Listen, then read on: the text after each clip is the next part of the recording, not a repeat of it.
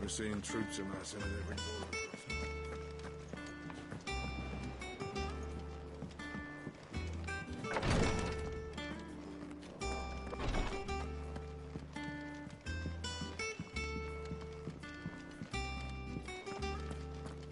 Before you ask, the answer's no. You can't daub yourself in moon dew to protect yourself against fire. I had the same idea, even did some tests. And trust me, you don't want that stuff anywhere near your skin.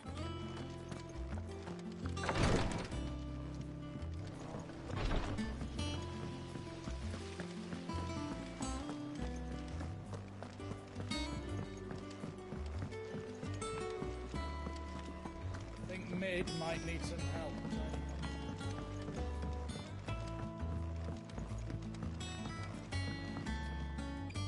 Sorry to keep you waiting, Mid. But you'll be pleased to know that work on the shielding is underway. You found something for it? In a manner of speaking, Hippocrates knew of a substance that's highly resistant to heat. A coating that should provide the protection you need. He's supervising the construction and testing of the shielding as we speak. Brilliant! I knew you wouldn't let me down. Don't thank me. I'm just the errand boy. Right then, better start working out how to bolt all these bits together. To the Black Hammer!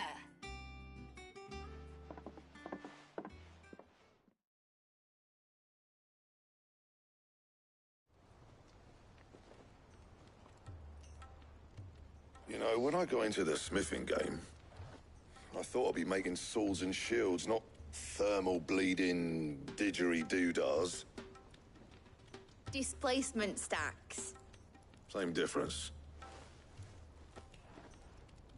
Whatever you call it, I ain't putting it together in here. It's cramped enough as it is. Let's take this outside. Mid, you get all the parts lined up on the deck. I'll take care of the rest. On my way! Oh, and bring me the biggest hammer you can find. This is gonna require some precision walloping.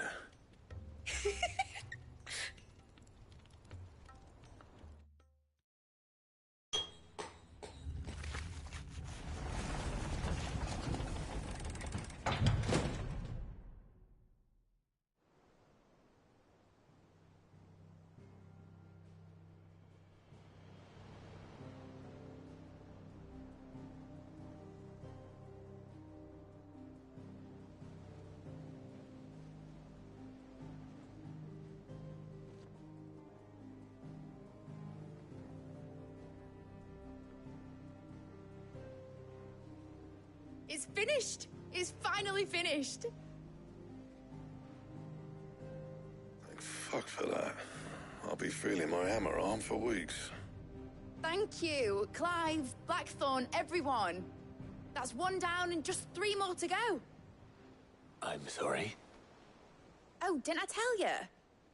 The Enterprise has 4 mithril engines, and we'll be needing a displacement stack for each. You don't mean... Don't worry. Now they've got a finished one to work off, my gang in Canva can build the rest. Good luck to them, I say. Right, I'm off to get a sling for this elbow. Any other work comes in, keep it to yourselves, eh?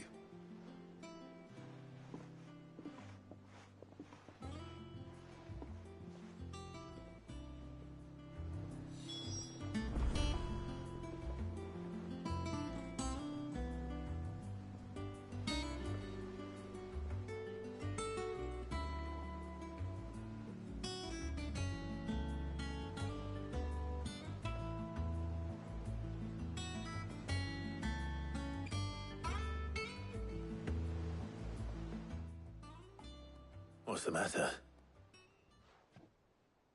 Nothing. Just daydreaming.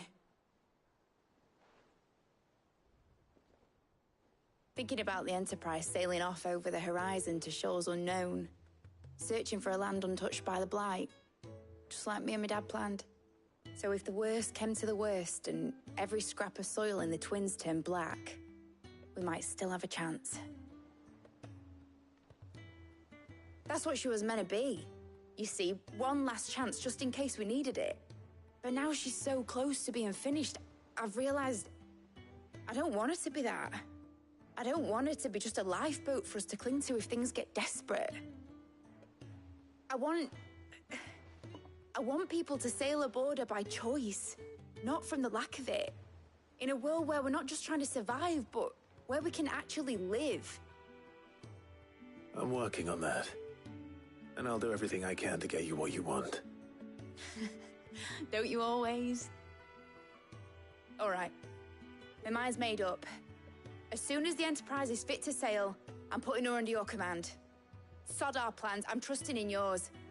Are you sure about this? Something tells me it's what my dad would have wanted. He'd be proud of you.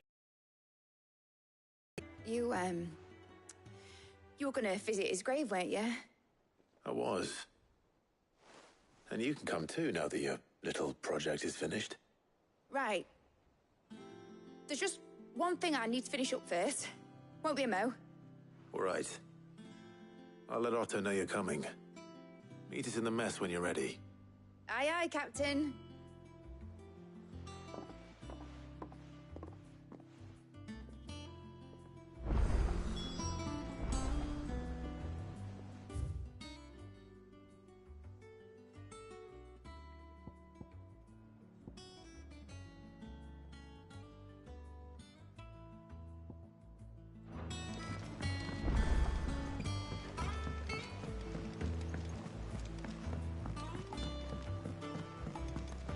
Impressive, isn't it? I can't wait to see how the rest of the vessel looks.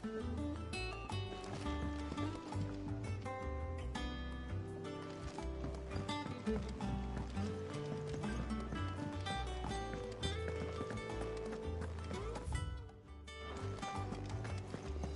cracked the crystal too. You shall.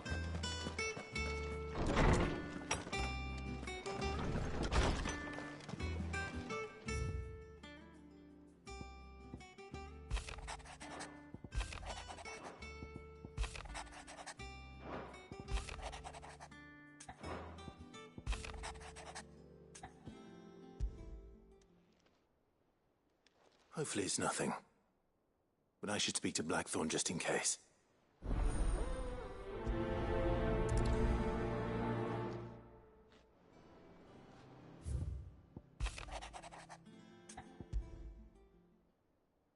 What could be wrong with Torgor? He seemed well enough when I last saw him.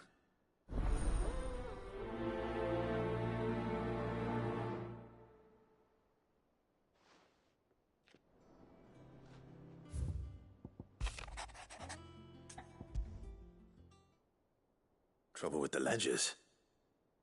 Shouldn't he be asking Otto for help?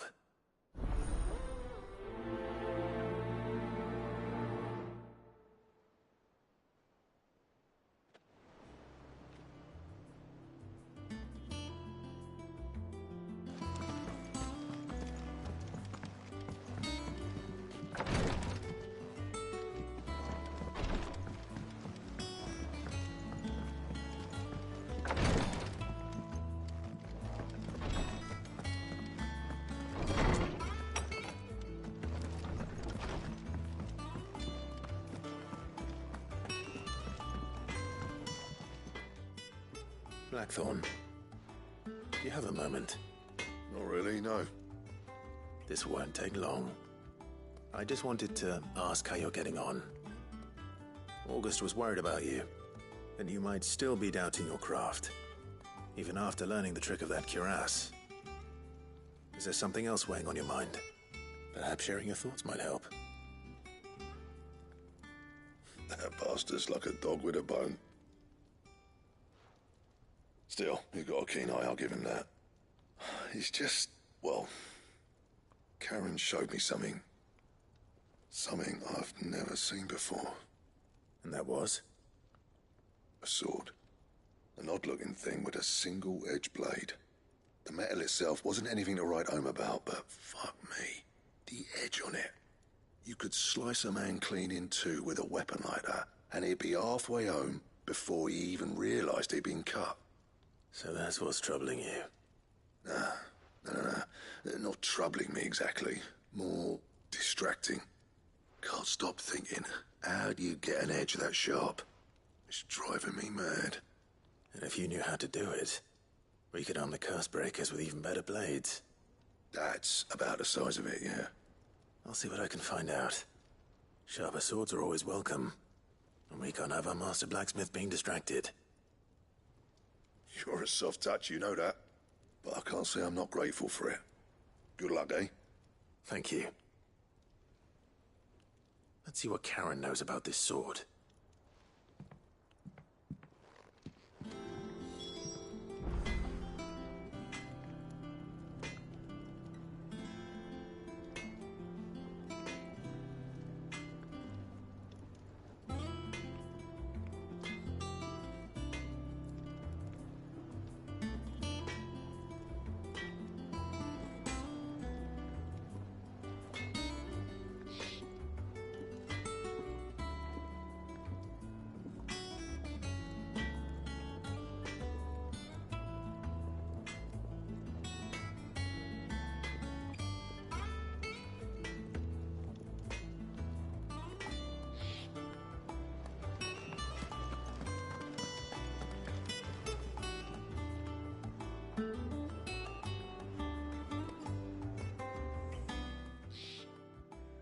I got your note. You think something's wrong with Torgal? So you can read. Congratulations. But I didn't say I were wrong with him. I said something weren't right. He's not been eating me treats. He used to love cracking the bones from Molly's boiled brown, but now he won't so much as look at them. Didn't like him. Which is why I'm of a mind that his mind's on something else. You've not been working him too hard, have you?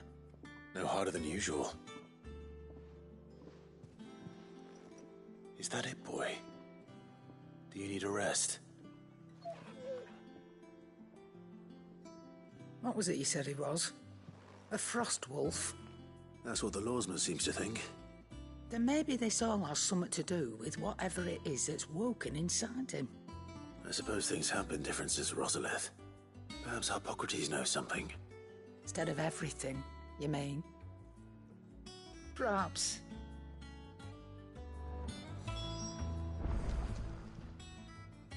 You're looking well, Karen. What do you want? Out with it. I want to know about the sword you showed Blackthorn. Single-edged and extremely sharp. Running around after him again, are you? I suppose I am, yes. But I need to help him find out how to work an edge like that. It's driving him to distraction. Little wonder, I suppose. There's not many like that make it as far as the twins, and those that do go straight into private collections. Which made it nice and easy finding a buyer. Can you tell me who bought it? Where is it now? You think I tell people who my clients are? Suppose you're not likely to go nicking him off me, are you now? Fine. If you stop mooning at me like that. Lord Ignac's the man you want. Dalmekian bloke. Collects weapons and the like. And he's got more money than sense, which is why he's one of my favourite clients.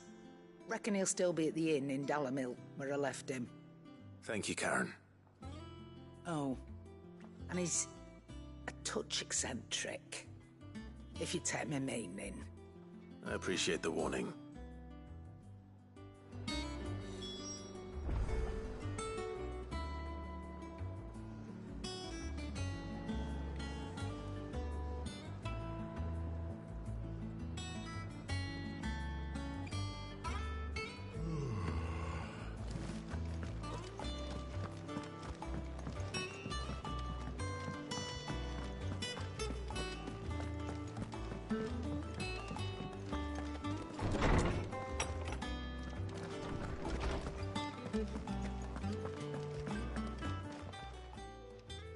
Lawsman, I need to ask you about Torgal. Something's not right with him. He isn't ill, is he? I don't think so. But according to Lady Karen, he seems to have lost his appetite, which is certainly a new development. She says he's hardly been touching his bones of late, and she believes it may have something to do with what happened at Rosalith Castle. I rather think she might be right, though not about his appetite. All canids are instinctively inclined to crack open bones for the rich marrow that resides within, and I see no reason why a frost wolf should be any different. Accordingly, I suspect it is not a lack of appetite that afflicts Torgal, but a surfeit of it. If we assume that his newfound magics require additional nourishment to sustain, it may well be that the bones Lady Karen is accustomed to providing are no longer sufficient. Frost wolves, after all, habitually prey upon far larger animals, whose bones may yield altogether different nutrients. As to where one might find a suitable substitute, some antelopes that graze the meadows of eastern Rosaria have been known to grow to a size more than double that of their lesser cousins. I don't recall ever seeing any that large. And little wonder. The oldest and largest such creatures rarely leave the safety of the highlands for fear of predators. The last elder antelope sighting I recall hearing about took place near Cressida, and that was long before the village was abandoned. Even so, it seems like a good place to start. Good hunting, Clive.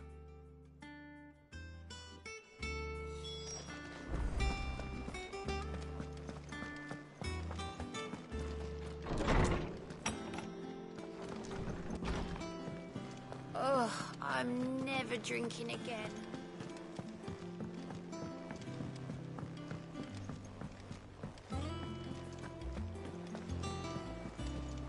Is that the thing Tomes helped? Nib told me she was building a ship. Really? That's a ship? Let's sail it round the lake.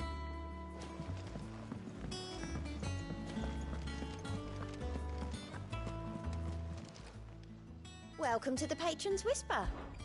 Is everything we've received and everything promised? Here you are.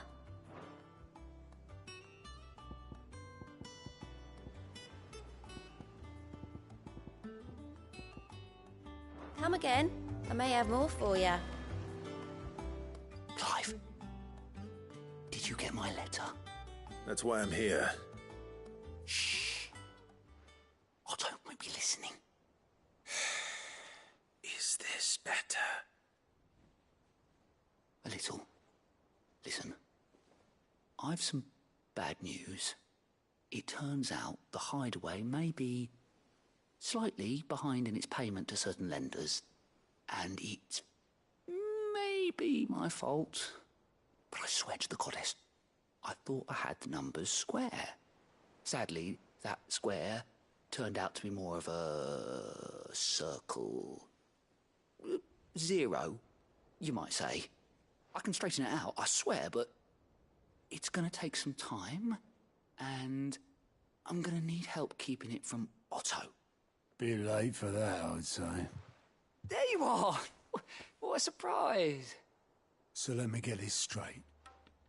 You forget to pay our lenders what they're due, and instead of coming straight to me, you get Clive to come to you. And I hope he'll dig you out of the hole you've dug for yourself. Clive, the man in charge of the place you've been cheerfully trying to bankrupt. And you thought this was a cunning plan. Why? Well, who needs paying? Oh, just Martha. And the dame. And, well, Lady Karen. But only 500 talents. We owe 3 of our most trusted friends 5 million gil. Each. 5 million each. They lent us the bulk of the money we used to rebuild the hideaway, you see, and, well, I must have made some sort of oversight. Those ledgers were my responsibility, and it was my decision to entrust them to you. This is my fault. Do we have that much to hand? I can always ask my uncle. No, we don't. And no, you won't. We've lightened Lord Rosfield's purse enough. After the king's ransom we had off him, he deserves better than to see our begging bowl. Besides, we'll need to learn to stand on our own if we're gonna make this work. All right. But that doesn't mean you have to shoulder the burden yourself. Is there anything I can do to help? There might be. How'd you fancy taking these to Martha and the dame? Rocks. Rocks, he says. Worth 1,000 talents apiece, these are. A little something Sid and I set aside for when times got lean. And I reckon 15 million in overdue debt probably qualifies. I just hope our associates' eyes are a bit more discerning than yours. I'm sure there will be. Should be me making the rounds, really. But you know how it is with this place. Orders to bark, arses to wipe, and all that. I know. Which is why I don't mind going in your place. Go. Do you know why I only gave Master Clive here 2 star rubies? Because you'd rather Lady Karen killed me. Because I'd rather Lady Karen killed you.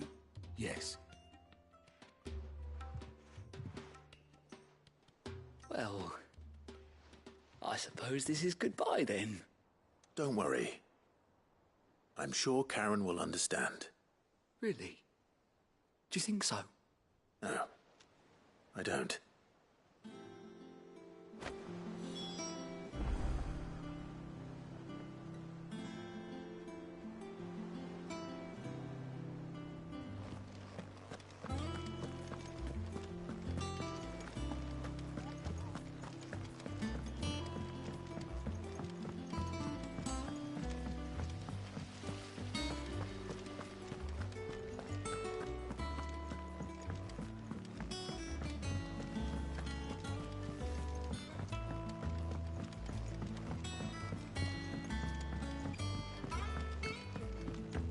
Well, that's it then. Here, Sid. Reckon you might be just the man to help me out of a bit of bother, if you've a mind to. Let's hear it. Well, it's about this alembic the chief's got me making. Lovely bit of kit it is. Bung in a solution you want splitting, and it'll separate it out, just like that. Problem is, it won't always get rid of all the impurities. And with some of the stuff we need it for, that ain't good enough. Which is why I've been looking for something to filter the liquid we'll be cooking off. And that's where I was hoping you could help me out.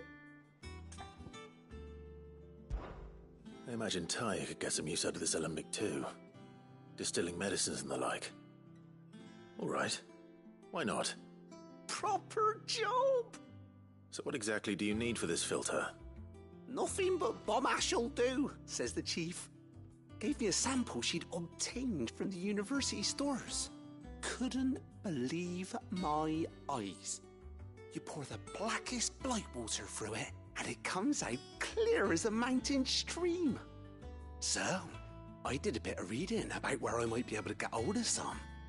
And do you know what I found out? It's only the blimmin' bones of a bomb king. They leave them behind when they die, see?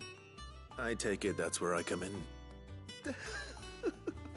If you wouldn't mind. I saw a billet on the hunt board for one just the other day.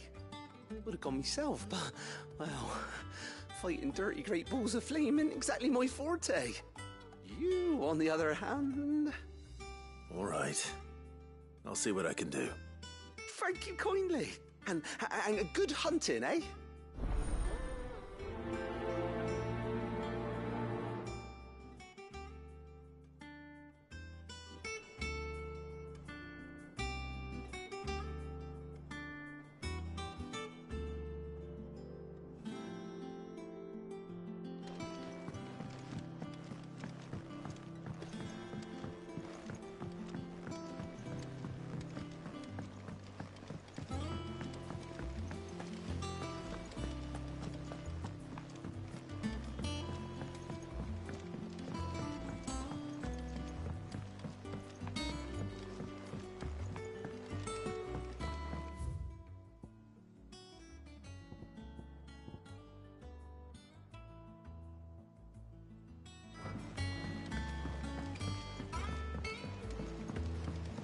I went up to give some greens.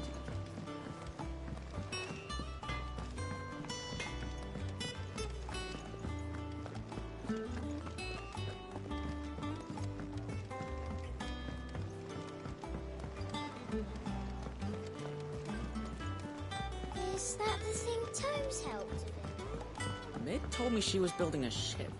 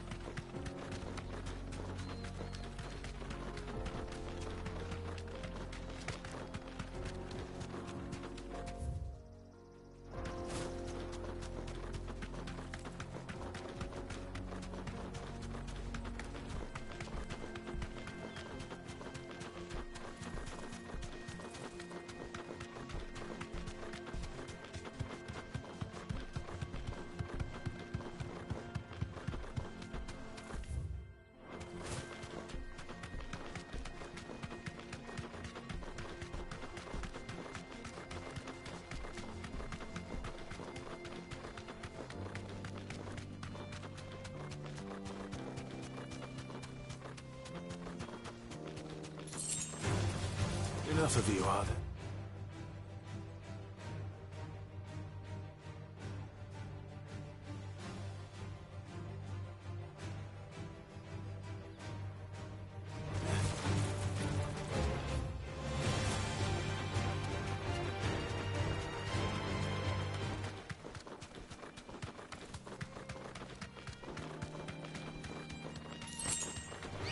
Don't get surrounded.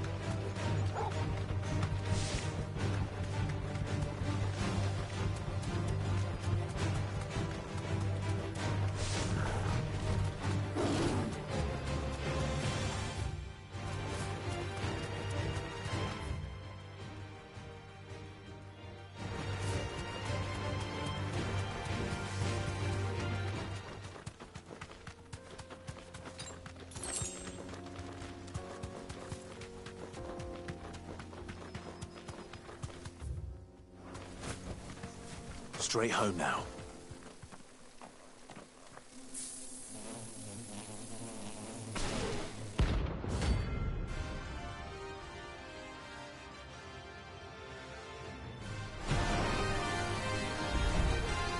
They don't look happy.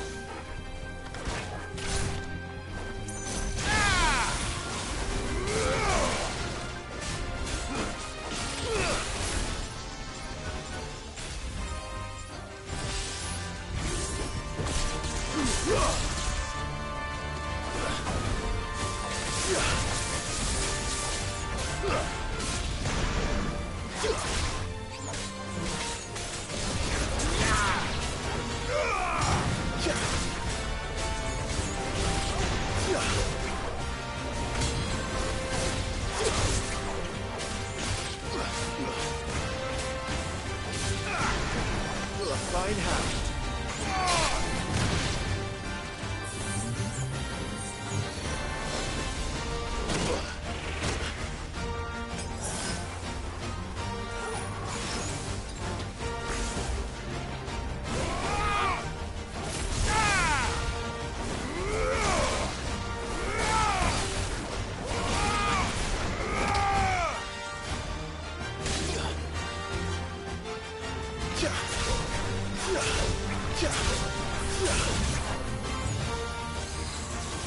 Nice try.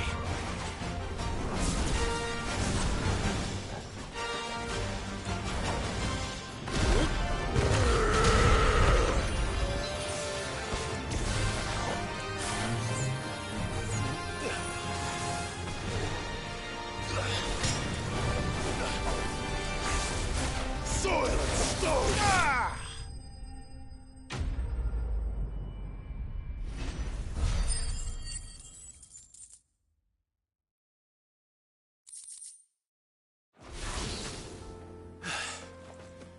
Peace at last.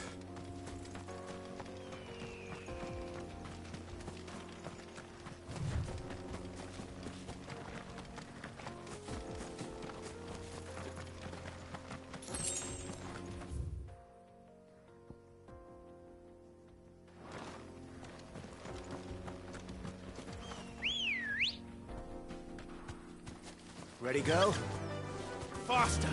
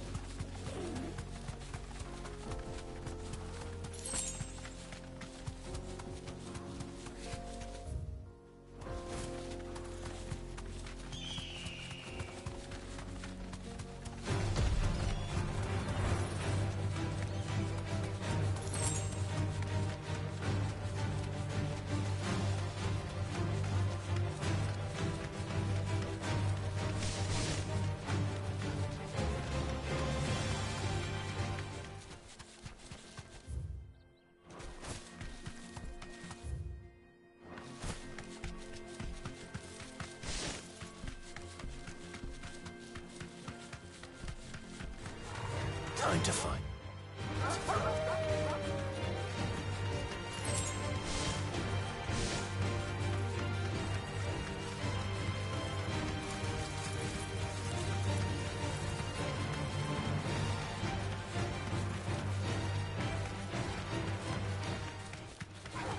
All right.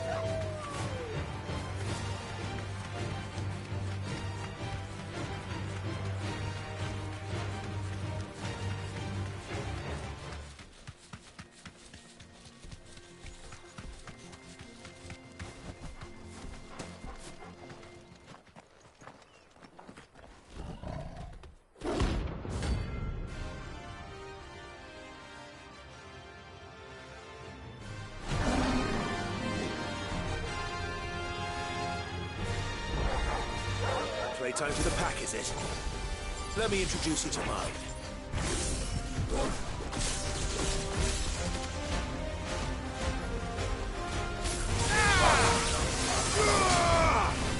And another!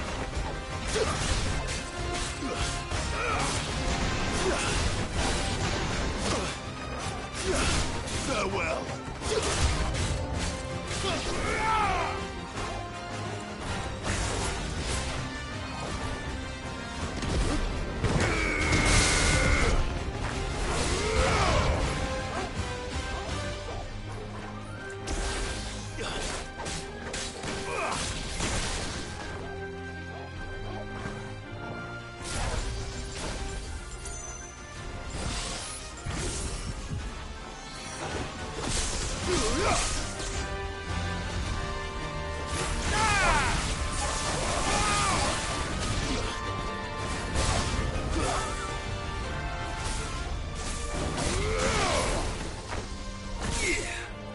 Waken wins!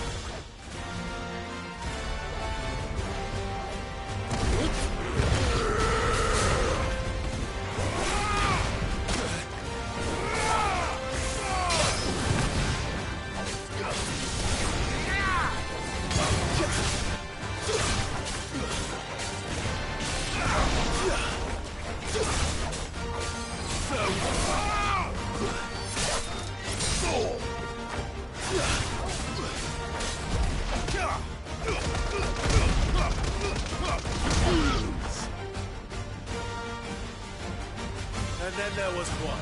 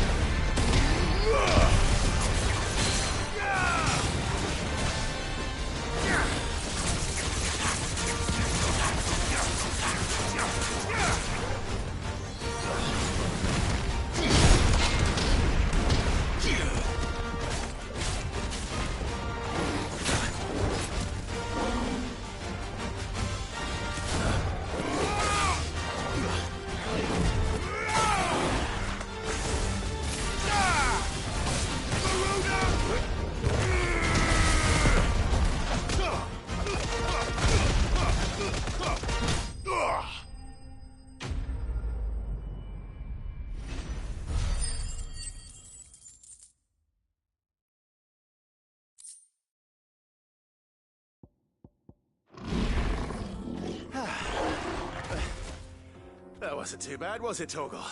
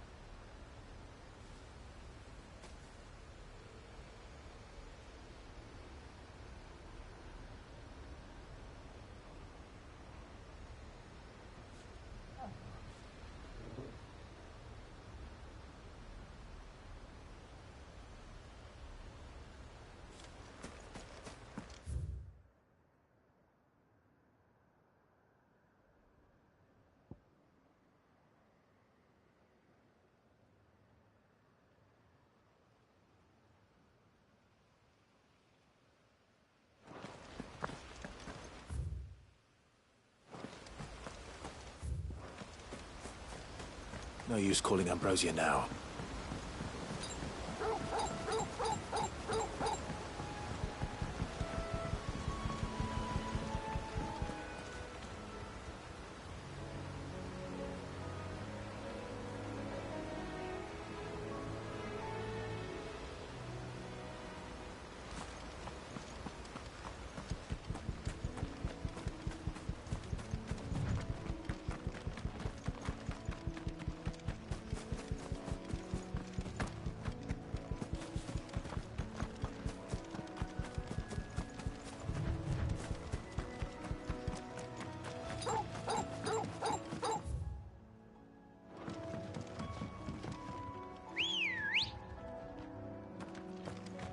Come on.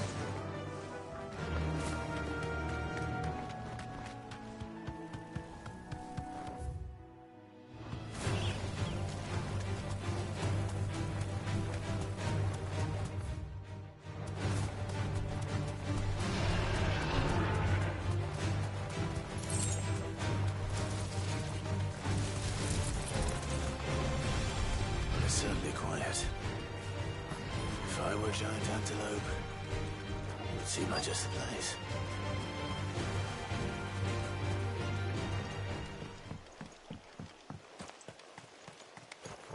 I doubt we'll find one bigger than that. You hungry, Torgal?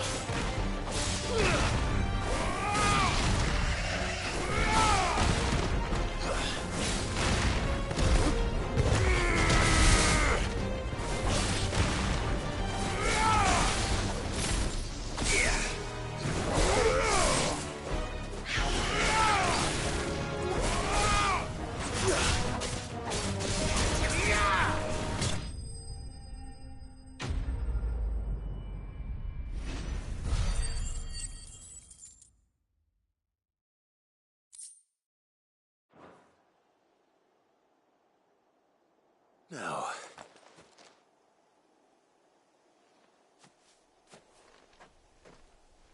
will it be enough, I wonder?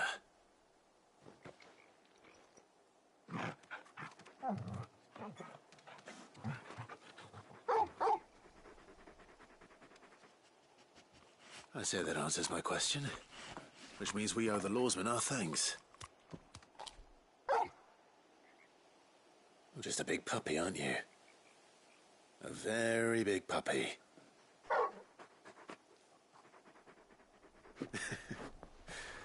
You do know you can take that with you, Torgal. Lady Karen will be relieved to hear you've got your appetite back. Come on, boy.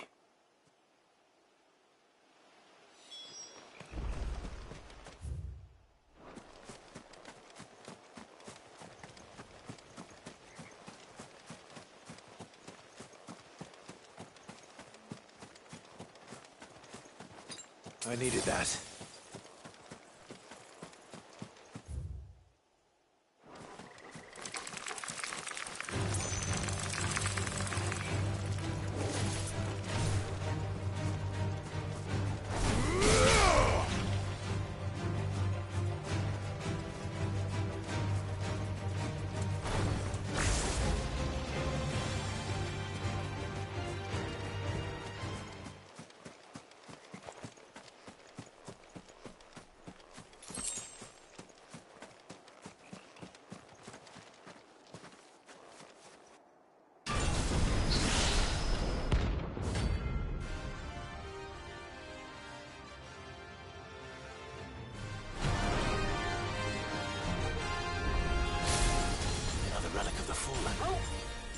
Well, it seems this one has a little more life left in it.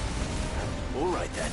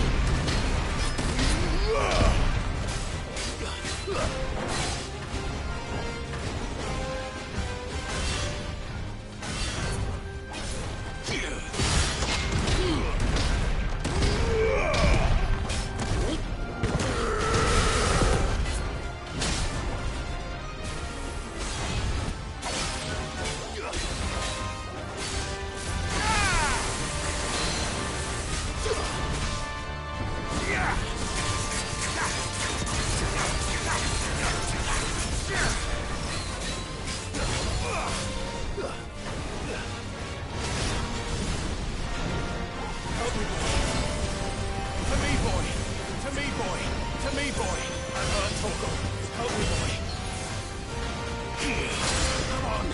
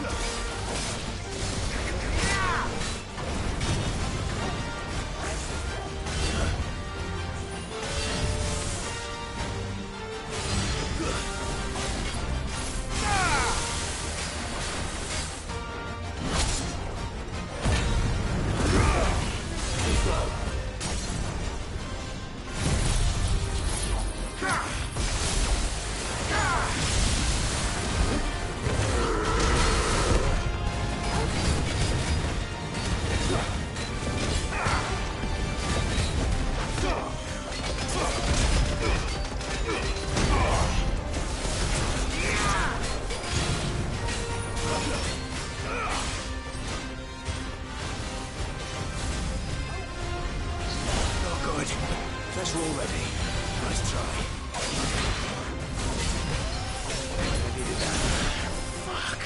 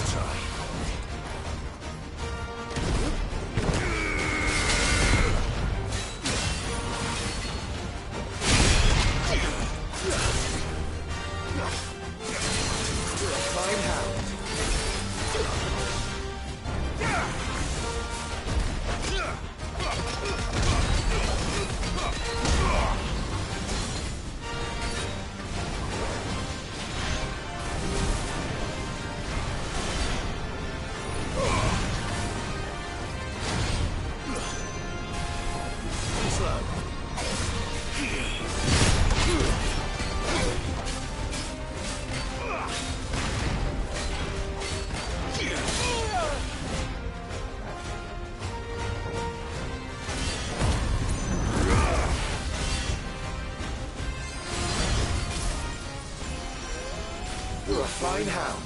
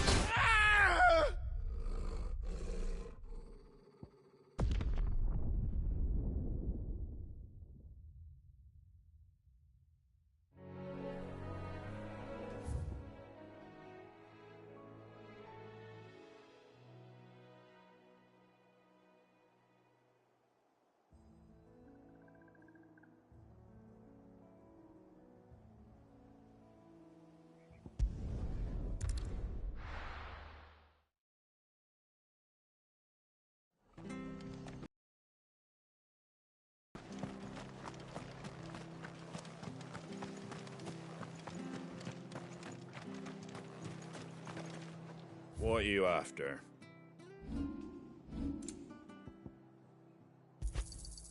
Much obliged. Thanks very much.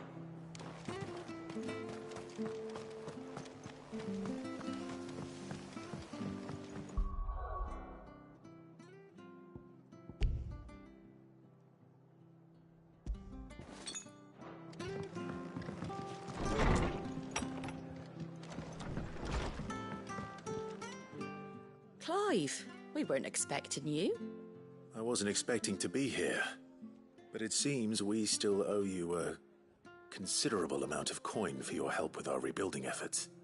And though I doubt it's what you were expecting, we were hoping you'd take this as payment.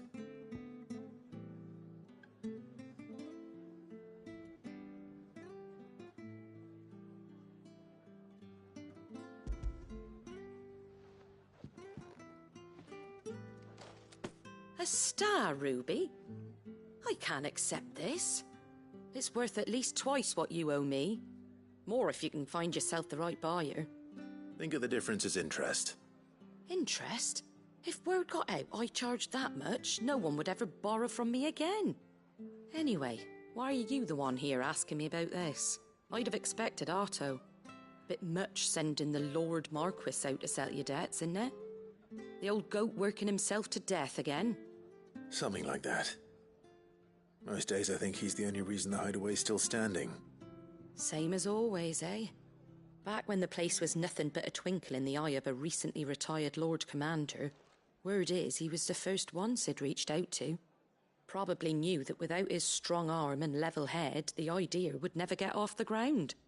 Sid may have been the face of the hideaway, but Otto's always been the backbone. And when Sid passed away, we were all worried that would be the end of it. That Otto would just give up. His death was hard on everyone.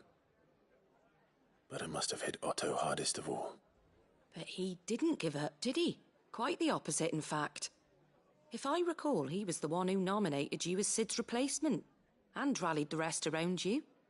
I reckon what he saw in Sid, he saw in you too. And don't we all? Doesn't hurt that you're half as stubborn and twice as handsome, neither. That, and you keep good company. I suppose I do.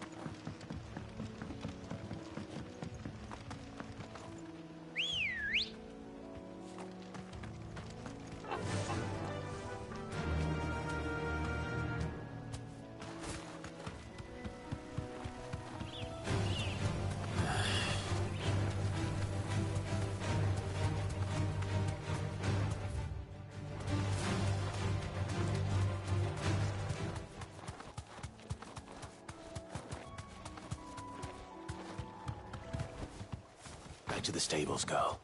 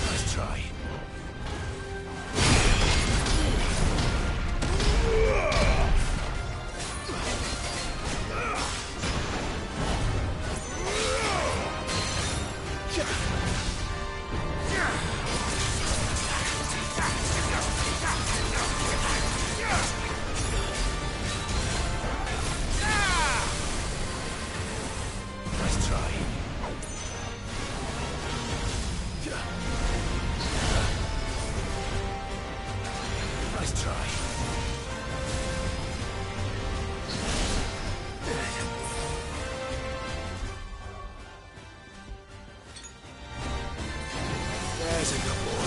Come on. As we're all ready.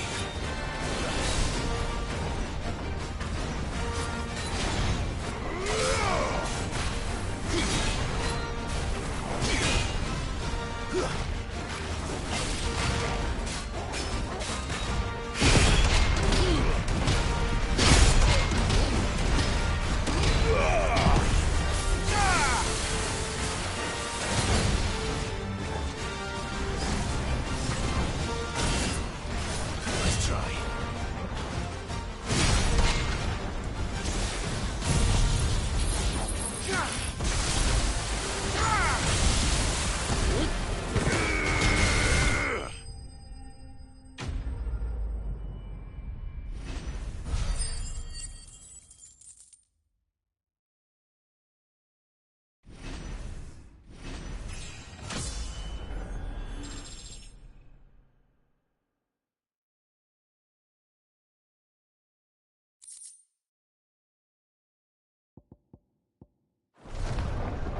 Back to sleep with you.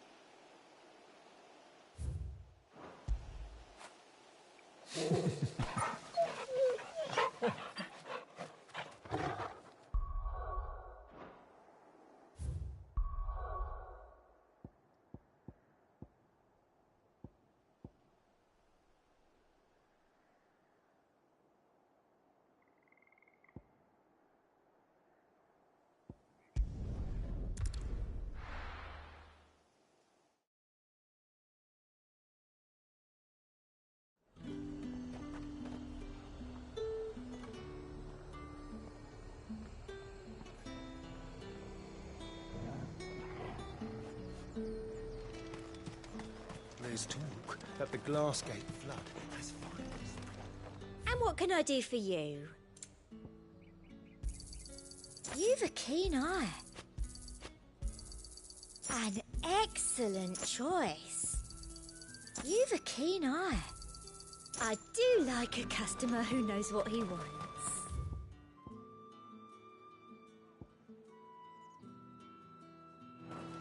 How the hell is anyone supposed to afford that?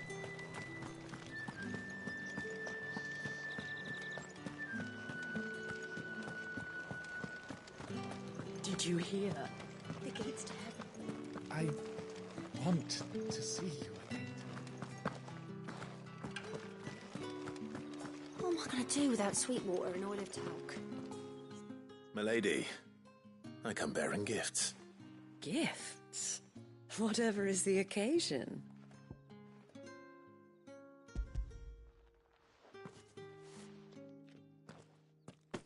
Oh my. Clive, you really have outdone yourself. Otto asked me to give it to you. To settle the Hideaway's debt with the Veil. And to compensate you for the time it took us to do so. You disappoint me, Clive. I thought you might finally be warming to me. Tell Otto he can keep his baubles. I tried to tell him as much the first time around. The man owes me nothing, nor does the Hideaway.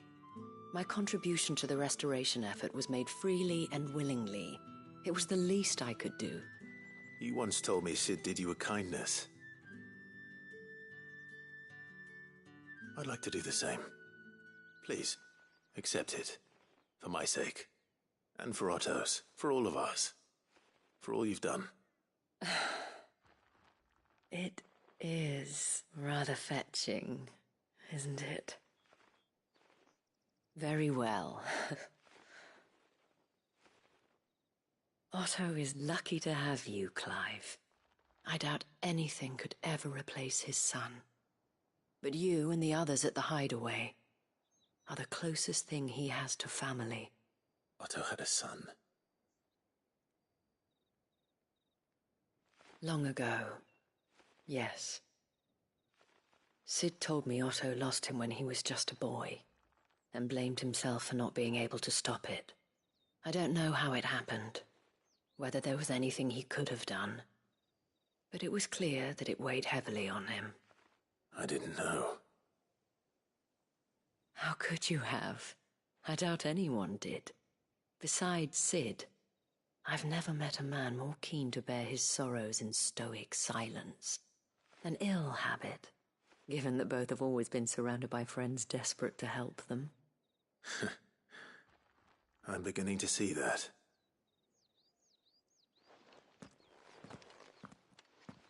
Go will want to know the stones were delivered, if he's still with us.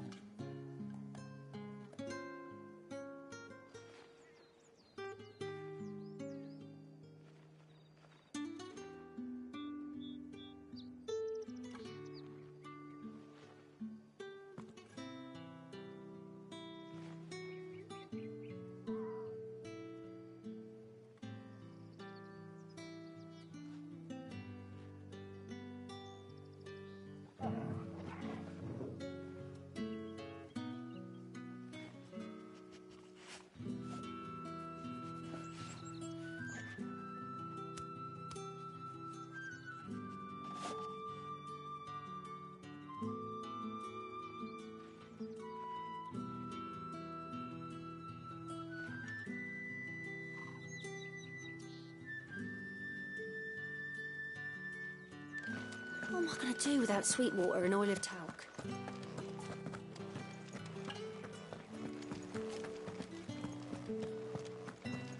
I want to see. Did you hear? The gates to heaven were reached by someone. Of course.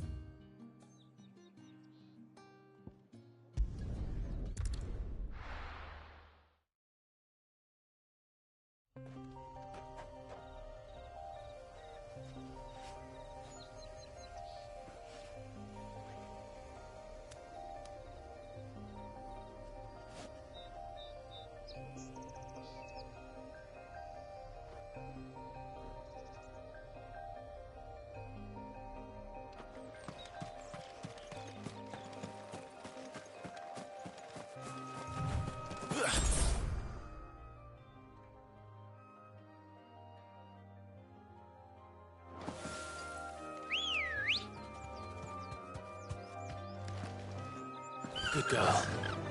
Fly, Ambrosia.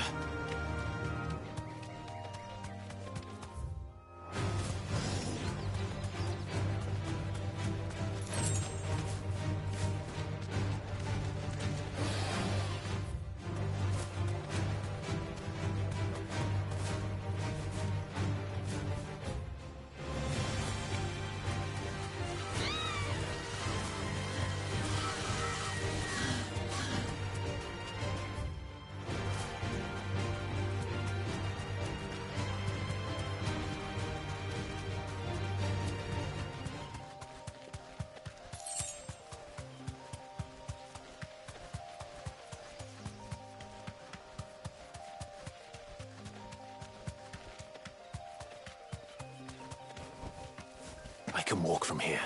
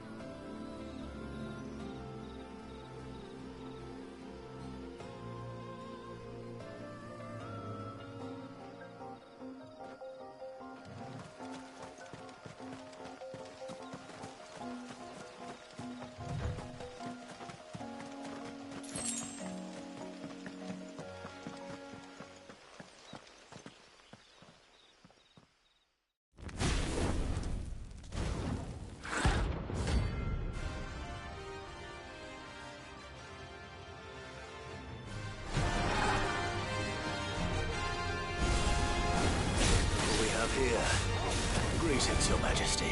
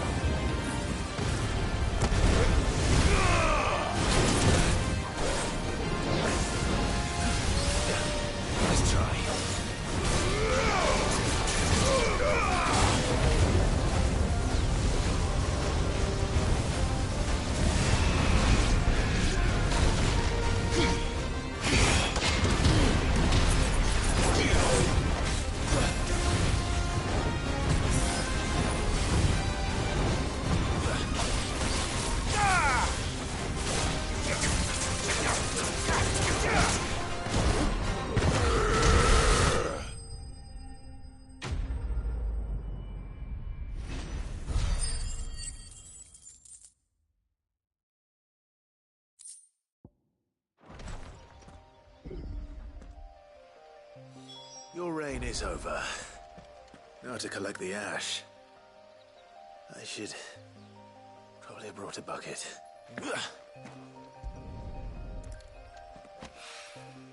This looks like the stuff. Let's see if there's any more.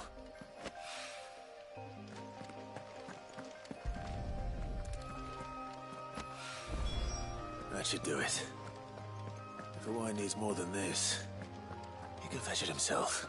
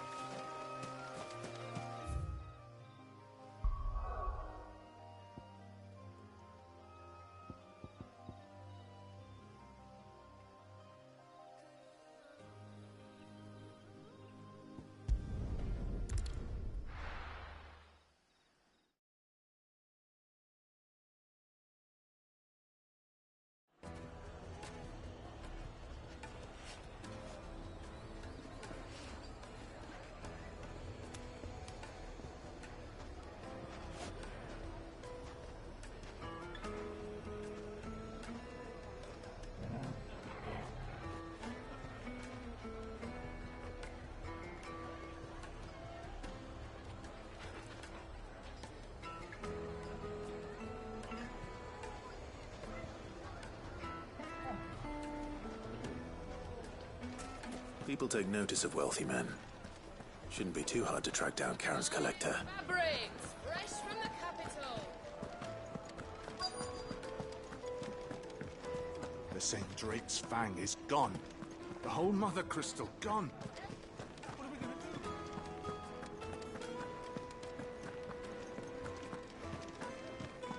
Welcome.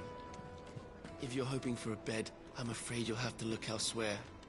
One of our wealthy patrons has purchased the use of every room, hoping to keep up the myth. My reputation will be ruined! Ruined! Calm yourself, Lord Ignac, I beg of you, before you do yourself a mischief. Pardon the intrusion, but... Out! Get out! I paid for these rooms so I wouldn't be disturbed. Leave me be! Please, allow me to apologize. His lordship is going through a difficult time, and he's never been fond of guests arriving unannounced. Radim! Get rid of the filthy oaf this instant! Very good, Lord Ignac. Would you mind stepping outside for a moment?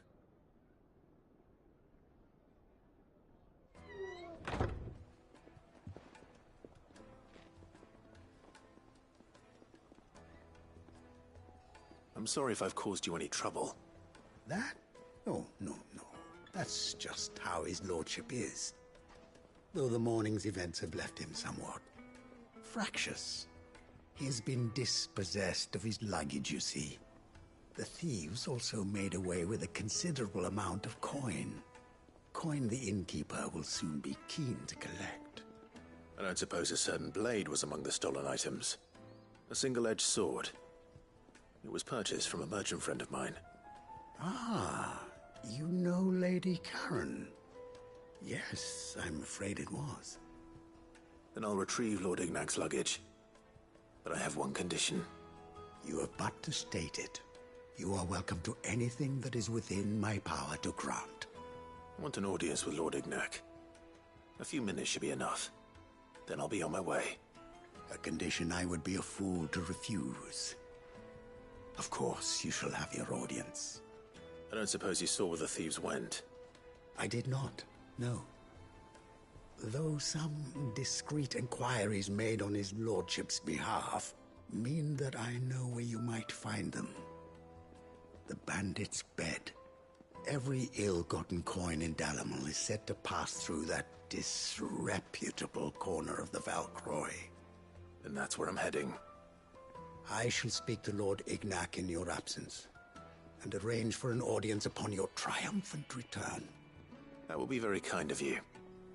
Farewell, and best of luck.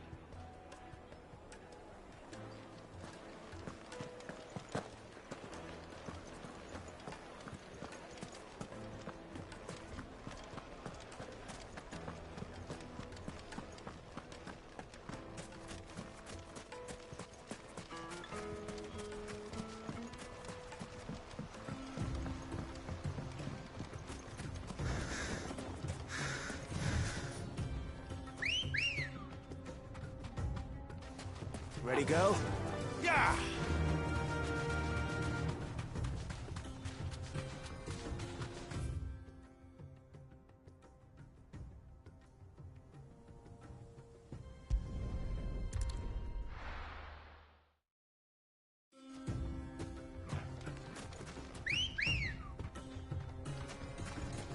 Let's go.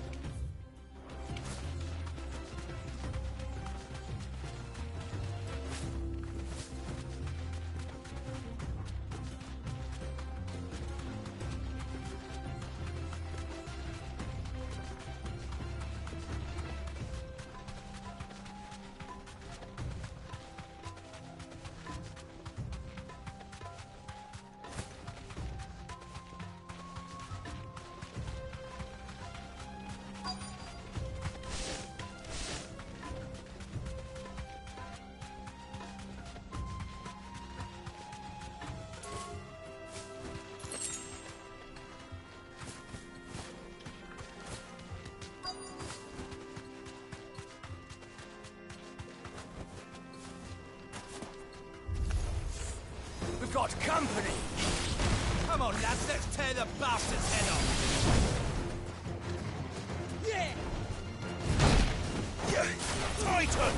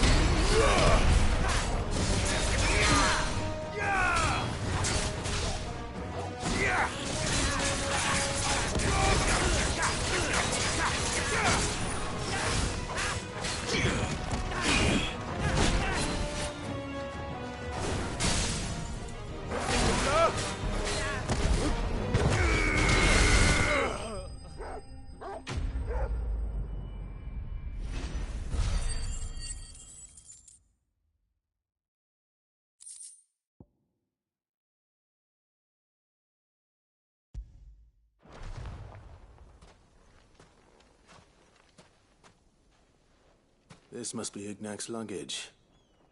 Nothing seems to be damaged. All right. Let's get it back to Delamel.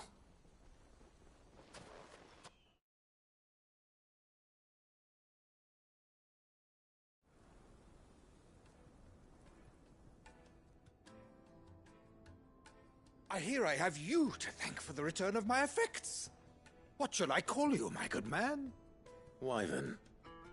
Glad to make your acquaintance. A formidable name indeed. Well, Wyvern, I appear to be in your debt. Redeem here tells me you wished for an audience. Is that all? A few moments of your time should suffice, yes. You're a peculiar fellow, Wyvern. All right, speak. Master Wyvern was wondering if you could tell him about a certain single-edged sword you recently acquired. Oh, a true work of art, that one. Karen drove me hard on the price, but I would have sold her Radim here to get my hands on that sword. It was made in the Outer Isles, far beyond the Twins. and is used exclusively by the practitioners of a unique school of swordsmanship. They believe no combat should ever exceed a single strike, and hone their blades to such perfection that none ever does. Each sword is made for that one perfect stroke, and for that stroke only. They crack upon a second blow. There's a brutal sort of beauty to it, really. But how do they hone such an edge? Fine question.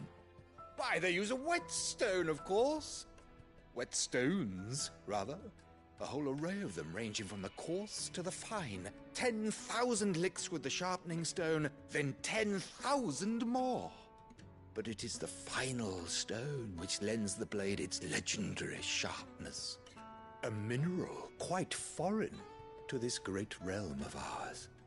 And that is the key. The secret ingredient. Wyvern, it occurs to me that my little lecture is hardly equal to services rendered. Take this, together with my regards. The very stone of which I spoke, far rarer among collectors than even the blade itself, and a far more fitting payment. Thank you. Pardon the intrusion, my lordship. However, it is long past time we prepared ourselves to depart. So it is.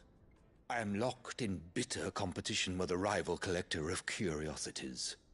I am one step ahead of the unscrupulous scoundrel, but he is hard at my heels. Are there many other collectors out there? Too many to count, but only one do I consider my nemesis. Lord Byron Rosfield. And is a perennial thorn in my side. I can imagine. Farewell, Wyvern. May our paths cross again. Radim, we mustn't dawdle.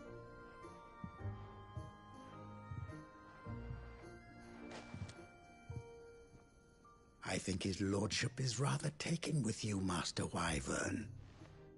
Thank you again for your assistance. Coming, my lordship. I'll be right there.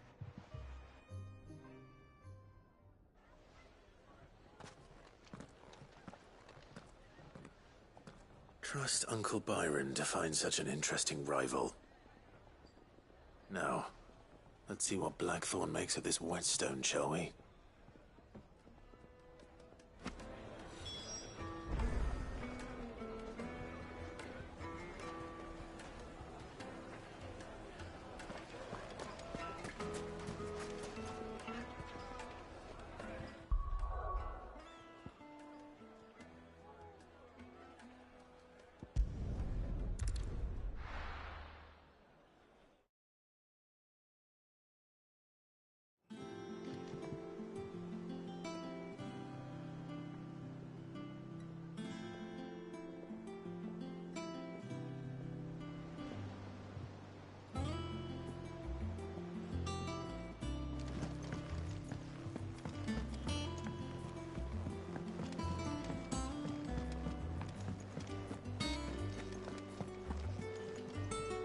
I noticed you and Torgal had gone off somewhere. Take him for a walk, did you? You could say that.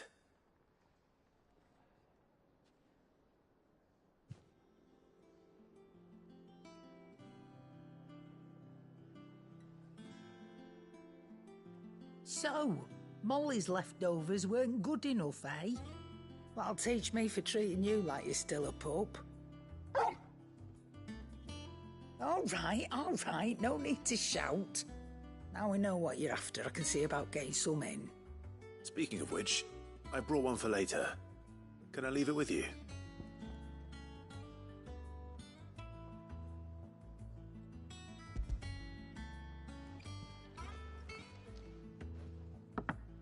You can, eh? I'm nice like that. In return, you can thank Tomes for me. The bloody know-it-all. I was just on my way to see him.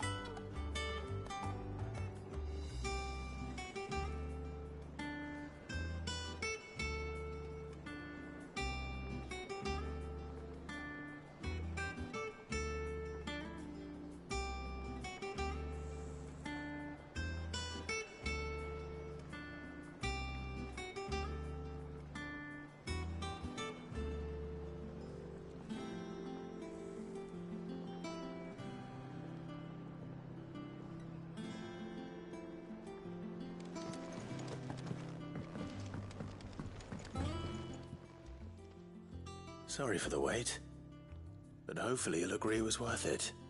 You learned something about that sword, then? I did better than that.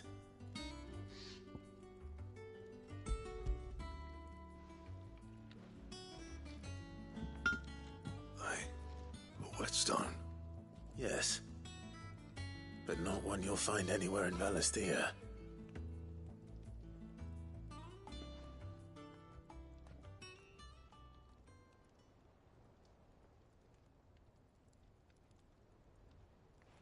No wonder I couldn't get the same finish on the grinding wheel.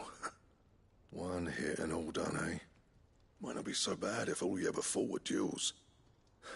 Good luck on the battlefield. Your second opponent would be your last, no matter how good you were. Even so, is there some way it could be used to give the Cursebreakers an edge? I think so, yeah. With this whetstone and the right kind of steel, I could probably even make a twin of the blade that rattled me. But there'd be no replacing this little rock once I worn it down to a sliver. I reckon we get a dozen swords from it, if that. Swords that the Cursebreakers wouldn't know how to wield properly, and that would see them through a single fire piece. No point trying to copy that thing. Be about as much use as a wax anvil. But finishing our blades with a whetstone this fine, now that's something to consider. And what's finer than fallen masonry, eh? Or more hard-wearing, for that matter. Just imagine it.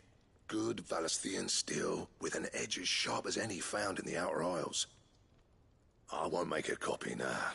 I'll make something much better. I'm sure the Cursebreakers will be delighted. Just don't push yourself too hard. Don't you worry about me, sunshine. I'll be working day and night since I was half your age, and I'll still be here when you're long gone. Hey, thanks, Clive. I mean it. I owe you one, August too. It's good to know someone's looking out for me. He'll be happy to hear you said that. And I'll see that my debt to you's paid. First new blade I make's got your name on it. You come and find me when you've got the materials. All right. I will.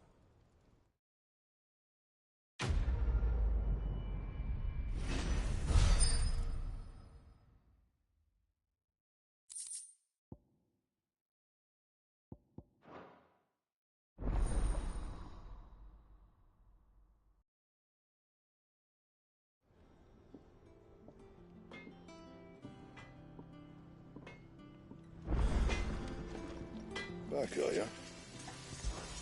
So, what'll it be?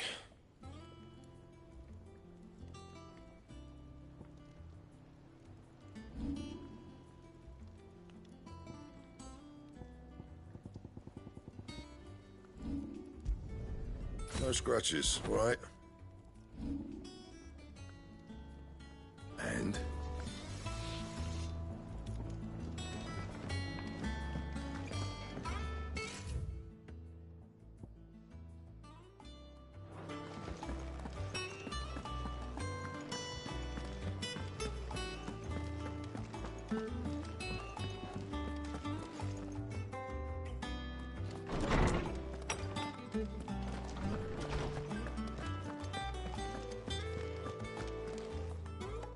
Ah, Clive.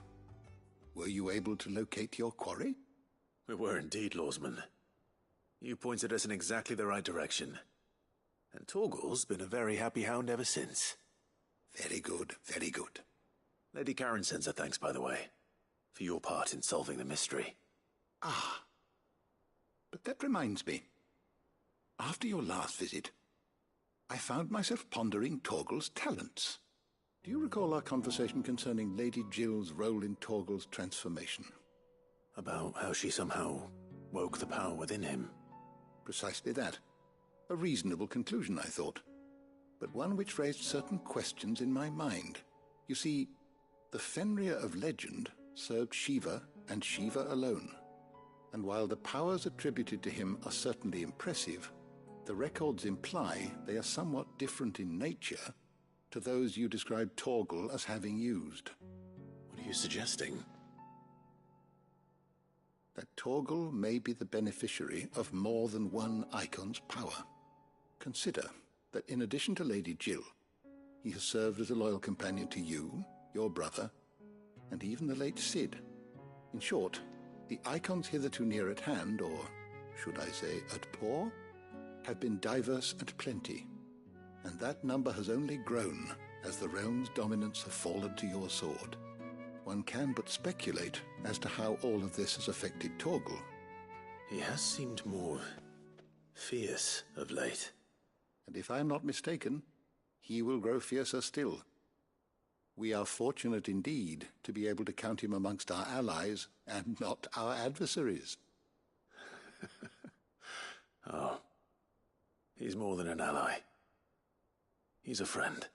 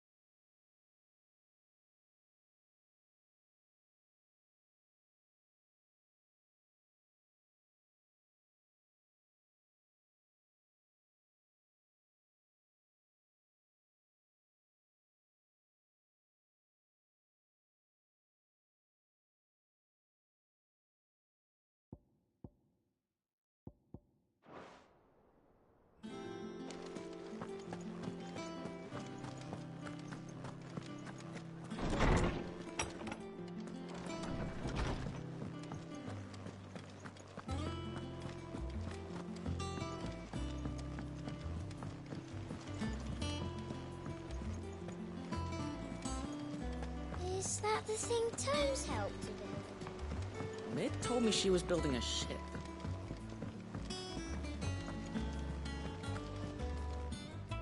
Goat. Still alive, I see. So Lady Karen accepted the ruby. Ah, about that. I tried my best, but she was just too stubborn to take it. She threw it right back in my face, in fact, and told me I could stick my stupid stone where the sun don't shine. Karen refused payment. I hope it wasn't something I said. I'm sure you were as tactful as ever. Let me see what I can do. Oh, wonderful. I hope you have better luck than I did.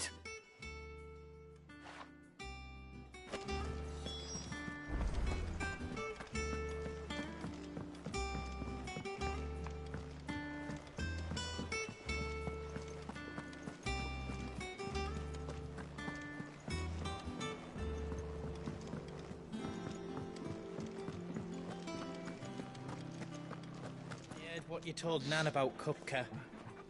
Hopefully all our old friends can rest easy now. Lady Karen, Goad tells me you weren't happy with our offer. Would you prefer the debt was repaid in coin? What debt?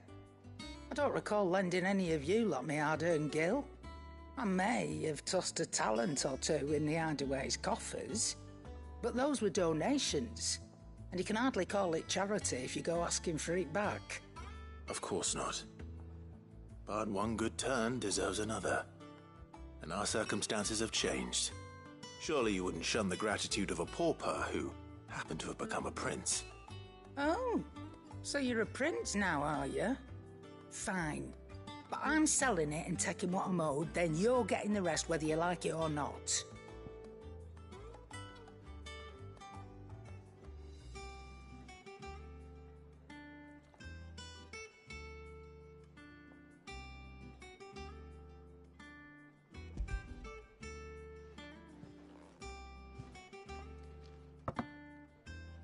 Where'd you even get this? A decent trader might nab 1,000 talents for a star ruby. A canny one, meanwhile, might claim it were nicked from the belt of Sid the Outlaw himself and ask twice as much. Might be I already have a buyer in mind. Might be you even know her. A fine continental maid whose beauty's only eclipsed by a guile in commerce. You wouldn't mind, would you? Not at all. Just be sure to tell her that it's always a pleasure doing business.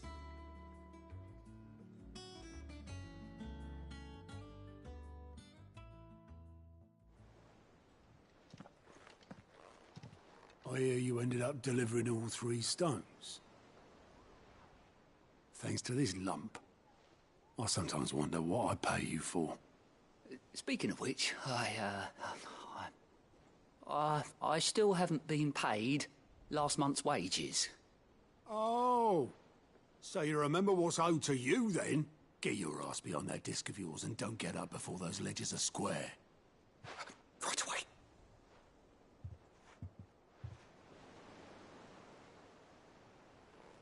I've seen that before. Yeah. Plenty of times. It was the only goblet Sid ever used. Either out of habit, or because the filthy sod couldn't be bothered to find a clean one. I knew so little about him. Like most people. Martha and the Dame both seem to have fond memories of him. I bet they do. How long did you know Sid before he... Before he died. 20 summers, give or take. Back in the day, I was a purser on a trade ship, which is where I met him. He bought passage to... I forget where. But having nothing better to do on the long nights, we set up drinking island rum till the morning bell dragged me back to my duties. Quit my post not long after that. On account of making a fine maiden's belly fat. But me and Sid stayed close, promising we'd one day sail the seas again. That was before fate stepped in and said she was having none of it. The magic woke inside my son soon after his first name day, and there was no hiding his nag. Couldn't you and your family have... My family were the ones who summoned the constable, wanted the monster taken away. I couldn't turn my back on him, forget what I felt, and I couldn't for the life of me understand how they could. Luckily, Sid was of the same mind as me. It was him who stood beside me when all I wanted was to tear the whole world down. Him who cried for me when I had no tears left of my own. Him who swore he'd do everything he could to stop it from happening again. And he was true to his word, too. Left the Royal Army once and for all. His ranks, his ribbons, gone. Just like that. Threw away everything he had. All to right a wrong that no one else had the courage to face. I knew then I'd follow that man to the ends of the earth.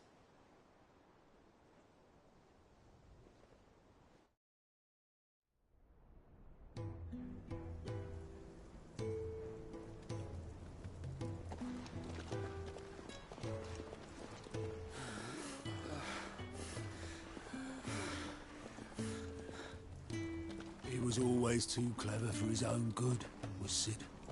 Saw the world for what it really was, while the rest of us were content to go along with the lie we were shown.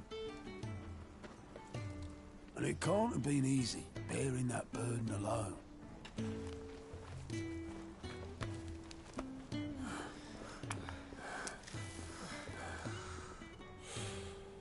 But he didn't let it stop him. He never lost faith in what he believed was right. And that gave us faith in him. Faith he'd steer us true. So I swore to myself that I'd always be right behind him, ready to catch the stubborn sod, if ever he should fall.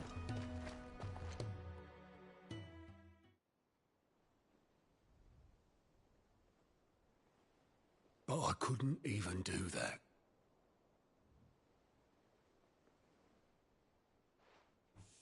Ignore me. Just the ramblings of a tired old man.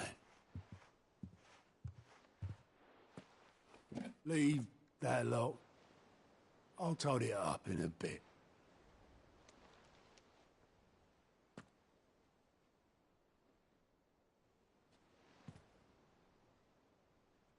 This is Sid's handwriting.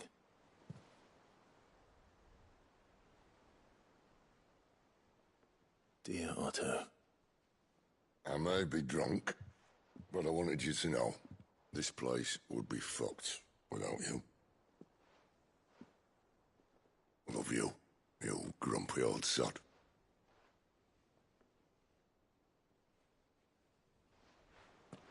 This note. Hmm? What about it? Sid was right. Without you, we'd all be lost.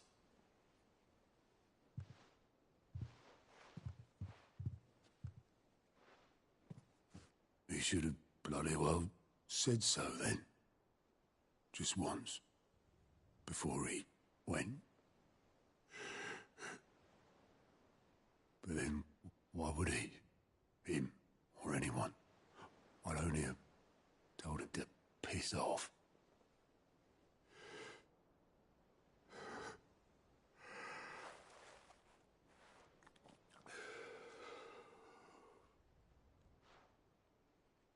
You're wrong, though. Both of you. It was never just me keeping the hideaway afloat. It was all of us. I just shoved people in the right direction, and I barely seem to be able to do that anymore.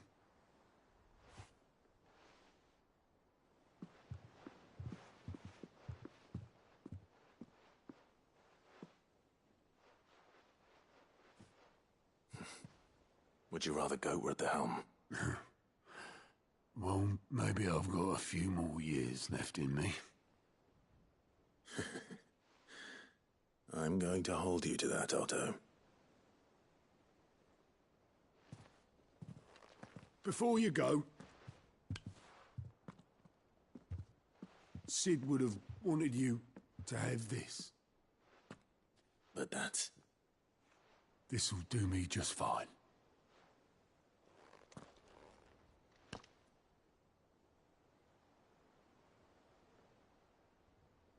Thanks for the ray of sunshine. I'll see if I can't pay you back. Already have.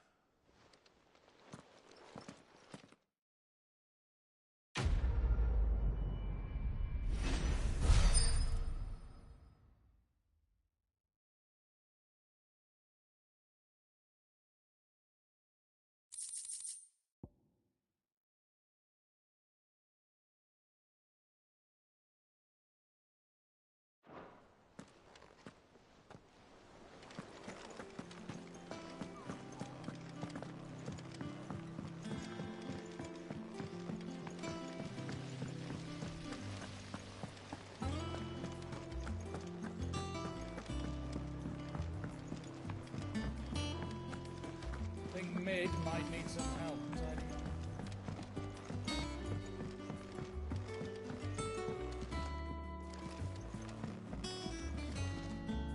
All right there, Sid? How's that hunt for the bomb ash going? I have it here.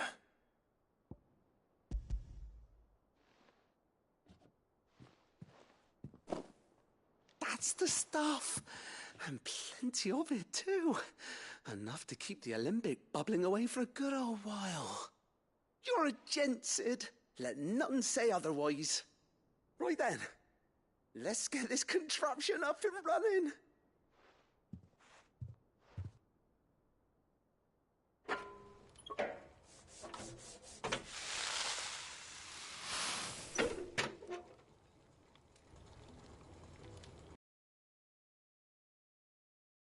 There we have it. The Telemon Alembic. And it works just like the chief said it would. Very impressive. Says the man who cut down a burning boulder. Speaking of which, I still haven't returned the favor. There's no need. The good it will do for the hideaway is reward enough. Don't be silly. Why don't you let me take a look at that bag of yours? The one you keep your potions in.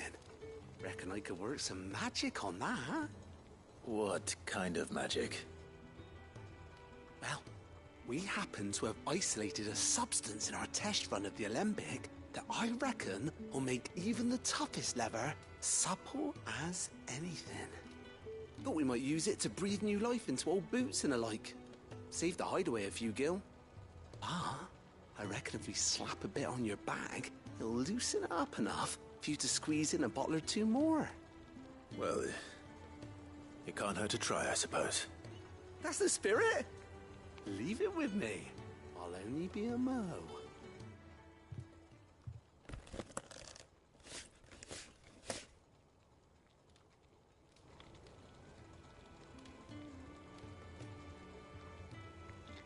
Well, what do you reckon?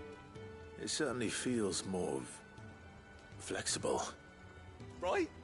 Told you. Thank you. I think. No. Thank you for supporting Mid and the rest of us in our endeavors. Without you, we'd never have been able to discover wonders like that stuff I rubbed on your bag. And I'm telling you, there's plenty more where that came from.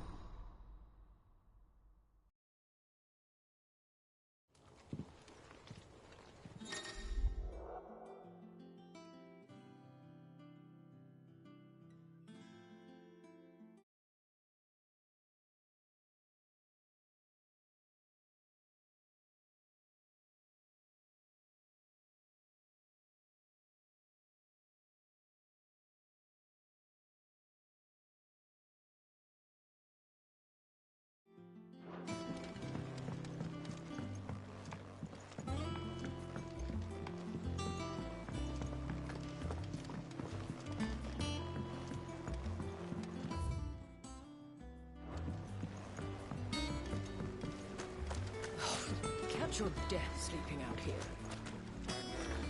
Lovely breeze.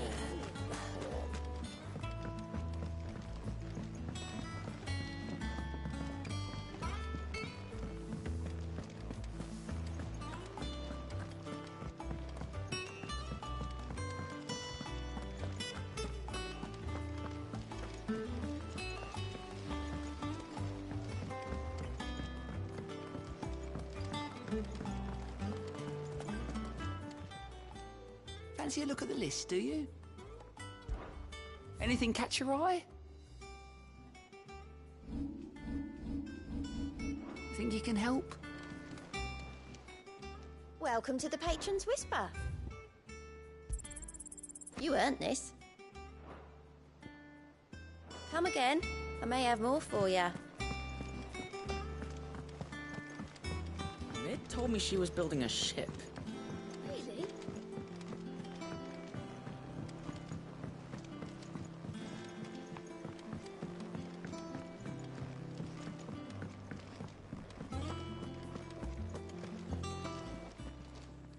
Is it business or pleasure? Going purse weighing you down? You'll not find a better price than that. You're rubbing me blind, you know. Come again. Or don't. I'm not much bothered either way.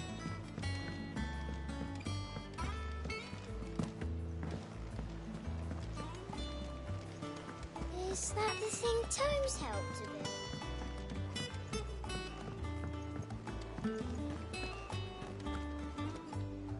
All right, Clive. Asterix. Mid finished sending half the hideaway traipsing across the twins, has she? I swear, that girl'd do anything to put off visiting her old dad's grave. No excuses now, though, eh? Not quite. She said there was one final thing she had to take care of. I'm sure she'll be finished soon enough. She said that? In those words? She did, yes. Clive? Were you born yesterday or something? There is no thing. She'll probably be halfway to Canva by now. Mid. I might still be able to catch her.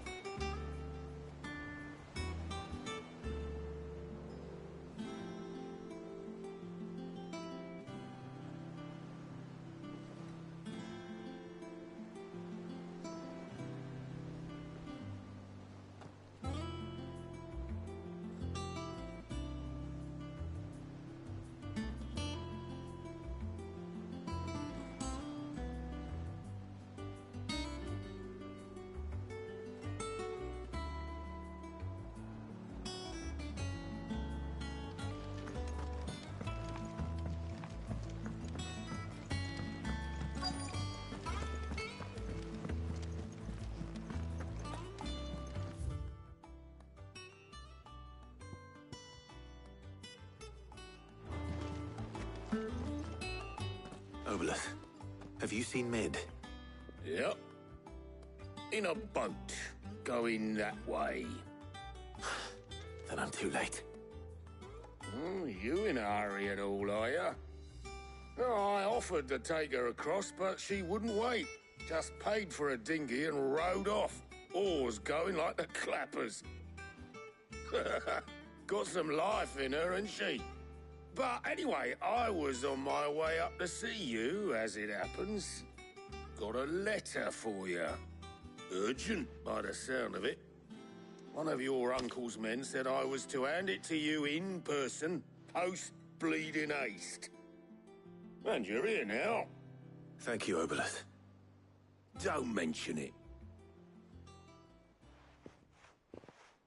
What tidings, Uncle?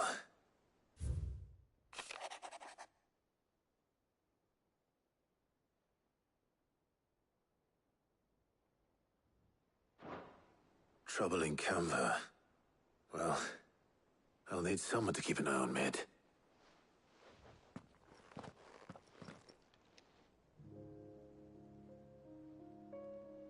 So what? Mid got us to do all the dirty work and then just sailed off into the sunset? It Seems that way. Well, nothing we can do about it now. But next time you plan on visiting Sid, you might want to tie her to something before you suggest it. Ah, don't be so hard on her. Gotta admit, the dirty work was kind of fun. Everyone pitching in and all that bollocks. Just like when we built this place. You're right. Anyway, we all set to head to the old hideaway. I could do with getting to Canva pretty sharpish. Wouldn't do to keep Lord Rosfield of the Seven High Houses waiting now, would it? Not after he asked for me personally. Gav will be leaving with me. Will you mind the place while we're gone? You can count on me. Just be sure to give Sid and the others my regards. All right. Oh, by the way, Jill will be joining us too. She's got some things to take care of, but she'll meet us there. I hope she's telling the truth at least.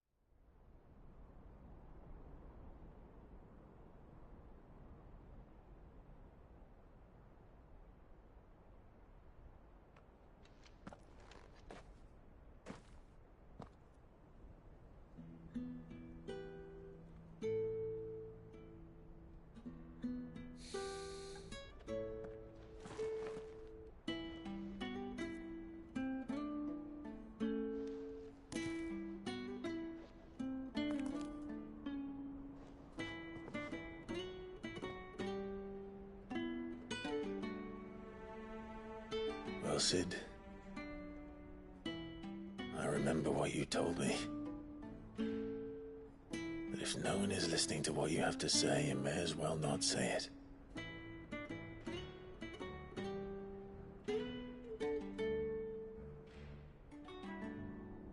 But I will say this, old friend. Hugo Kuka is gone. His shadow looms over us no longer. It's a pity the Phoenix can't be in two places at once. If he'd have been with us, maybe he could have done something for the lost. Not even the Phoenix can bring people back from the dead.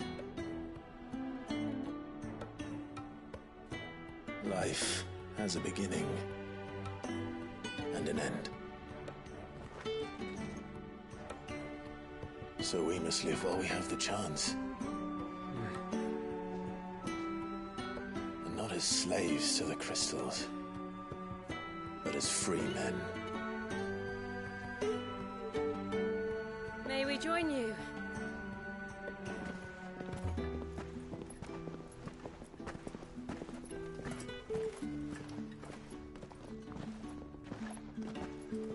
Lady Karen, what a pleasant surprise. I thought I'd drop by and see how you were all doing before heading off to restock my supplies.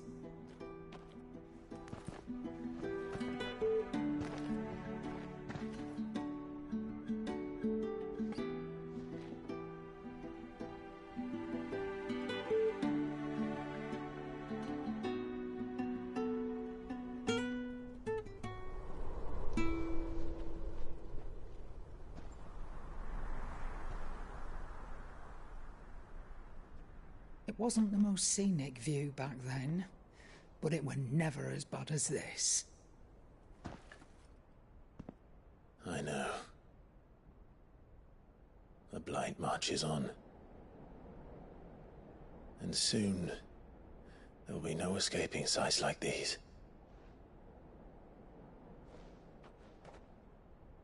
So our mission remains unchanged. We cannot stop until every Mother Crystal is gone, and their thirst for ether with them. The only one that remains in Storm is Drake's Tail in the Crystalline Dominion. Our next target. We're going to Twinside. It's the capital of the Empire these days. I wouldn't like to think how tightly guarded they've got the place. Not that that'll stop you, but we'd do well to scout it out before you go charging in. We would indeed. If you're off to the Dominion, you can take this great lump with you. Goods. Oh, I am sorry. Have you forgotten you're the most wanted man in the Twins? I thought you might like to disguise yourselves as the attendants of a travelling trader, assuming you've no better ideas. You wanted to buy yourself some tools, didn't you? Well, now's your chance. You're letting me go with them? Oh, thanks, Nan. Stop that! You'll break me bones, you great galoot.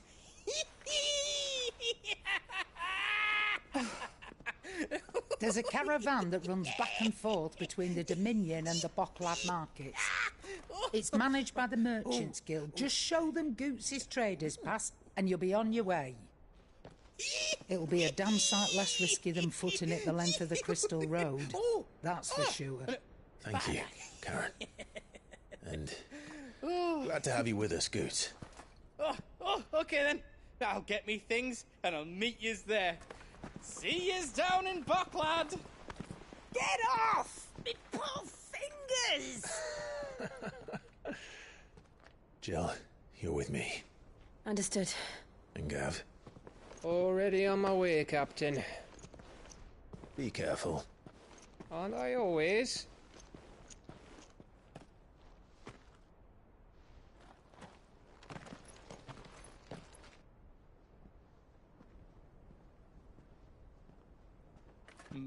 Do you see that, Sid? Your protégé's making a proper little outlaw of himself.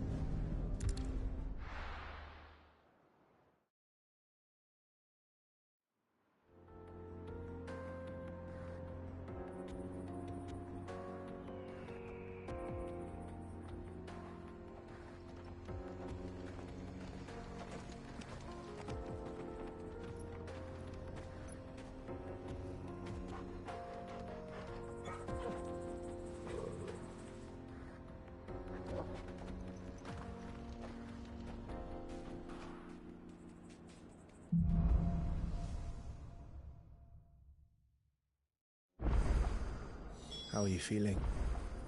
Better. Thanks to Taya. I'm glad to hear it. And Torgal helped too. Didn't you, boy?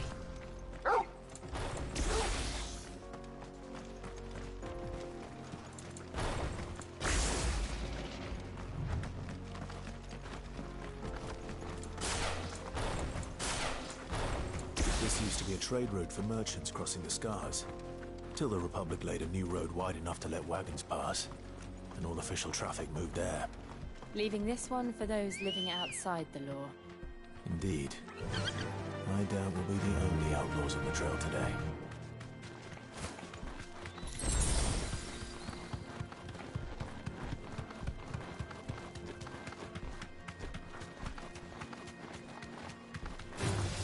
Time to fight.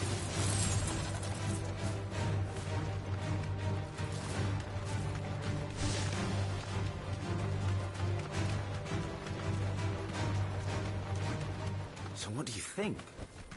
That we'd be lucky to make it out alive. Really? It's as bad as that? Oh, aye. There's trouble up ahead. And too much of it for us to handle. I take it there's danger on the road. Oh, what about this fearsome-looking fellow? You think he'd be equal to the task? Well, no doubt.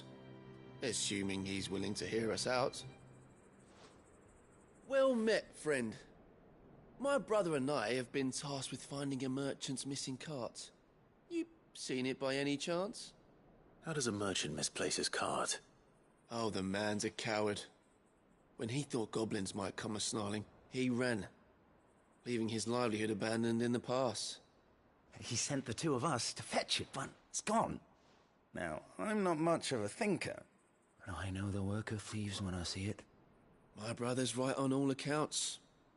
And by my estimation, the bastards are lying in wait just down the road. We may have seen our share of action, true, but we've not got the skill in arms to boldly brave an ambush. You, however, have the look of a man who needn't fear a band of backwater ruffians. What do you say? Will you help us out? Chances are they'll come for you either way. But if you promise to lend us a hand, at least you'll pocket a reward for your troubles.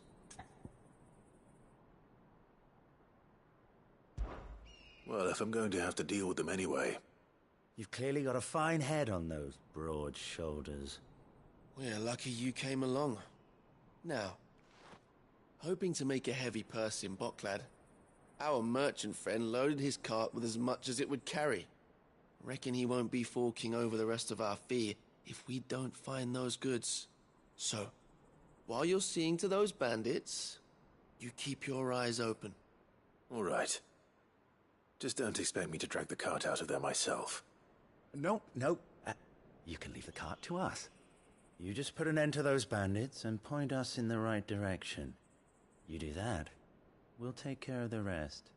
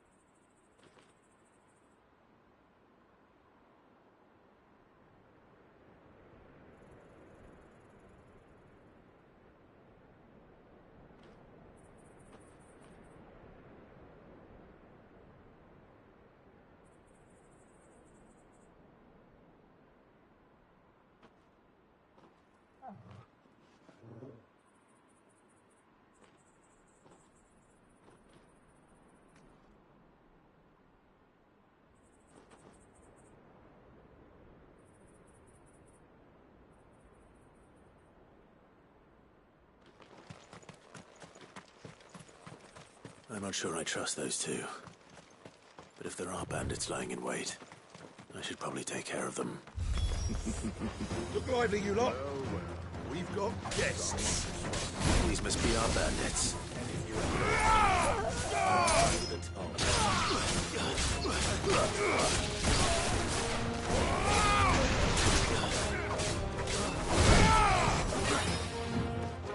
Sword and stone!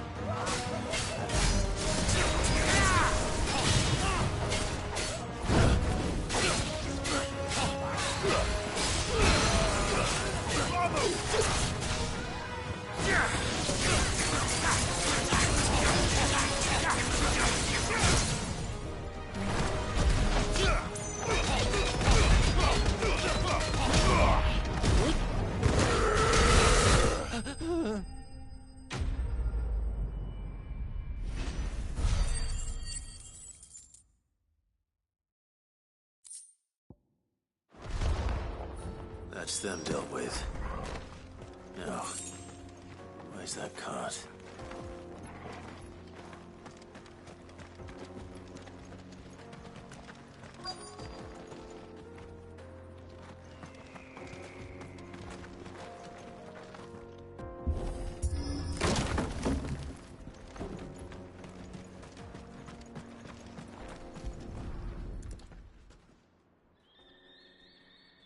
Getting all of this out of here will be a nightmare.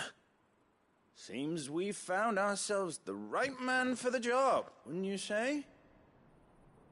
Found the cart and didn't leave a single bastard breathing. Our merchant friend will be delighted.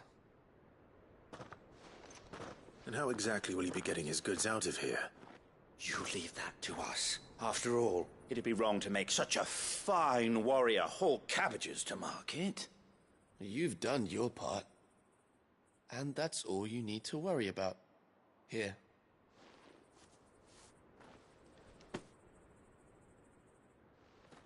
It's been a pleasure. Now piss off. There's no need to be so rude, brother. What if we want his help again next time?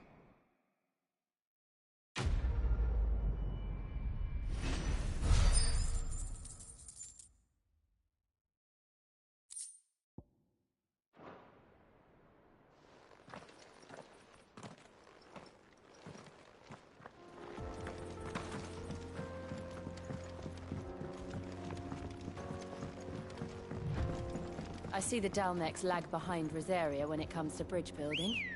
The fallen ruin should hold, at least. The path continues on the other side. Fly, Ambrosia!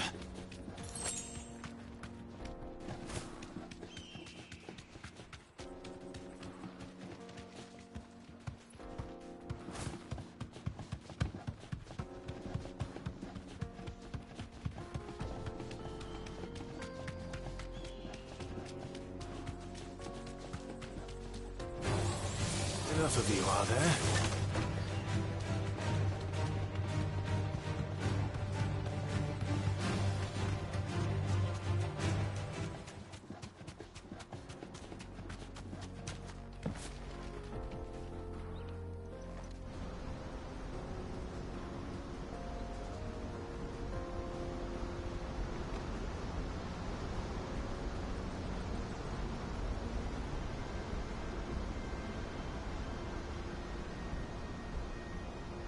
So this is Zemeckis.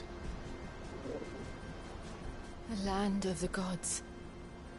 It's even more impressive than I imagined. I remember being captivated by the story as a child.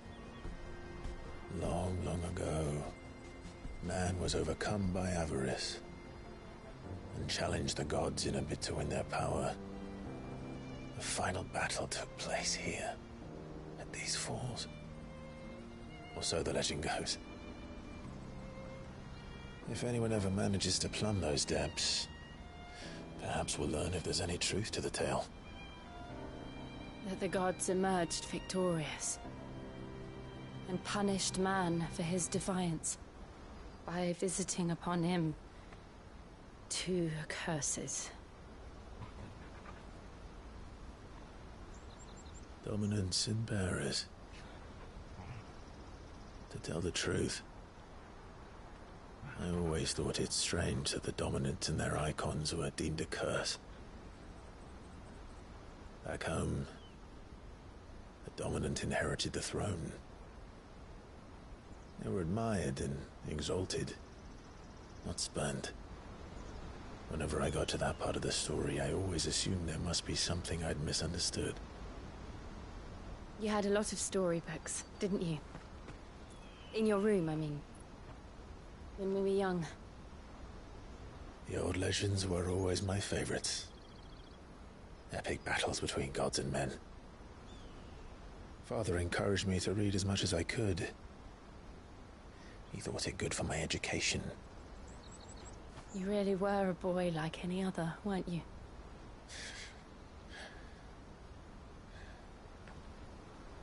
Just look at this place.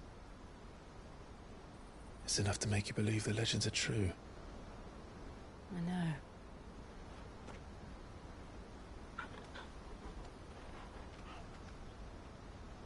We're not far from Boklad. The road will be busier up ahead.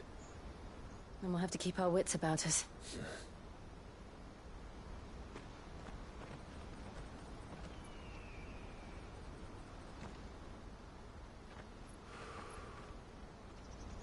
Clive? Something wrong? Nothing. It's nothing.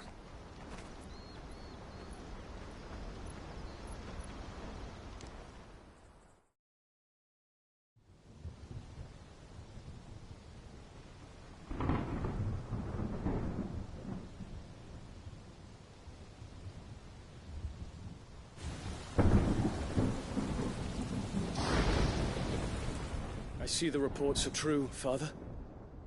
You have surrendered the throne to Olivier.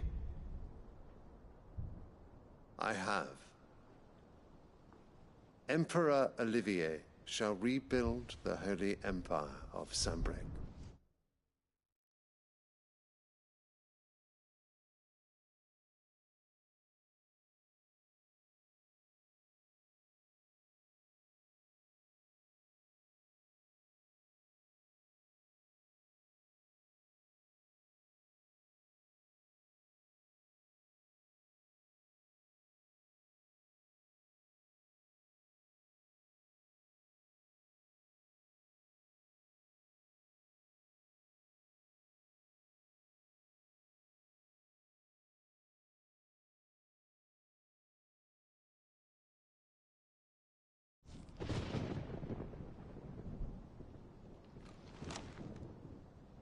How is he to rule an empire? He is but a boy.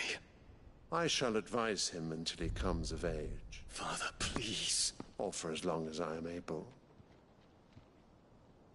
The empire we seek to build needs young blood to rule it, and I can think of none better suited to the task.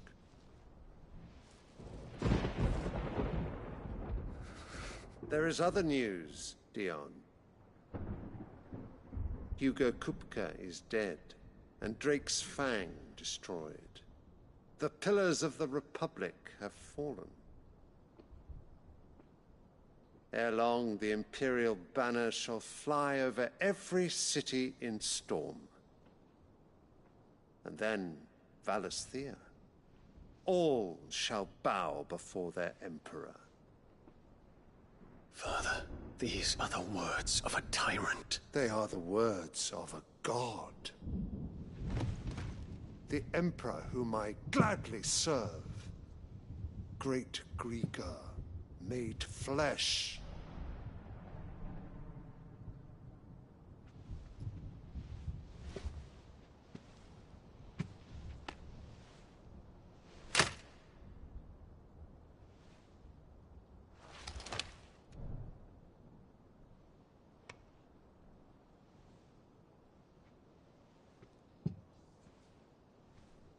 Return to your camp, Dion, and ready your forces.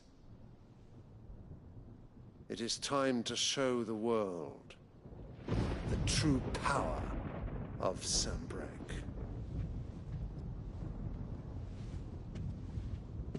Father. I find you much changed. Is this truly the path you wish to tread? Or are these the ambitions of another? Of Ultima, perhaps? What nonsense is this? I speak my mind, and my mind only.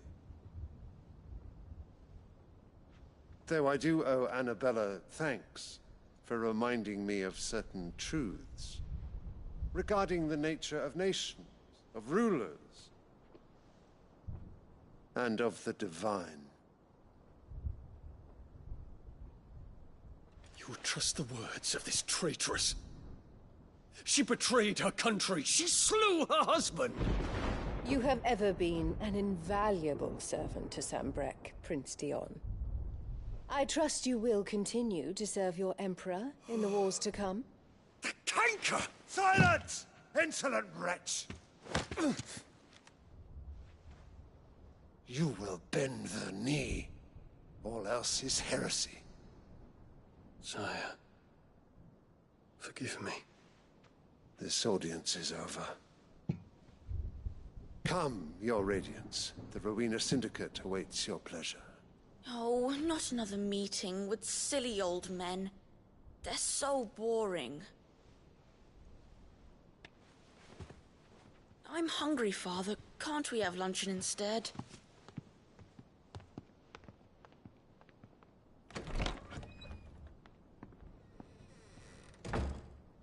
Does it pain you that you will not inherit your father's throne? I have suffered worse.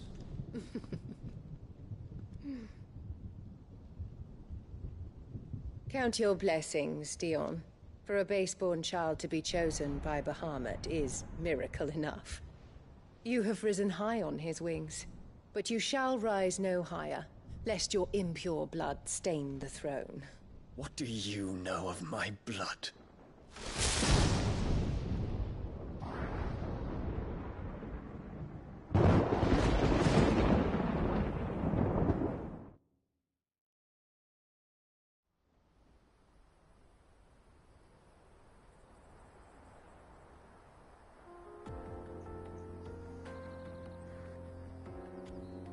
The Boklab markets are to the north. We just need to hug the coast.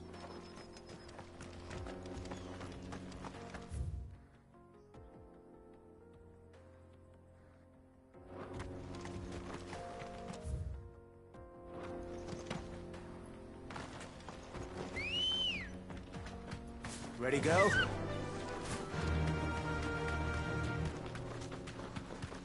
Infiltrating the Dominion won't be easy with the Imperials on high alert. No. His Radiance has lost one capital already. We can be sure Sylvester will do everything in his power to hold on to Twinside. His troops are well-trained and increasingly battle-hardened. But it's not as if we can wait for the siege to end. More refugees. And they're all making for the Crystalline Dominion. Because they don't know how to live without the crystal's blood.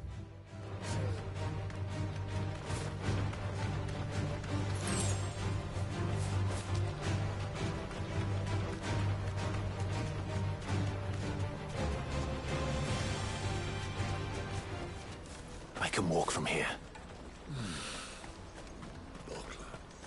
There are no crystals here.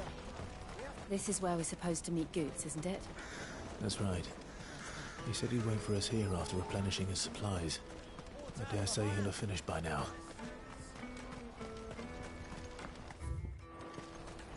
Let me carry your goods. I'm cheap. What are you looking for? Farewell. Out of my sight, wretch. I've no use for a brand.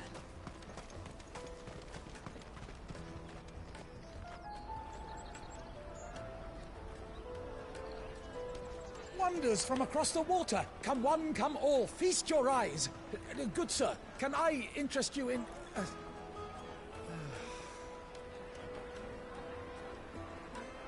How much? For a measly crust of bread? You won't find any cheaper. Not nowadays. But you're more than welcome to look.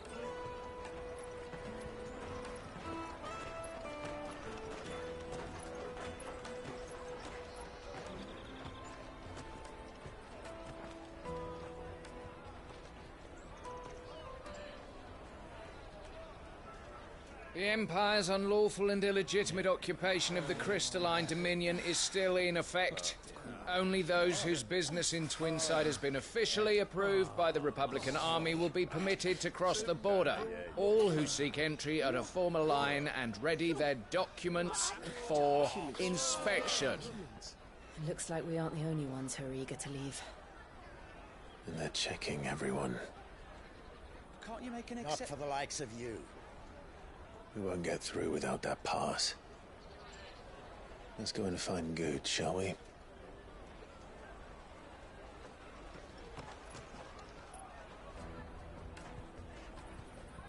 He must be around here somewhere.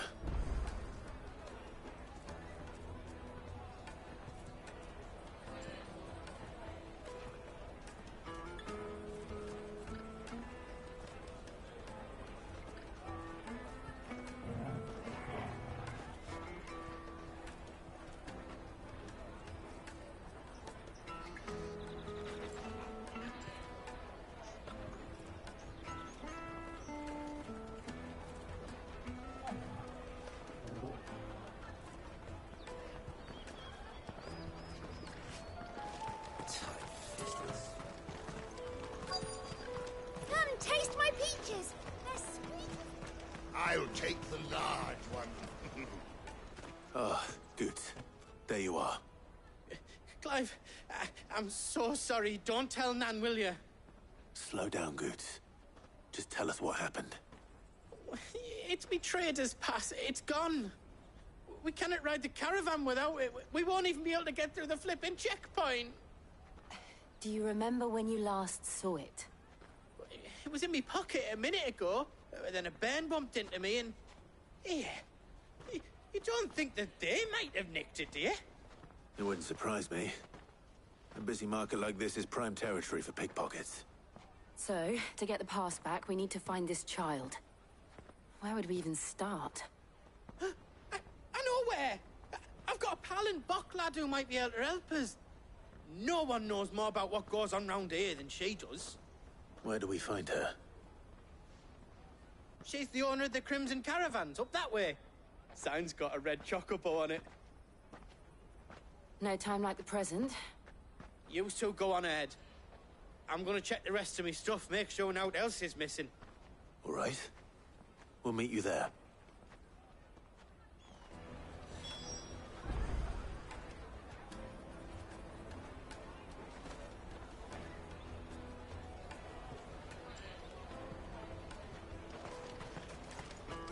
Let's keep an eye out for this red chocobo, then. And the other on our purses. Next to the checkpoint.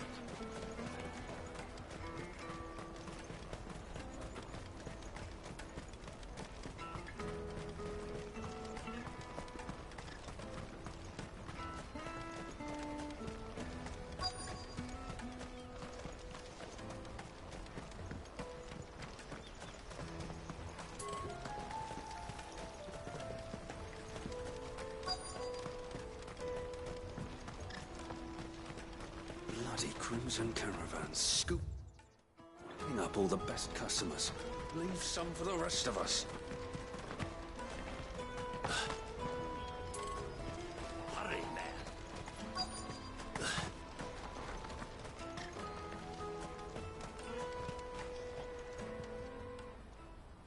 Looking to hire a coach?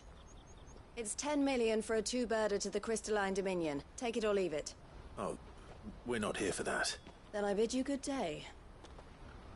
Wait! Don't go, El. He's me mate. As I live and breathe. Goots, what are you doing back in Bocklad?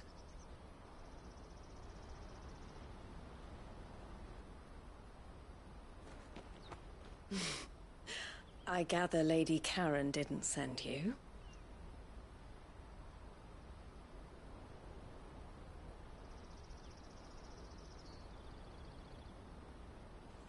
So what trouble have you got yourself into this time?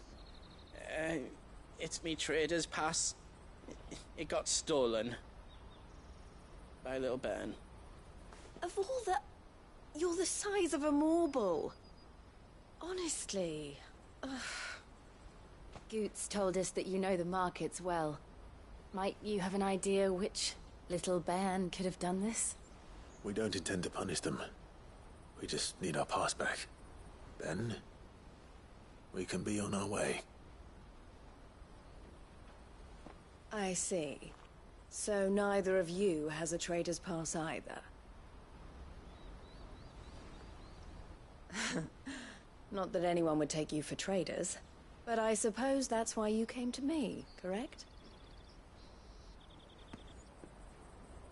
Now, I can't say for sure who took your pass, but I suspect I know why they did it.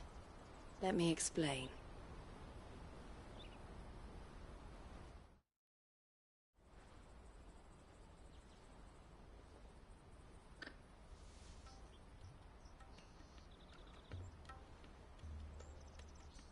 Ever since the Fist marched on the Dominion, the Republic has been clamping down on any commerce that might aid the Empire more than it does us. Which means traders' passes have gone from being merely a way of easing one's progress to being essential if one wishes to cross the border at all. And with demand outstripping supply, they've become a precious commodity, leading some to seek to acquire them by less than legitimate means. So the children are stealing passes to sell on the black market? Yes, and no. Passes are inscribed with the names of their owners, and yet none of the victims' names have appeared on the register of those passing through the checkpoint. Which means? That someone is doctoring the stolen passes. The same someone who is encouraging the children to steal them. And the same someone who has Goots' pass, no doubt. Whoever they are, they're ruining the livelihoods of honest merchants, which is why we've decided to take a stand. Will you stand with us? You want to get your pass back, and we want to ensure that no more are stolen. Catch whoever's behind it all, and 2 birds shall be slain with a single stone. Is there any other way of getting to the Crystalline Dominion Goods? They won't let you in if you're not with the caravan. It's that, I don't know, try swimming across the strait. But the guards will definitely spot you if you try and do that. Like, we don't want to get spotted, right? So either we find the people who took the pass, or give up all hope of entering the Dominion. All right. We'll help. Thank you kindly. But I don't know your name. Eloise at your service. Clive. A pleasure doing business with you, Clive.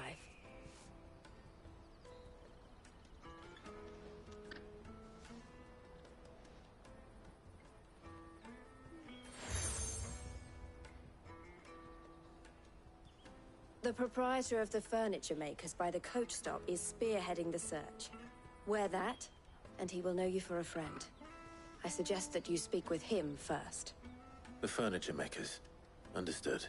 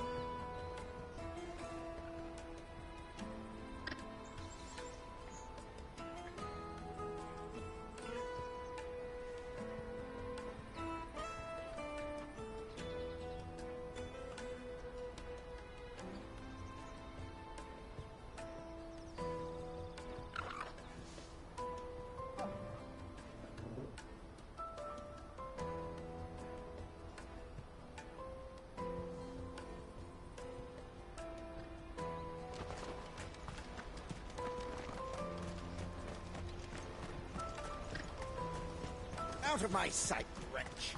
I think...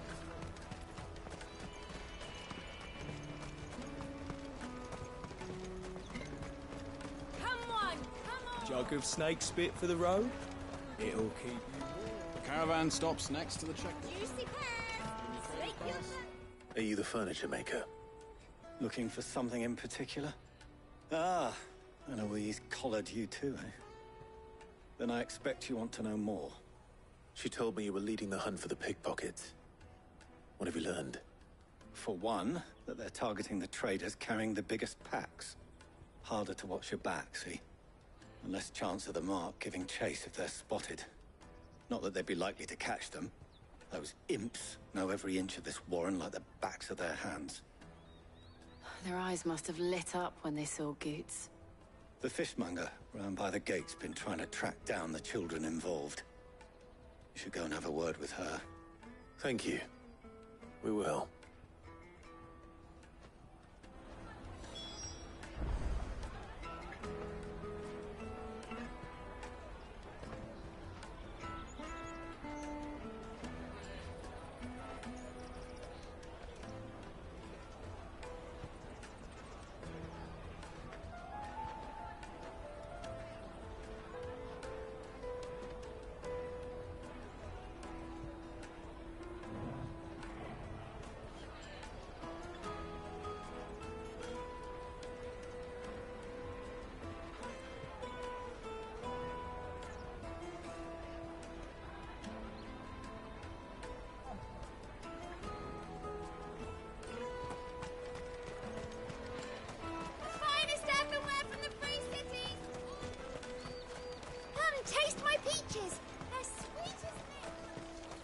should come with me to the Dominion. Fish for sale! Fresh sorted and smoked! Can I interest you? Ah, sorry. Message from Eloise, is it? She's asked me to help her. To help you find the pickpockets. Is that so? Suppose I better tell you what I know, then. For one, this isn't a family operation. All the traders say the children who stole their passes were dirty, dressed in rags. Street urchins, by the sound of it. We get a lot around here. Orphans from the wars. A few, perhaps. You saw the refugees gathered by the entranceway? They're all looking for a new start in the Dominion and beyond. Some of them take it as an opportunity to rid themselves of unwanted baggage. The shame of it. Whoever's behind this would have to have made themselves known to the children at some point. And so should we. You should start with the children around here, then. I doubt they're the ones involved, but they might have heard something. It's worth a try. All right, then. Questioning children. How hard can that be?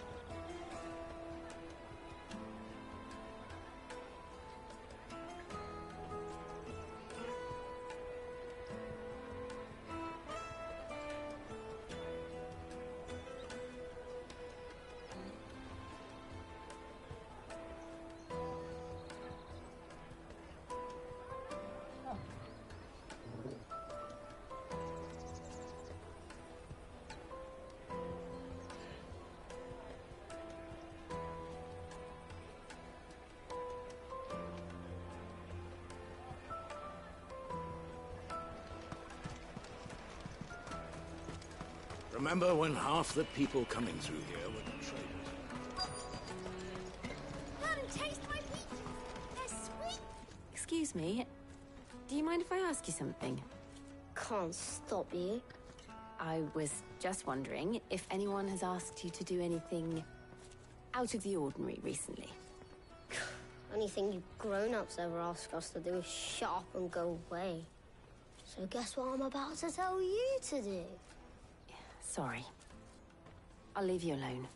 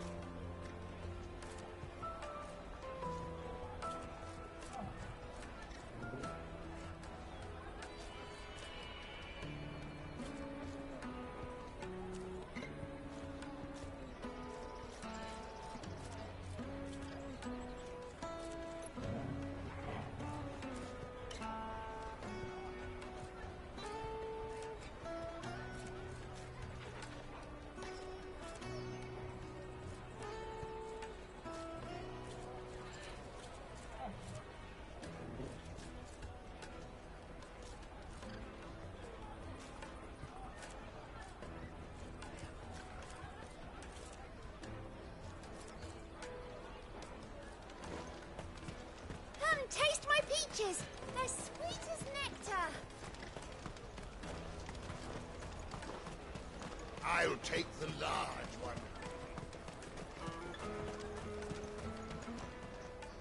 Do you have a moment? What do you want? What I want is to know who's asking children like you to pick pockets. I don't know. Nobody's asked me. What's picking pockets? Do you get paid for it? No, you get in trouble for it. So if they come calling, you know what to tell them.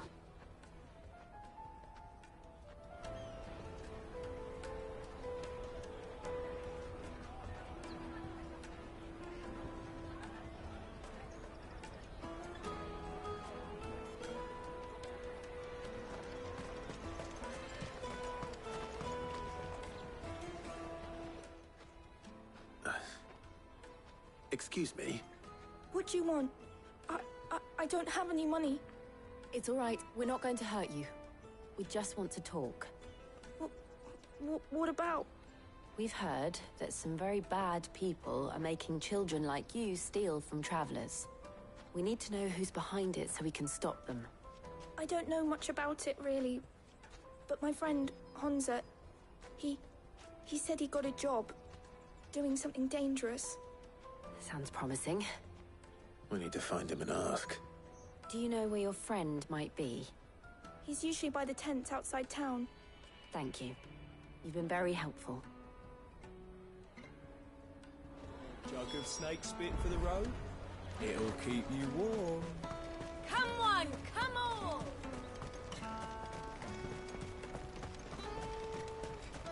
Peaches and pears. Let me carry your goods. I'm cheap.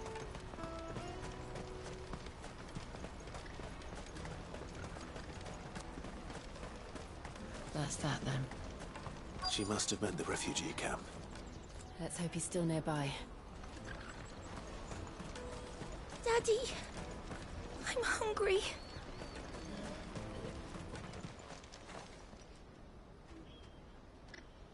That big fat donkey was easy pickings. He wouldn't have noticed if we'd robbed his boots off him. Yeah. I wish we hadn't handed over the pass, though. Could use one of those things to get out of this dump. Chance would be a fine thing. The moment they found out, they'd string us up by our guts. Would they now? Perhaps you'd like to introduce us to these charming characters. Shit! We're in trouble now! What do we do? You two get caught if you want. I'm off. Hunter, where are you going? So that was Hunter, eh? Jill, you watch these two. I'm going after him. All right.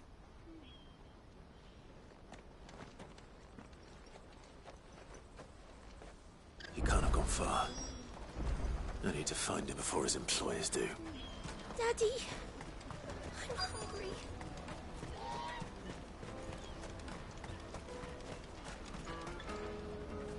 Did you see a boy run past? He stole something from a friend of mine. There was a boy ran back there towards the chocobo pen, but... Thank you.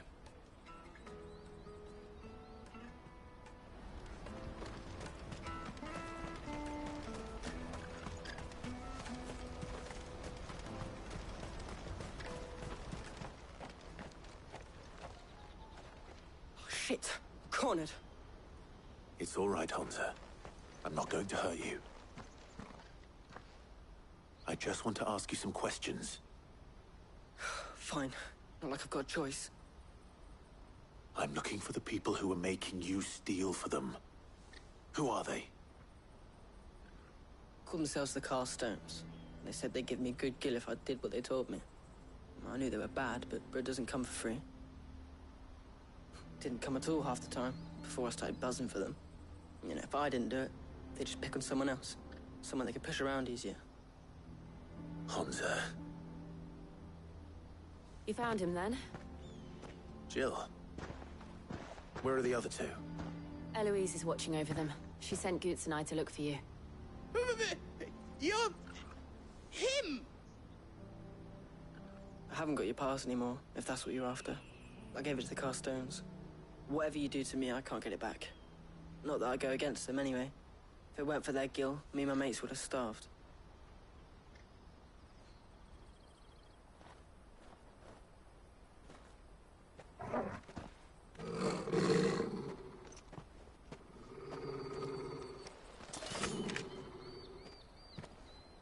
Cowards!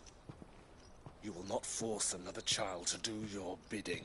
Wait, we're not... Don't hurt him!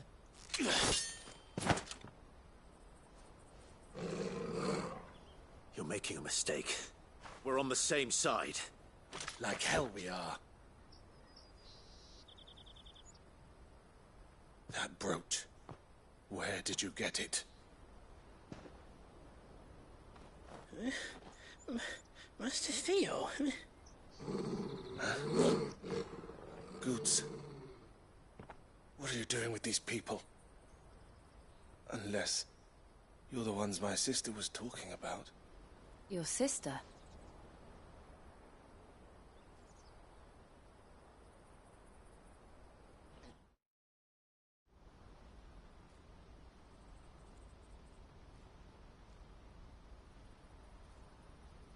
Eloise didn't tell us she had a brother. And why would she? I'm just a back and a blade. Theodore, at your service. Sorry about before. Theodore, what do you know of the cast stones? Vultures who have made Boklad their hunting ground. They prey on the desperate, stealing from those with gil and bullying those without it into joining their flock. I'd been looking into their activities in hope of sparing the refugees any further hardship. But it seems they've already stooped even lower than I'd feared. Hansa's a good lad. Don't blame him for what they've made him do. If he and his friends hadn't agreed to work for the stones, some other poor souls would have. On pain of death, most likely. Clive, was it? And my sisters asked you to help put an end to the pickpocketing. Then we all want the same thing.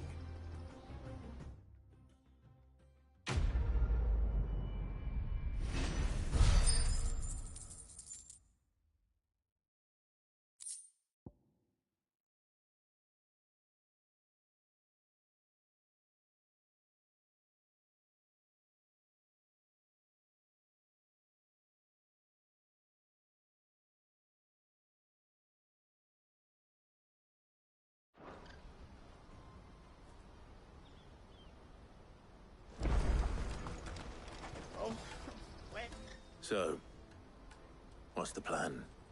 What else? We find the cast stones, and we crush them.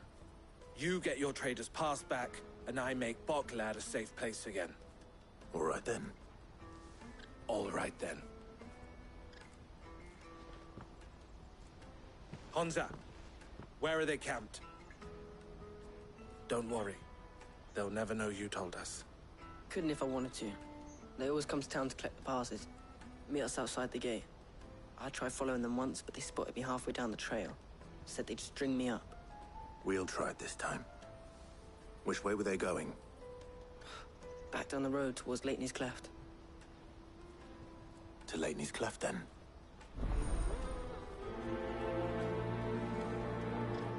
Leighton's Cleft is to the south, past the camp.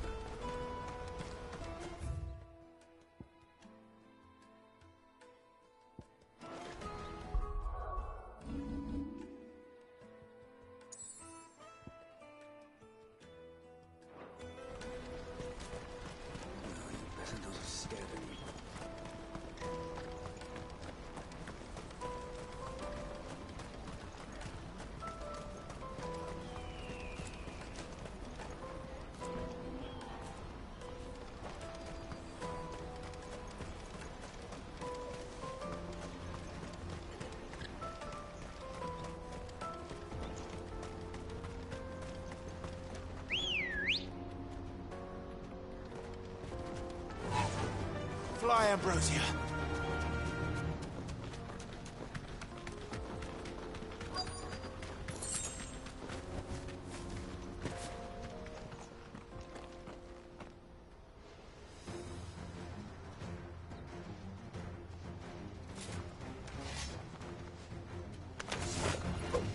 That's for one who's been sticking his nose in our business. You should have minded your own.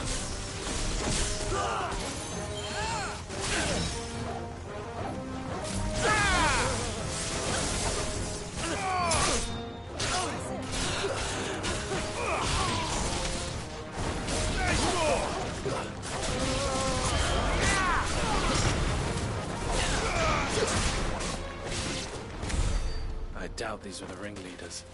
But at least we know we're on the right track. Let's go.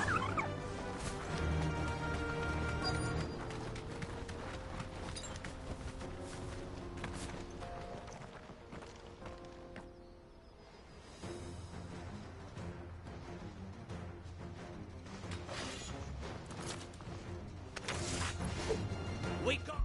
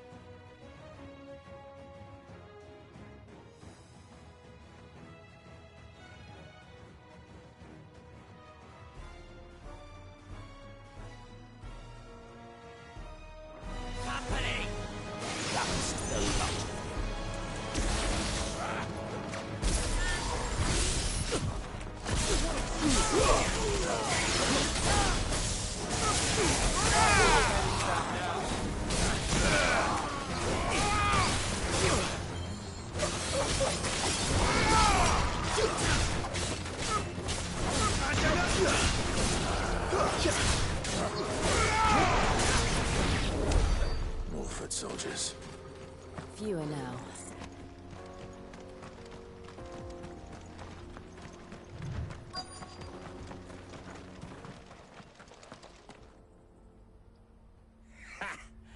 Not a bad haul today, eh? Aye. Some of our new recruits are natural-born ne'er-do-wells. Especially the little ones. That Hans has got nimble fingers, all right. It will be a shame when they chop them off. But till then, let's make the most of it. Scum. The leaders of the cast stones, I take it. They don't deserve any mercy, Clive. I wasn't planning on showing them any. We're ready when you are, Theodore. Oh, I'm ready.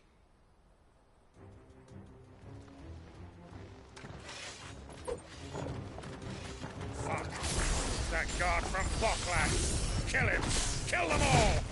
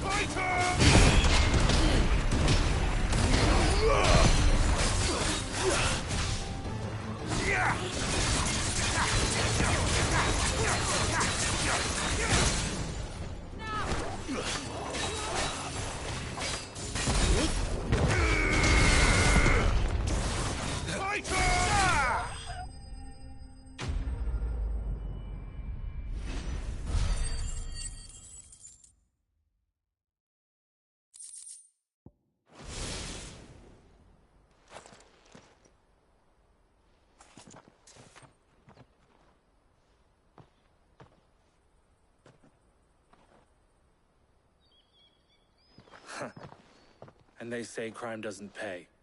Gold chains, rings, purses. And traders' passes. Dozens of them. Have the names been changed? Not yet. I recognize some of them. No doubt Goots's is somewhere among them. Now I just need to sort through it all and return everything to the people it was taken from. We should go and give Eloise the good news. Can we leave things here in your hands, Theodore? Of course. Oh, and, be sure to tell her of the part I played, won't you? We'll be glad to.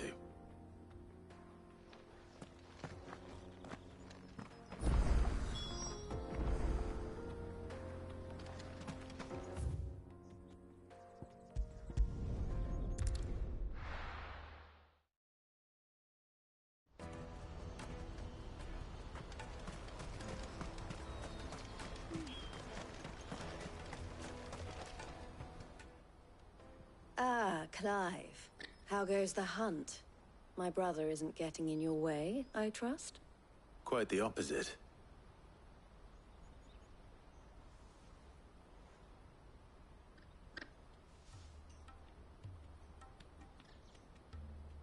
So it was the cast stones who were behind it all. Theo told me he'd been on their trail. And their demise solves 3 problems at a stroke. That of the pickpockets, the bandits pulling their strings, and the passes they were stealing. I only hope yours is among the items you recovered. Only time and Theo's return will tell. Speaking of whom, welcome home, dear brother. You are too kind, Eloise. Here, Clive. Goots's pass.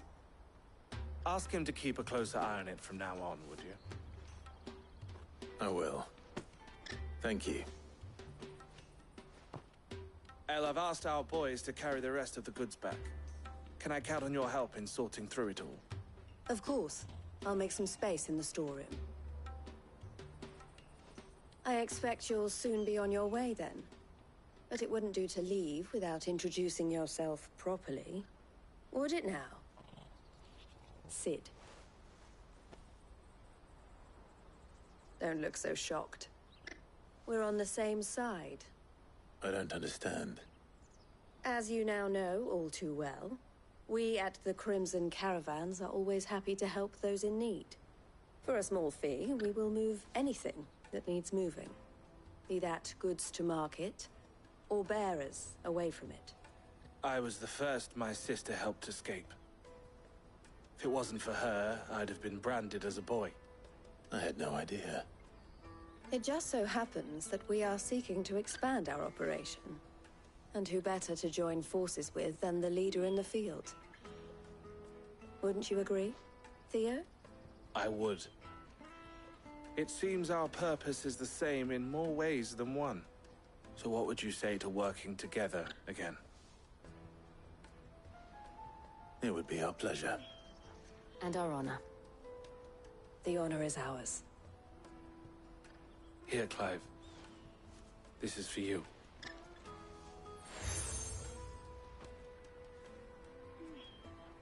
What is it?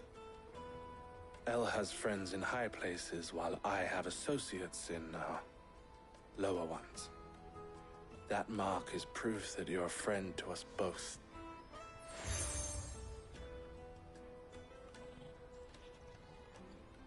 I shall bear it with pride.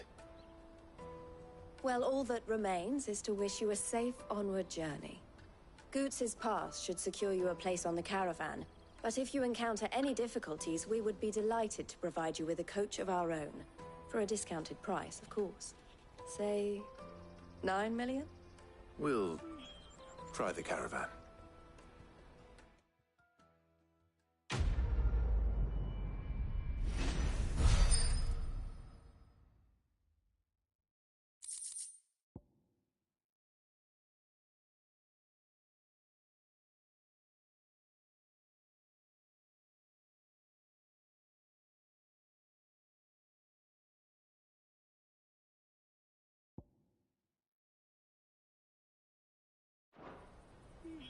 Right then.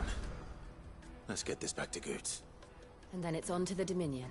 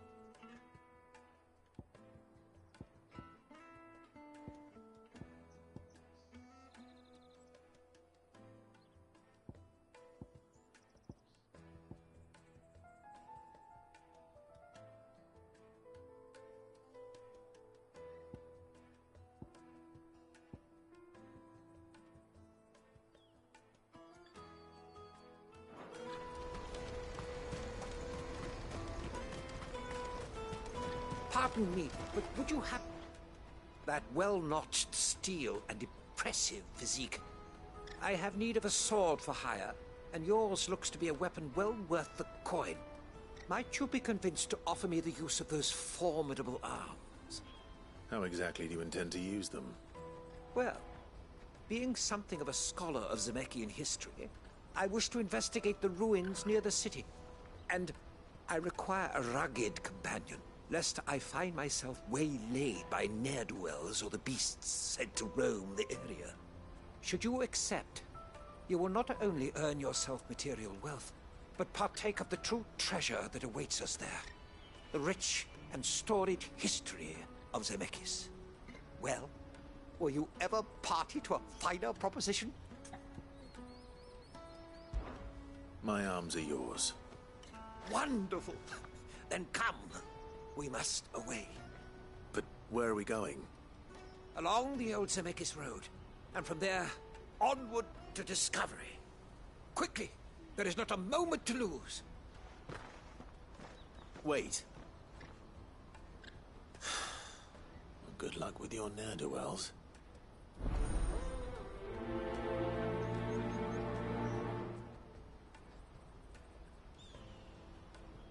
I'd better make sure he doesn't get himself killed.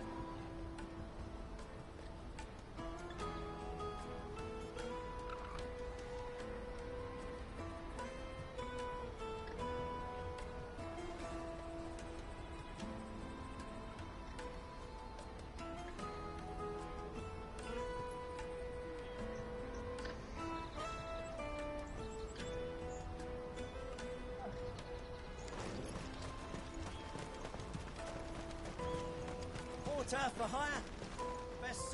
I see you've been of some assistance to Eloise. Perhaps you can extend me the same kindness? Perhaps. What would I be doing? Finding someone. You see, I've been having trouble with thieves, and despite the many pains I've taken, I can't stop them from rummaging through my packs. I was griping about my lot to a friend of mine a few days back, and he offered to track the culprits down. Now, Joseph's a sellsword, and a good one at that. But he's been gone days, and I'm beginning to fear the worst.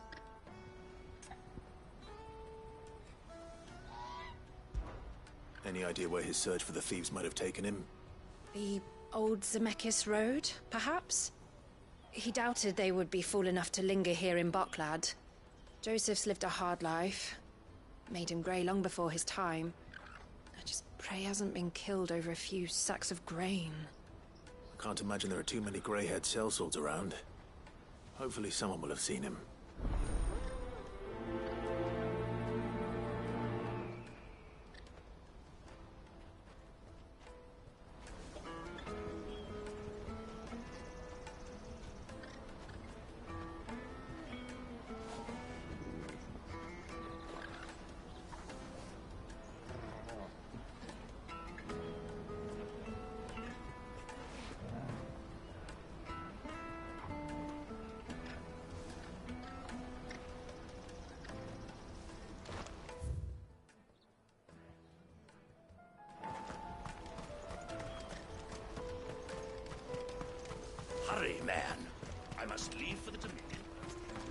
Bloody crimson caravans scooping up.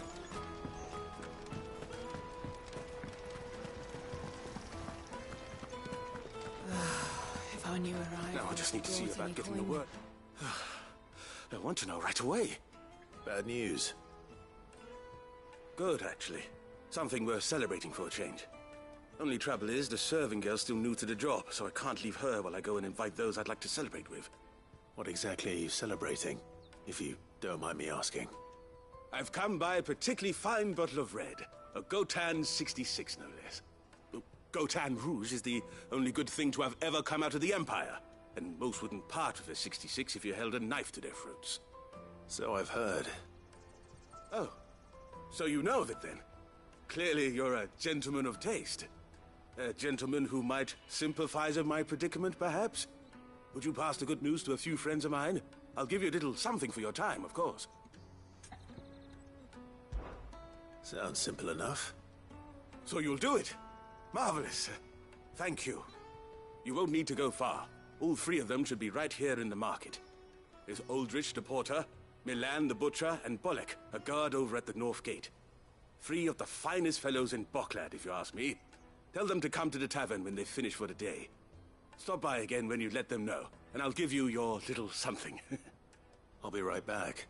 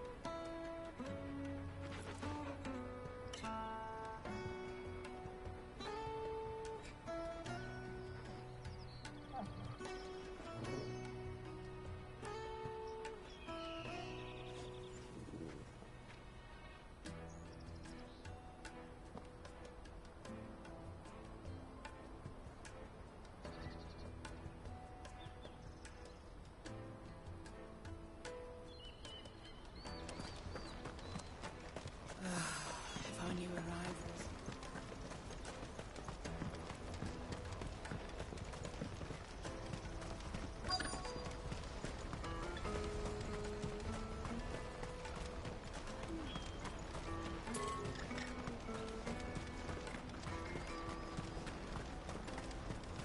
That's that then. The trader's pass. No passage.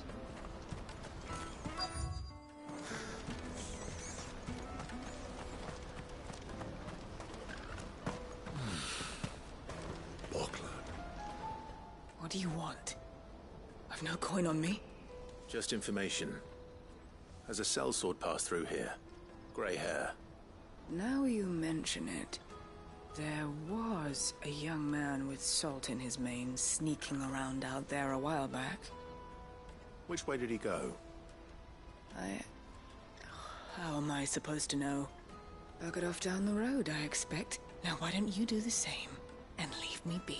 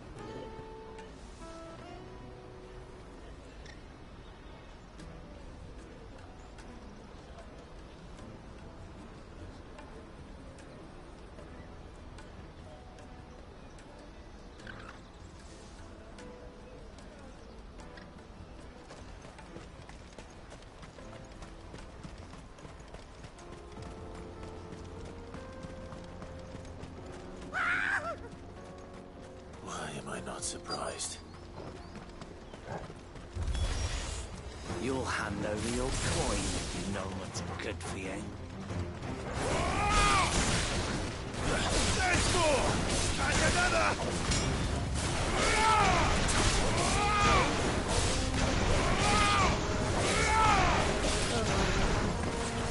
There's more! And another! There's more!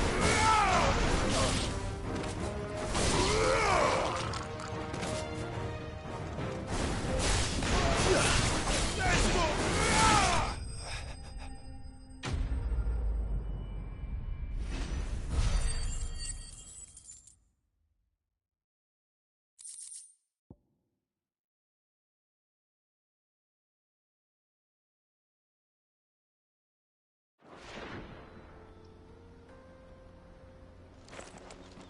Are you hurt? Happily not, good sir. Thanks to your timely intervention. More importantly, we have arrived. Now, feast your eyes upon the marvel before us. Ruins, a relic of the fallen civilization. A sight so common that man is oft blinded to its wonder.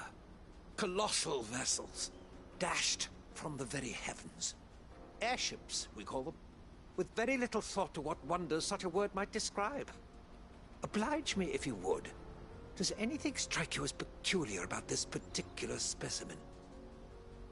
Though we ourselves find fallen ruins to be nigh indestructible, whatever gouged the final sin from the rock cleaved clean through the structure you see before you. A tantalizing mystery, no doubt, but merely one of countless enigmas in which Zemeckyan history is steeped. Come, good sir. Our expedition continues, and we still have much to learn.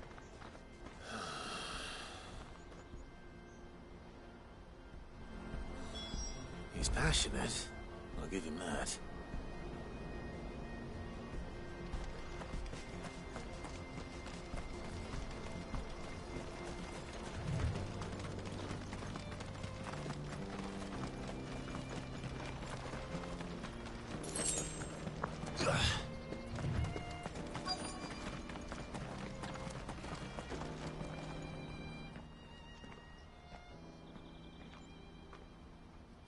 We don't want any trouble. Neither do I. I'm looking for someone. A grey-haired mercenary. Well, we haven't seen him. Yes, we have. We saw him climbing up the rocks. Those ones, over there. Maybe he found his thieves. Mum won't let me near them. She said there's goblins up there, and that they eat little boys for dinner. Shush now. You've said quite enough already. I only told him what you said. I'd listen to your mother if I were you.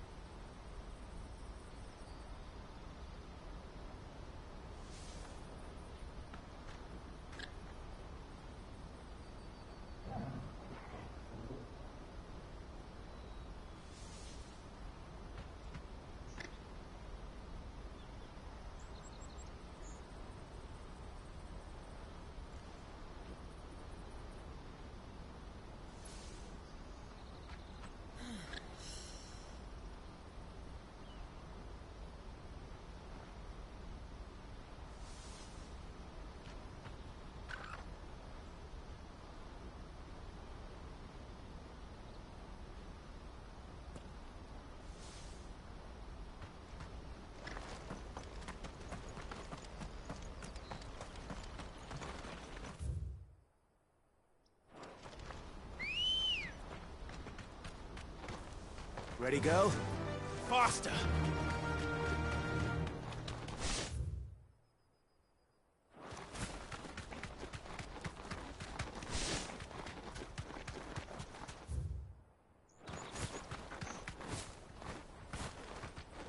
Thanks, Gal. Did Joseph's thieves really lug their stolen wares all the way out here?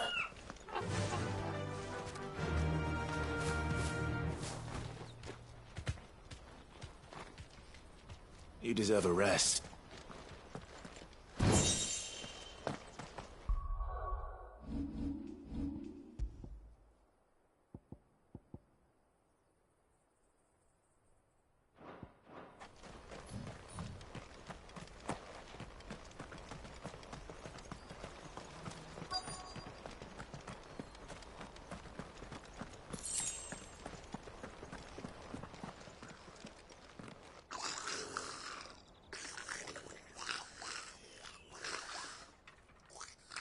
I think we found our thieves. They don't look happy to see me.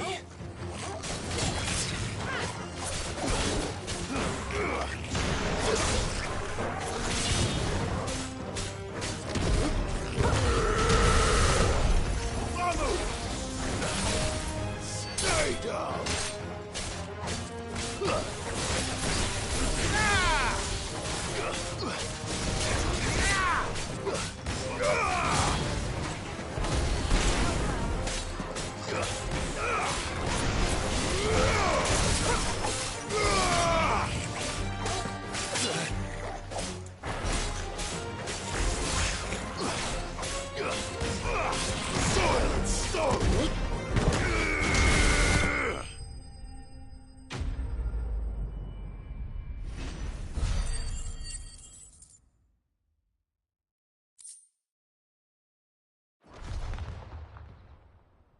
Let's get this over with. Stop! Don't kill him, he's just protecting his home. Joseph? So the boy was right. I don't know you. Your porter friend sent me to find you. She was worried you might have got yourself killed. Have I been gone that long? It wasn't hard finding the thieves. The problem was knowing what to do with them when I did. I take it things are more complicated than they appear.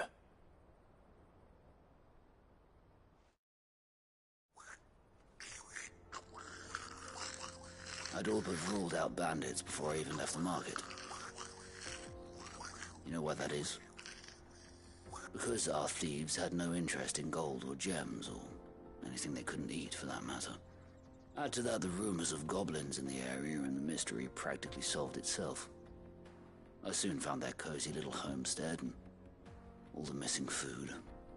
I launched myself at them, full of righteous fury, but their leader was the only one who moved to meet me. The others, they huddled around that food, ready to die protecting it. They stole because it was that or starvation. I've been there myself, back when times were hard. So you spared them? And earned their trust into the bargain by the look of it. These goblins aren't native to the area. They don't know how to survive such barren lands, so I've been teaching them. And once they've learned to hunt and forage, they won't be fool enough to risk their necks in Boklad. I'm impressed. I didn't know goblins could be reasoned with. Do me a favor. Let the porter know I'm safe. I'll head back to the market once my work here is done. Oh, and don't mention the goblins. I don't want people coming here brandishing pitchforks. Not now this lot have sworn off thieving. Your secret's safe with me. I appreciate it. Thank you.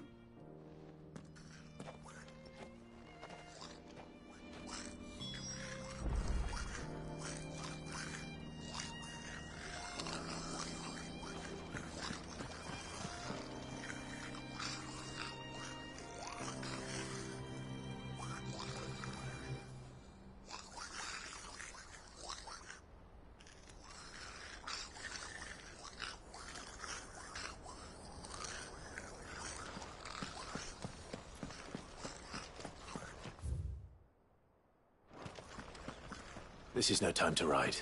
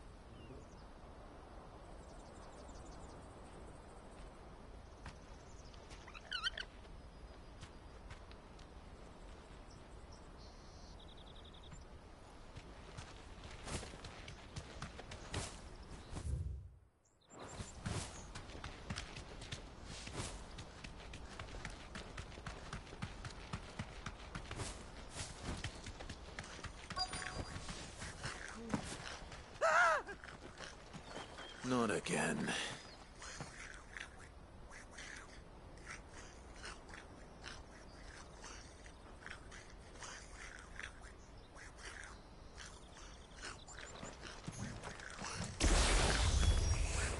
All right then. Who's first?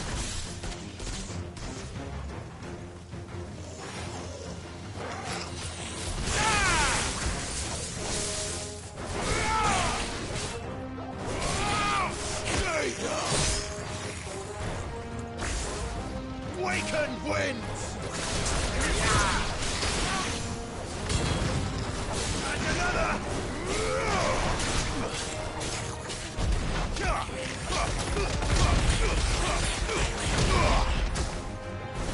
There's more!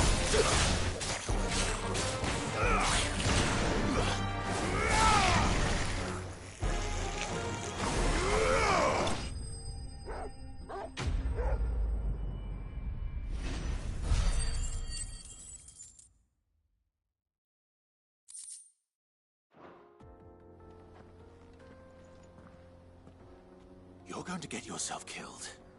Oh, that would not do. That would not do at all. Not when such majesty stretches out before us.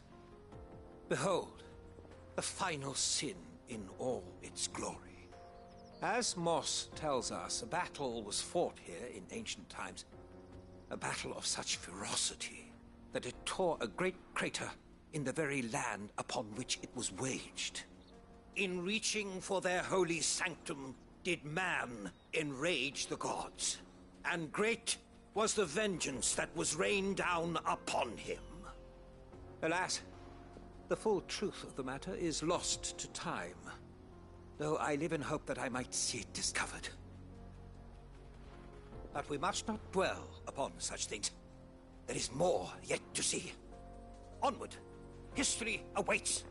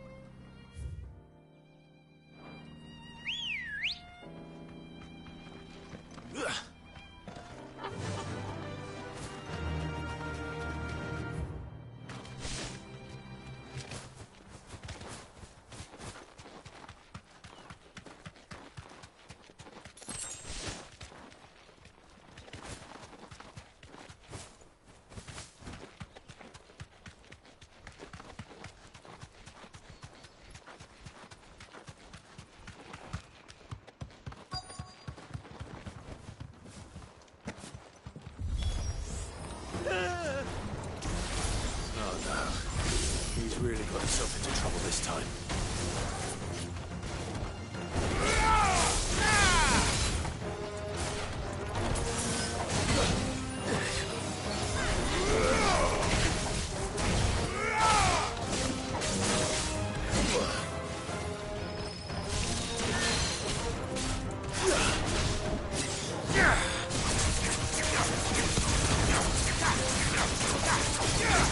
Waken wind!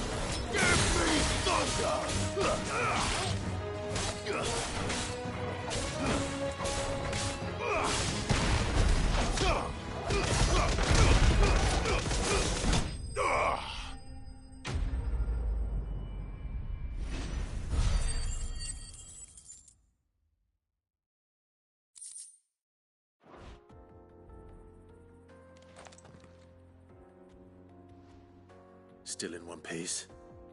It would seem so. Once more I am in your debt. And once more you impress me with your prowess. These were no ordinary foes, but ones we in the field call echoes.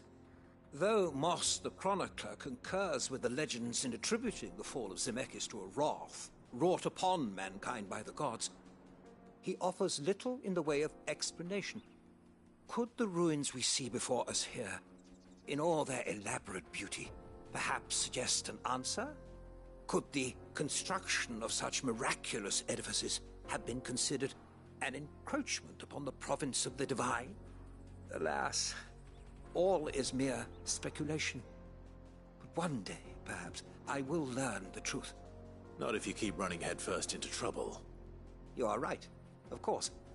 And not only have you plucked me repeatedly from the jaws of death, you have proven yourself a willing audience to my ramblings. Glad to help, but didn't you say you came here to investigate something? I fear I may have rather overstated the case on that front. In truth, a captive ear was all I really desired. You see, even my fellow scholars have grown somewhat weary of my musings of late. And so I came upon the idea of purchasing a companion. A captive audience, if you will. That's what this was all about. I am afraid so. And now, my good man, it is high time we returned whence we came. Fine. Just don't go running off this time.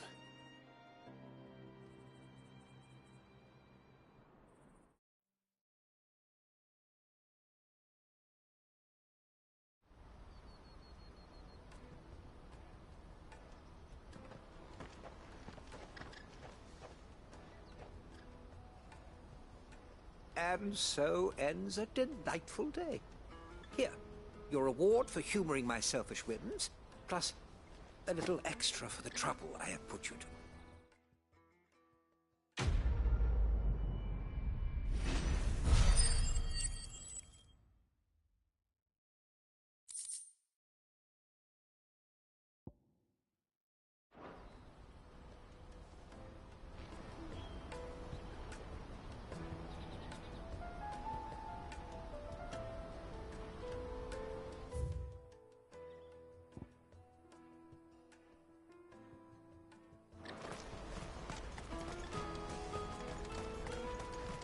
For hire. Best... Joseph's fine. He'll be back once he's tied up a few loose ends. That's a weight off my shoulders. He certainly knows his business. You found your thieves all right. And I dare say they won't be coming back. A good man to have around, that Joseph. And if he says there'll be no more thieving, that's good enough for me. Thank you for putting my mind at ease. Here, for your troubles.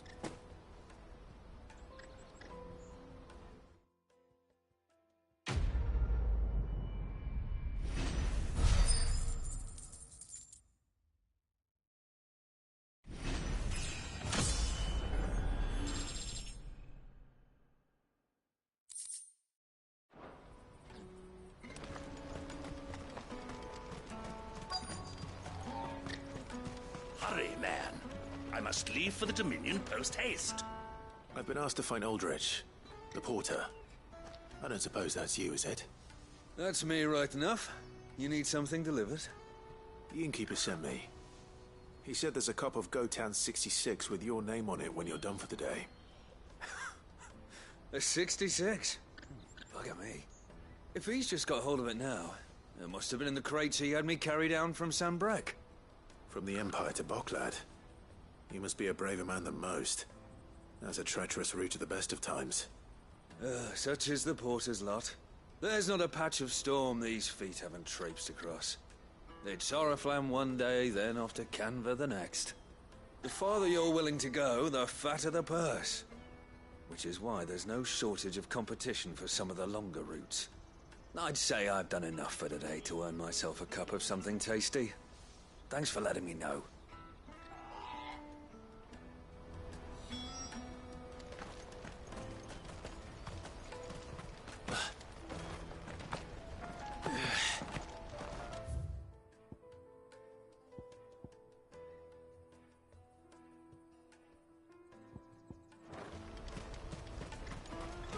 out of my sight, wretch!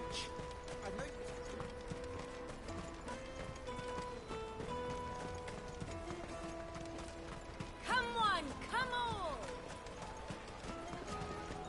The caravan stops next to the checkpoint. Are you Milan, the butcher? That's me. What can I do for you? The innkeeper's just had a special delivery. He thought you might like to join him for a cup of wine after you pack up for the day. He knows me only too well. And I've got a ham here that will go handsomely with a nice drop. Wine and ham to spare. Bocklad clearly isn't suffering then. Comes with being the place everyone has to pass through to get to everywhere else. Those who travel the Crystal Road bring all manner of goods with them. We get meat from San Brec, herbs from Rosaria. Why, sometimes we even see curiosities from across the Narrow. My old man knew what he was about when he set up shop here all those years ago. Anyway, thanks for the good news. Oh, you know what? Maybe I'll shut up shop early. Wouldn't want to keep our friend waiting.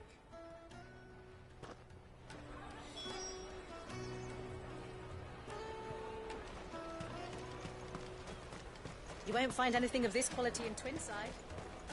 Tight-fisted squires. Let us through!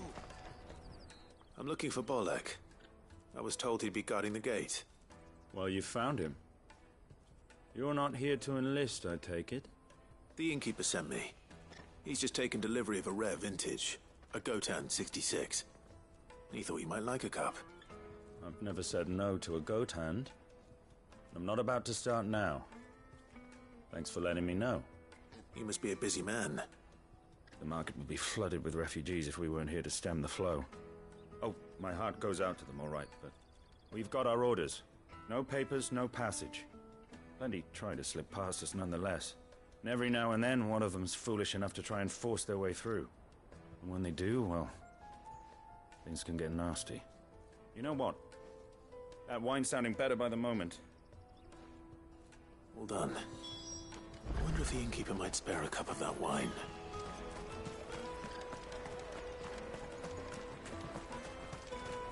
You won't find anything of this quality in Twinside. The caravan stops next to the checkpoint. Jug of snake spit for the road? Come one, come all!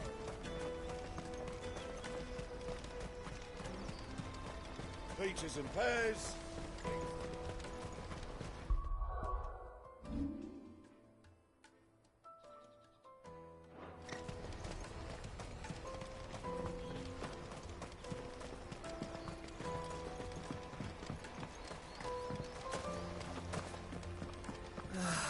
If I knew arrivals had brought...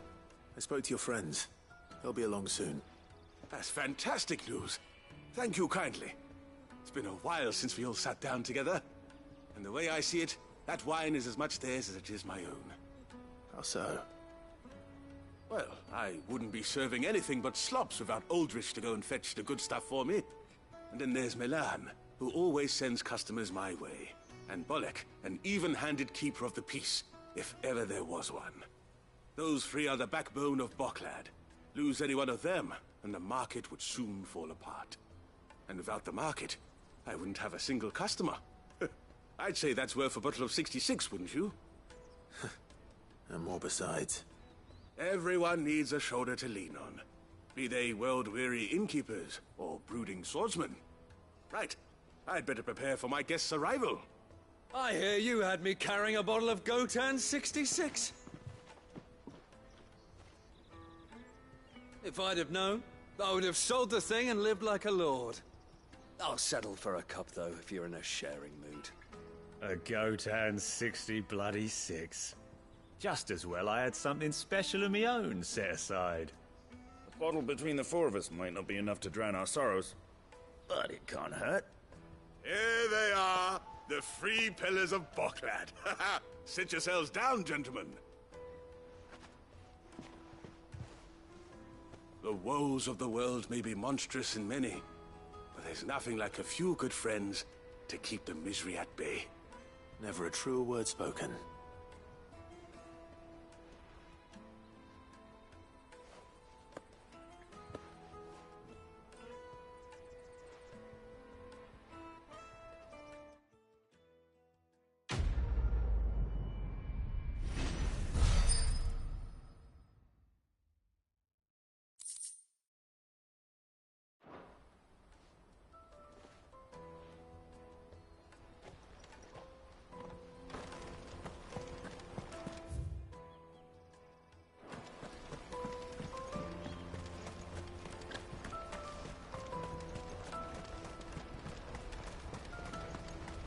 out of my sight, wretch! Peaches and pears. Come on, come on! Juicy pears!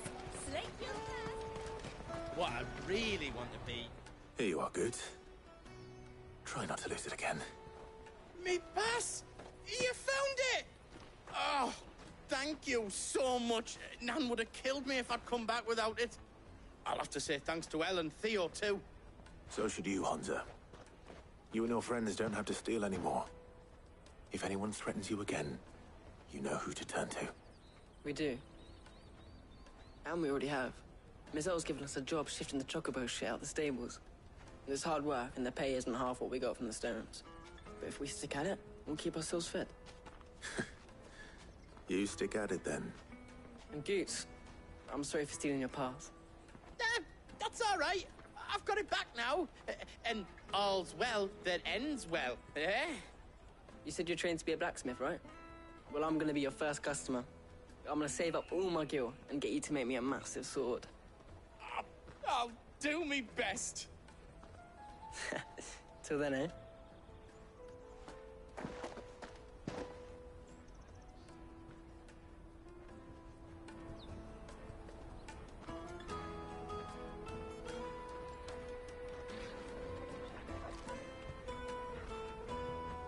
All right. We have a place on the wagon.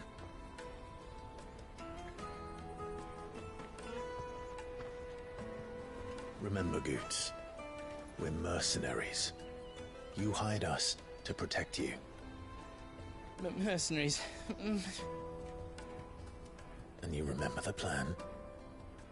You're to ride all the way to Twinside. Jill and I will go with you as far as the outskirts, then find our own way in. I'll buy that stuff I need. Right.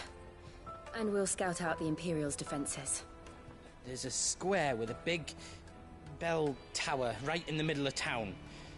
If you get lost, or out goes wrong, we can meet up there. Right. Let's go.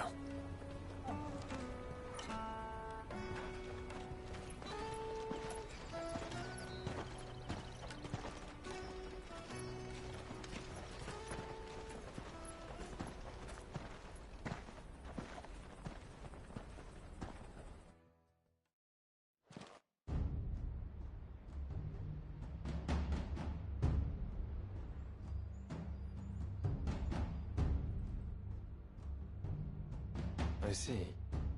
And you're quite certain your father has no knowledge of Ultima? I am. I have no difficulty believing a sinister force has come to exert an influence on Sanbreque. But be that as it may, it is yet to claim my father. For better or worse, his radiance speaks his own mind. Then the fiend works from the shadows. I confess, when first you told me of this fiend, I had my doubts. And more than a few at that. A beast that labors to plunge Valisthea into turmoil, all in pursuit of your brother. But that wound is proof enough that evil is afoot. Then I have your answer, Your Highness. You will join me in my fight. I cannot. Not yet. Your Highness, please. As you are aware, the Dhalmekian army is at our gates. They have lost their mother crystal, and with it all hope of a negotiated withdrawal. It is but a matter of time before they invade. If Bahamut is not here to meet them, my people will be slaughtered. Though not by Hugo Kupka, thanks to Ultima's machinations. I know the fate of your people weighs heavy on your conscience, but if we do not put an end to Ultima's plans, they shall face a far darker fate. The chaos he would wreak would sweep all of Valisthea into the abyss. The lives of every man, woman, and child in the Twins are at stake. I believe what you say, Phoenix. But I have duties of my own, and I must discharge them. Come what may.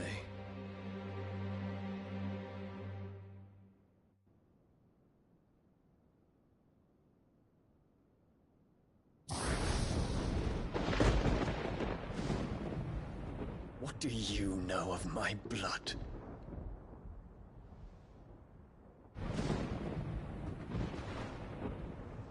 I know that it is wholly unworthy of the highest offices of state, which rightly belong to those of purer breeding. Alas. Your bloodline runs through the Oriflamme gutter, from a whore who weighed her child's worth in gill. Have you threatened my father? Of course not. I merely whispered in his ear that his mongrel son is plotting a rebellion. What? Sylvester listens to the words of his astrologers.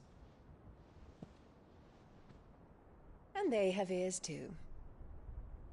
You have been feeding them your lies! Should you remain loyal to Emperor Olivier, his radiance may yet crown your head with laurel, and not with tar. Fork-tongued witch!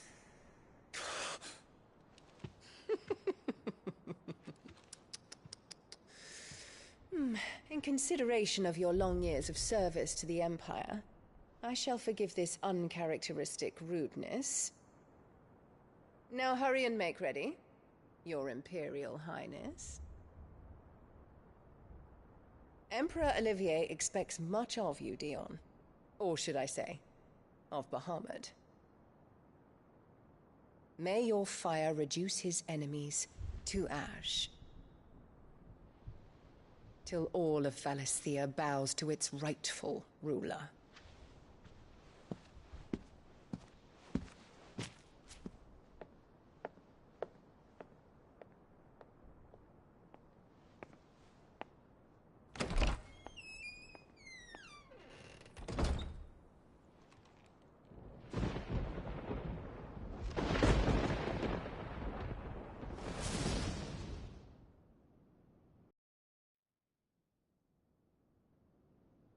There is another darkness that has taken hold of Sanbreque. And until its grip is released, the flames of war shall spread ever wider, just as Ultima wishes. Forgive me. My family has caused you much grief. You are not her keeper, Phoenix. This is a matter for the Imperial household now, and as a member of that household, it falls to me to resolve it. At such time as that is done, what strength I have shall be yours.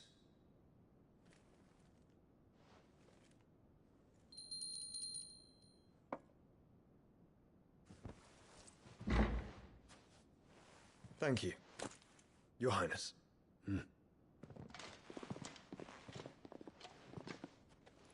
Let us take to the skies together, and bring a new dawn to Valisthea. I should like nothing more.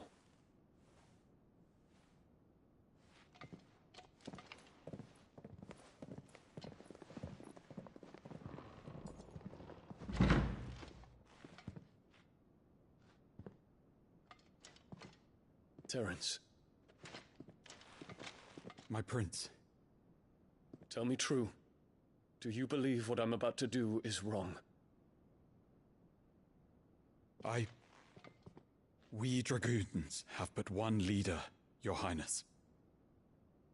And we shall follow him unto the very end. Thank you.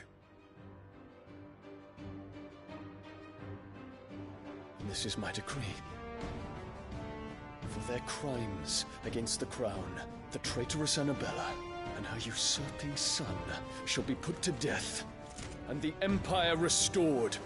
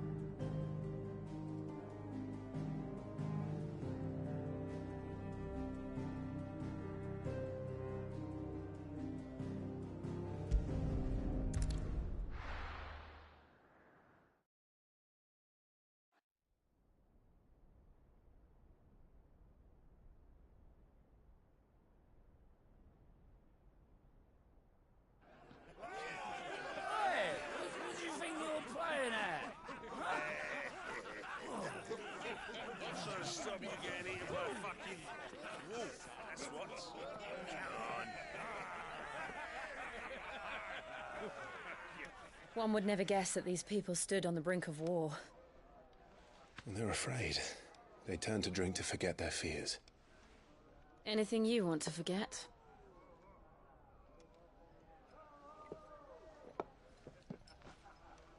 The harbor is empty, and half the market stalls too. The city may seem peaceful on the surface, but it's balanced on a knife edge.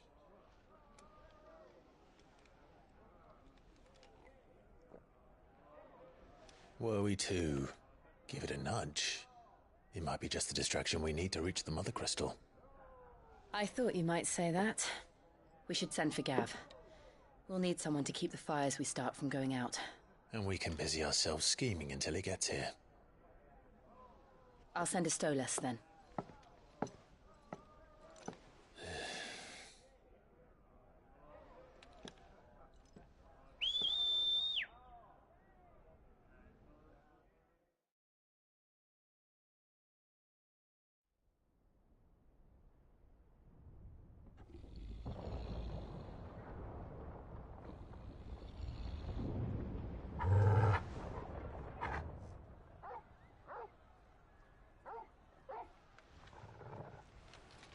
What is it, boy?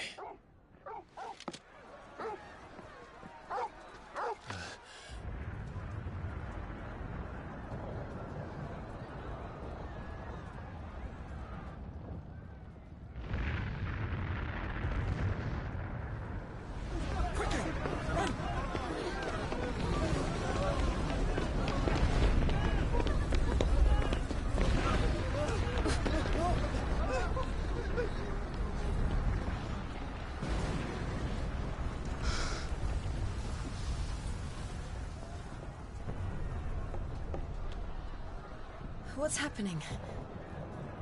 I don't know. Torgal!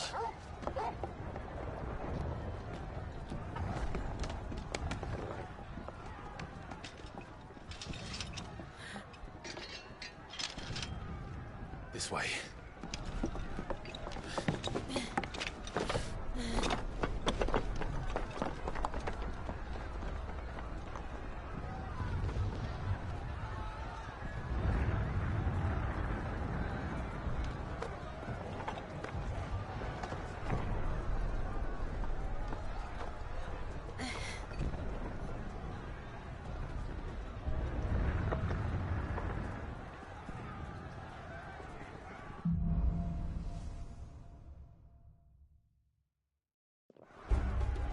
The city's on fire. I'm sure Goots is fine. He'll be making for the square. The one with the bell tower. In the middle of town, right?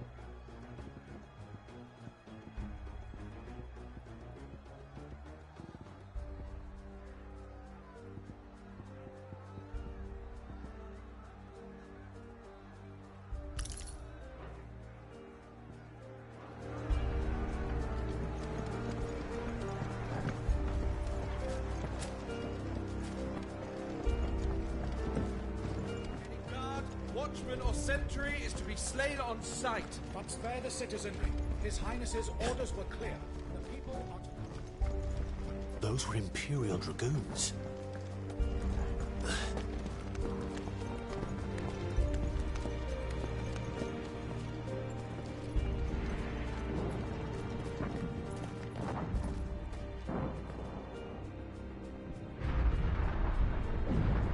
in the hell is going on?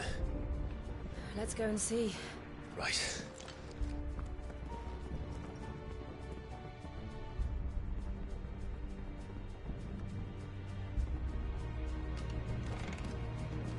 But first we find Goots. I just hope he's all right. You there! Identify yourself! We have to.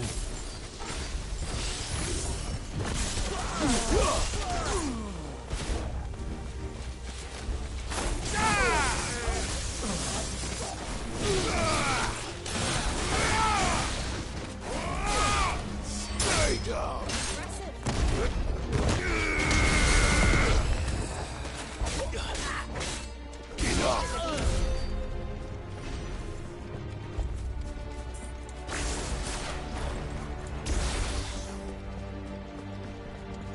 Enough! This might take a while. Cut them down!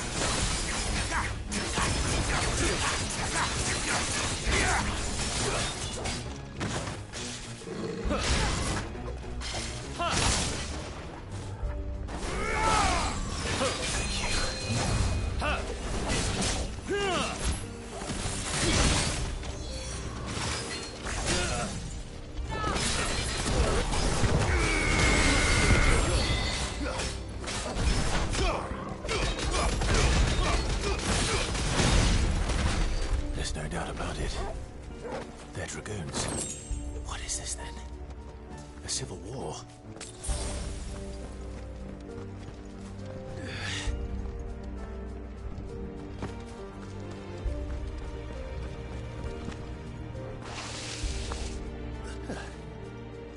Never thought I'd be glad to fall into a sewer.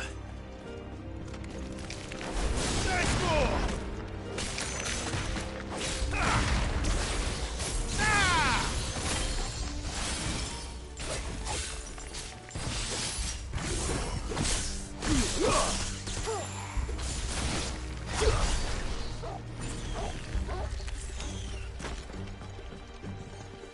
Ward secured, Cap. None of the Emperor's forces remain. Hey, gather the men! We press on to the council chambers. Yes, what of the men and women in the market district? The evacuation is complete, Captain. Good. Then all that remains is to dethrone the pretender. There it is. The bell tower. Right. Let's go.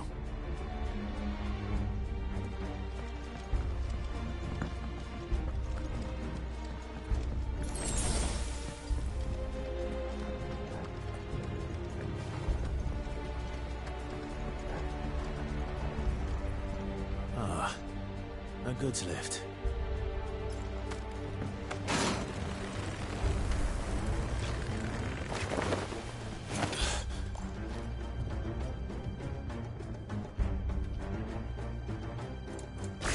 Where in Gregor's name did you come from?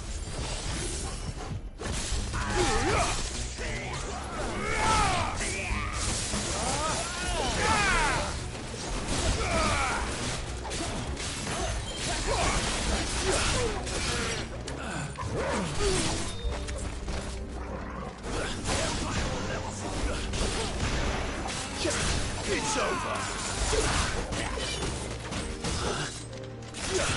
Nice try.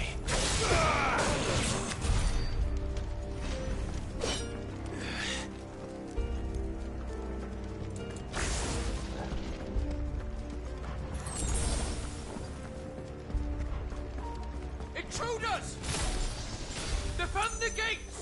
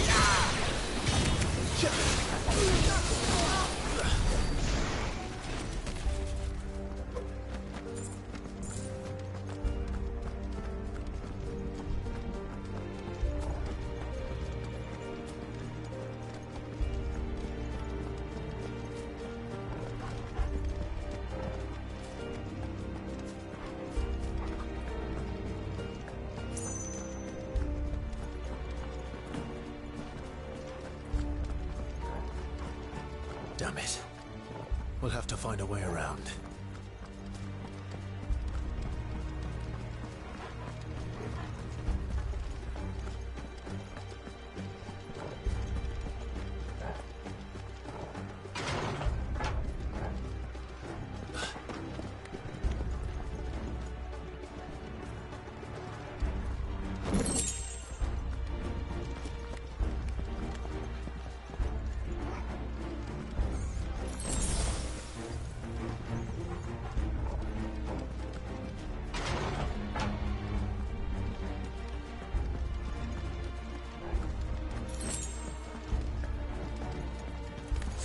In the name of His Highness!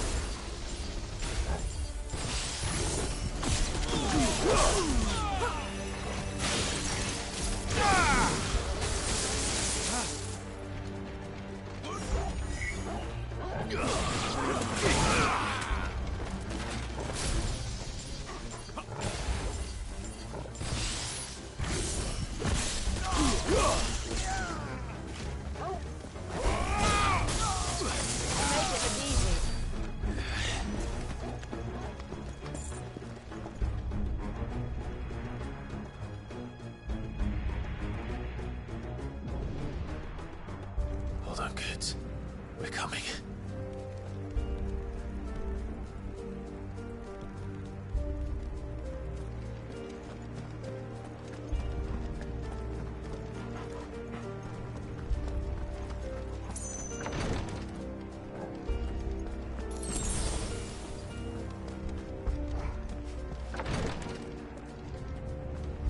Who goes there?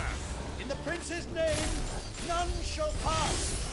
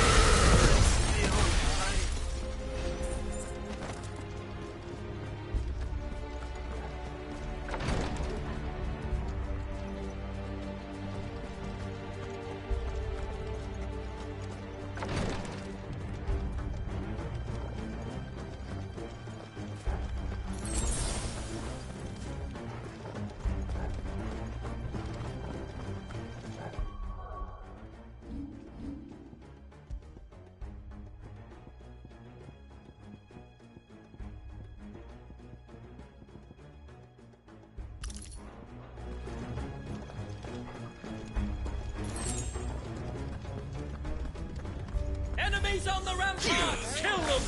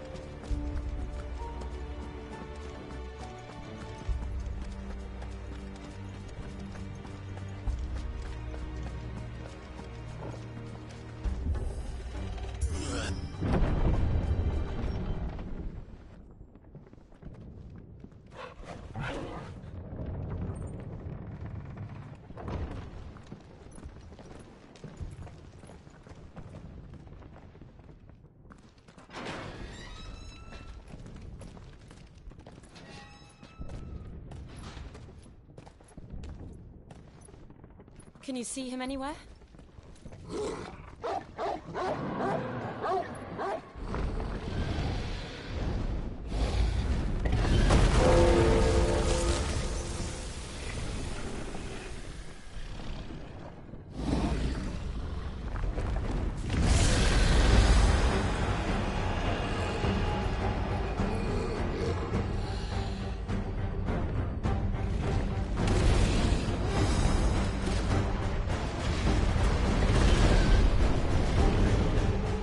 It must be one of the Dragoon's pets.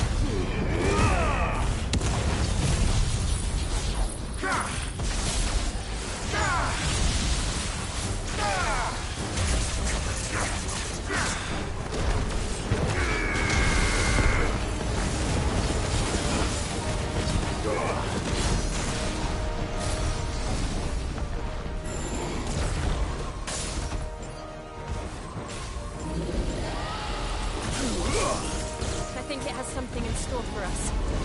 Get ready to move. Nice try. Come on. Take this.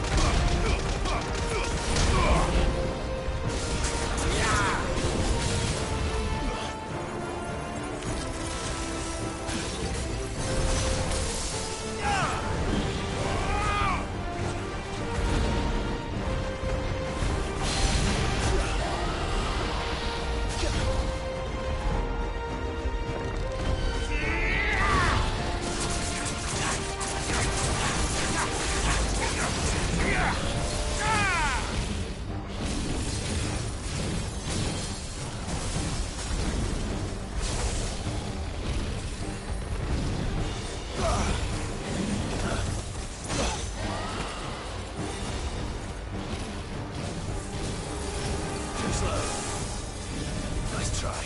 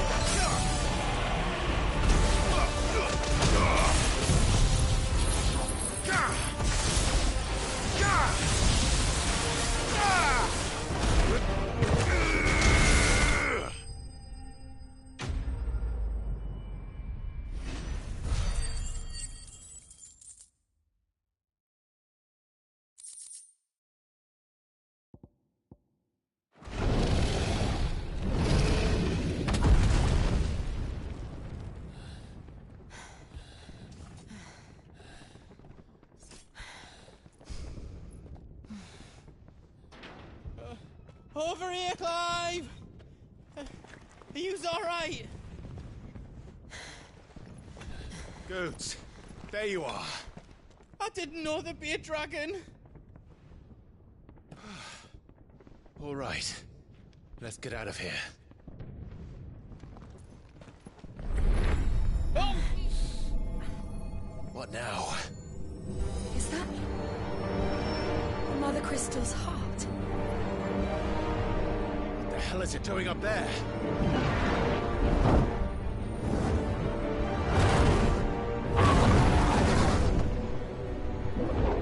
Bahamut.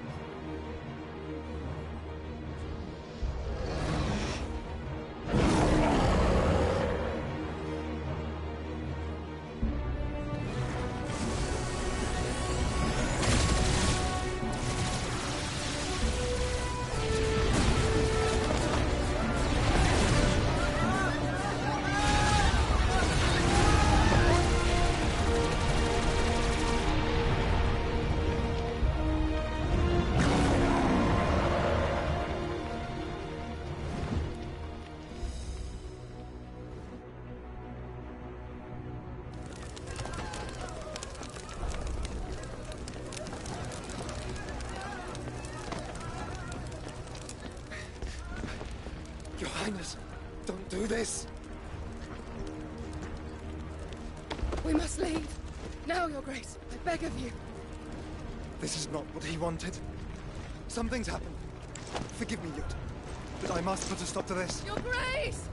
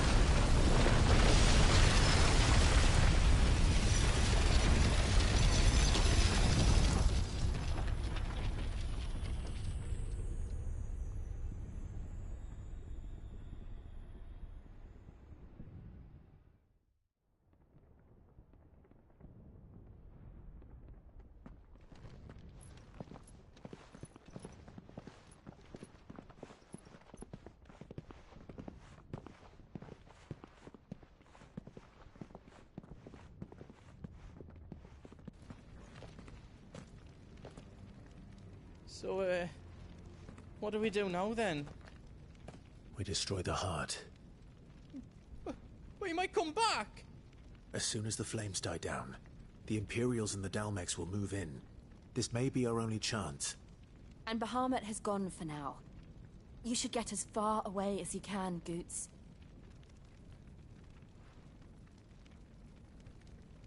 What?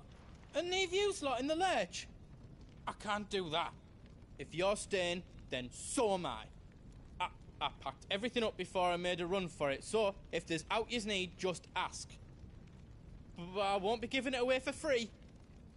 Nan'd never forgive us if I did. Thank you, Goots.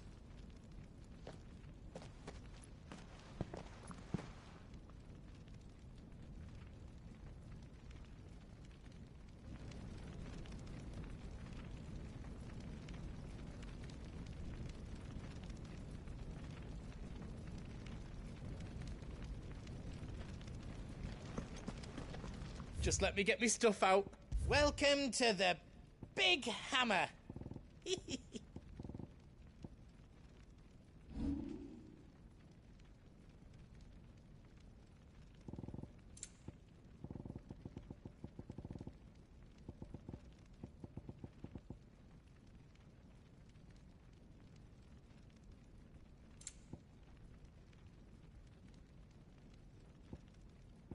You don't want me to make yours out else?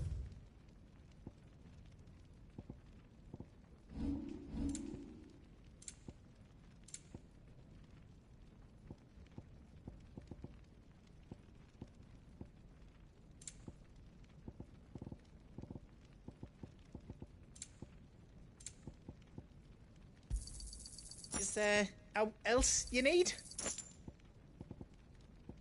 All done then? Good luck, Clive. You be brave now, boy.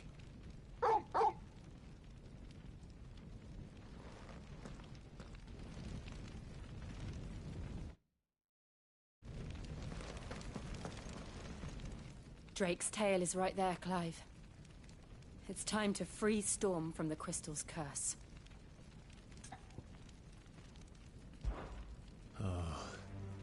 It's past time. But remember, Bahamut is still out there. And I dare say we'll be seeing him again before the night is done.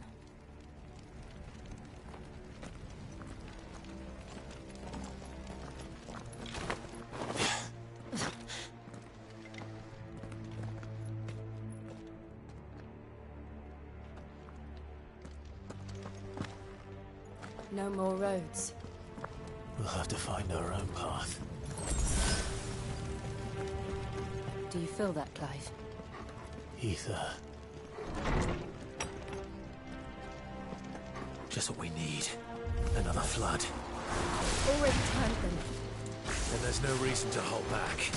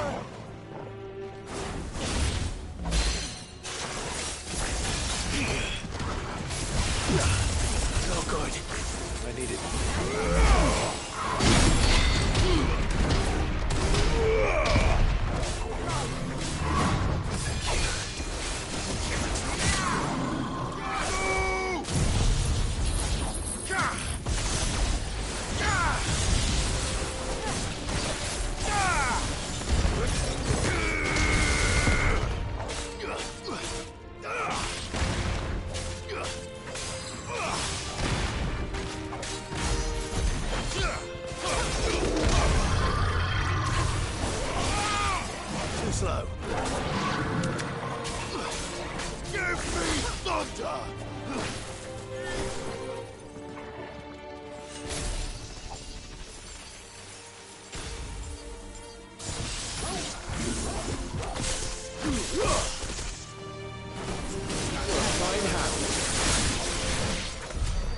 must be a way to climb up.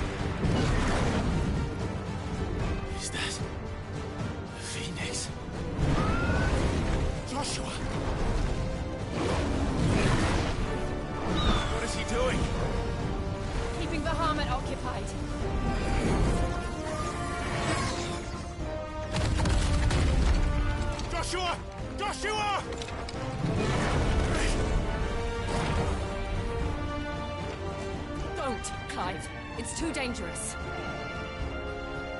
Fuck. Hold on, Joshua. I'm coming!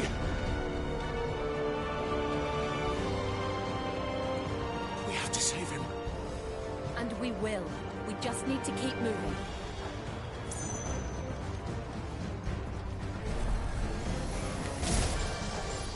Them again.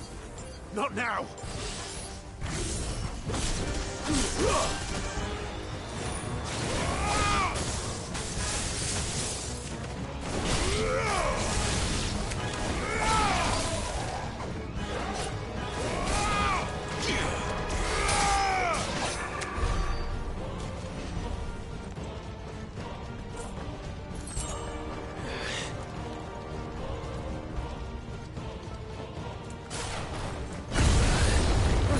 What was that?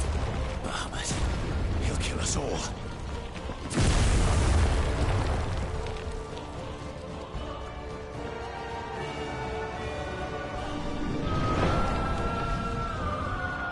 There he is. Joshua! I'm here, brother! Clive. He can't hear you. Joshua! They're heading for the heart. And so should we.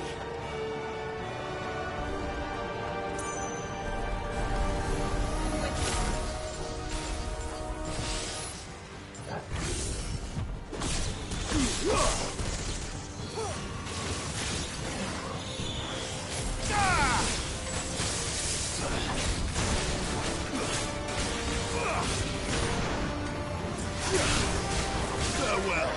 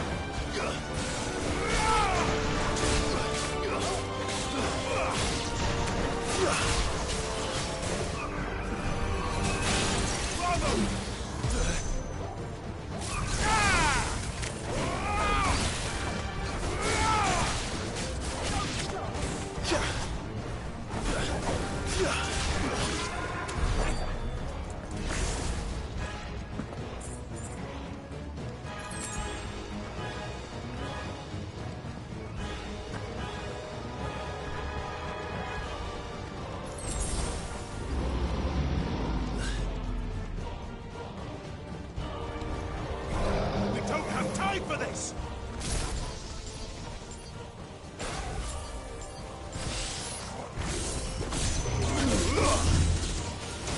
Nice try.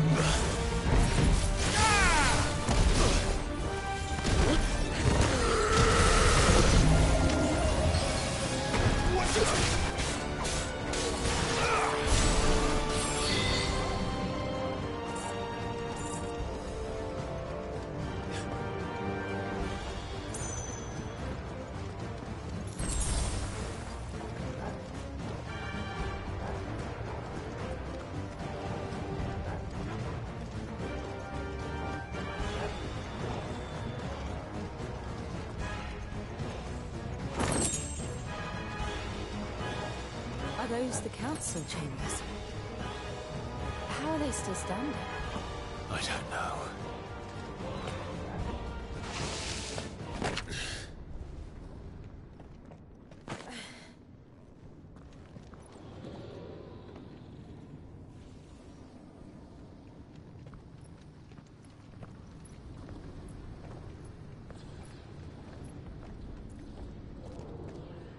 He'll be all right, Clive. He's a survivor. We're getting close.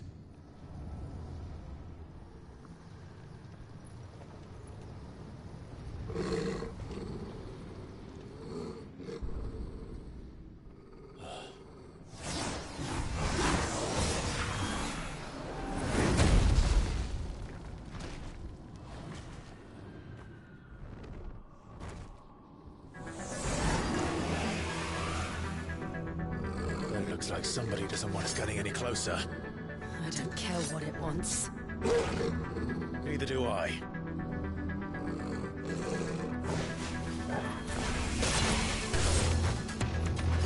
Soil and stone!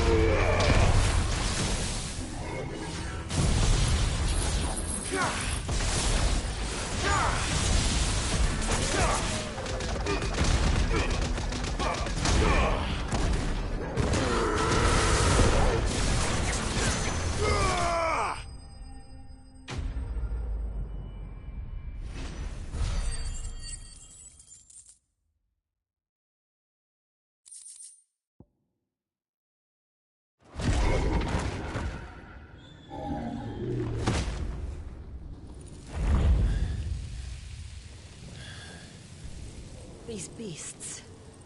they're getting stronger. We can think about them later. Right now, there's only one thing we need to focus on. The heart.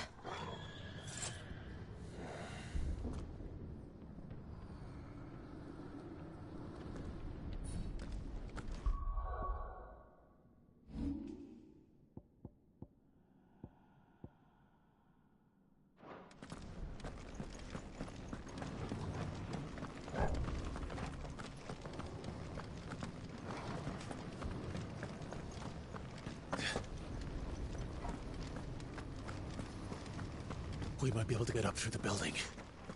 It's worth a try.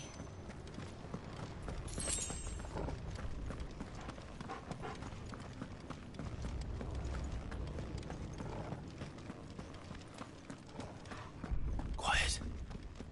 There's someone up there. Is someone there? Mother. It's you. What happened here? He tried to take him from me. Oh, my boy. My darling boy. Is this the child you made with the Emperor? Why, Mother? Why did you betray us all? You have no right!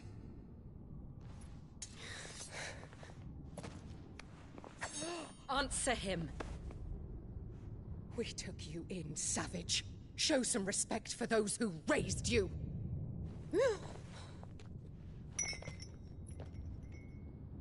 Honorable Elwyn, always thinking of his precious homeland.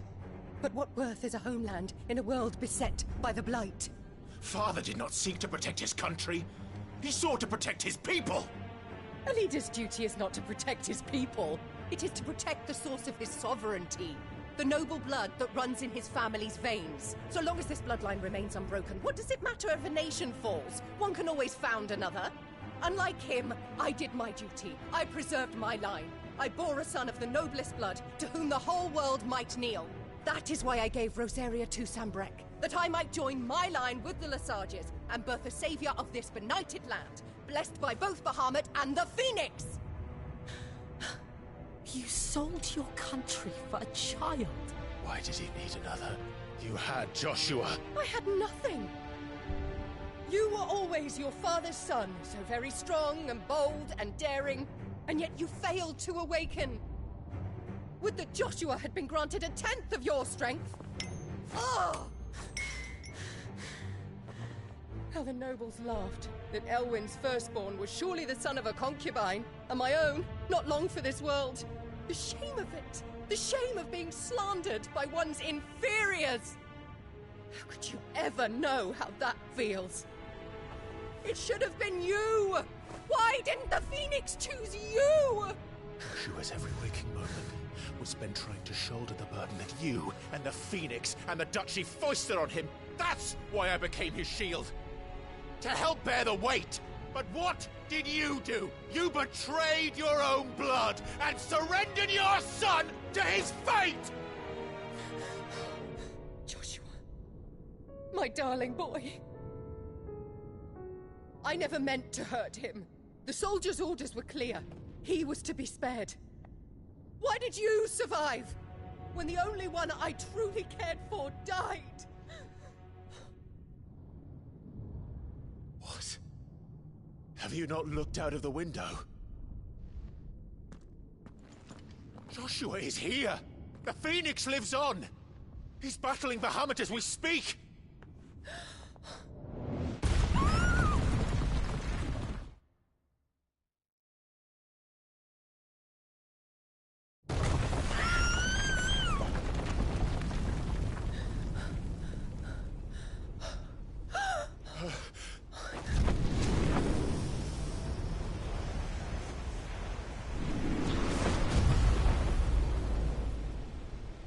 Joshua! Wake up!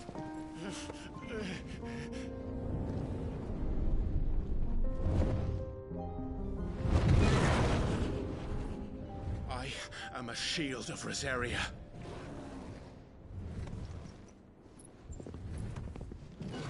And I will do my duty.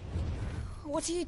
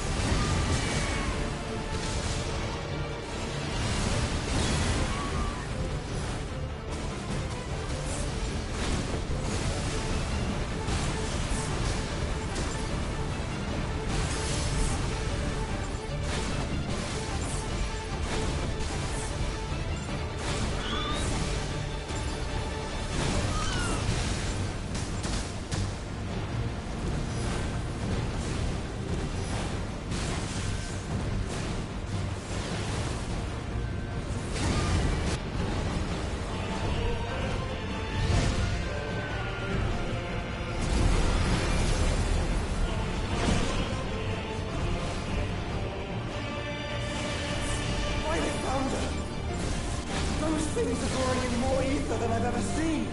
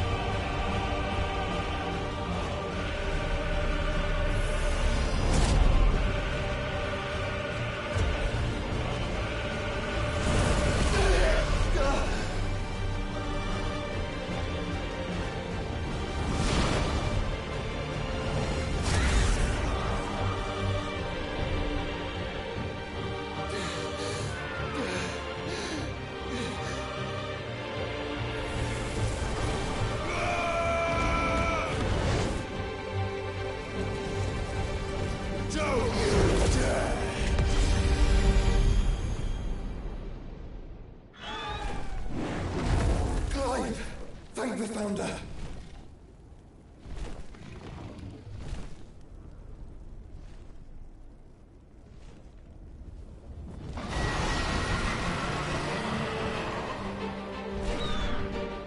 It's now or never, Joshua.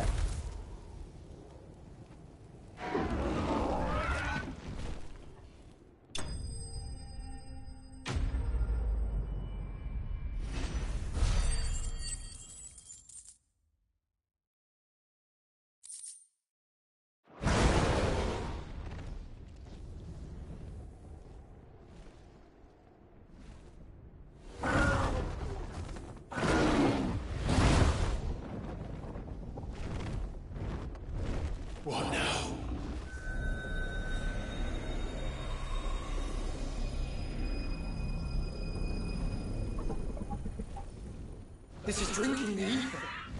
We have to stop him.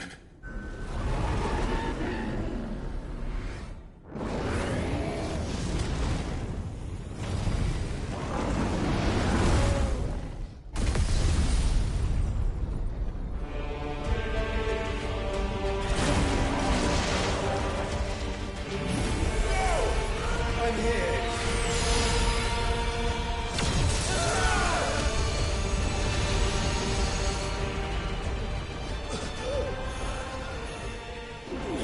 Joshua, are you all right?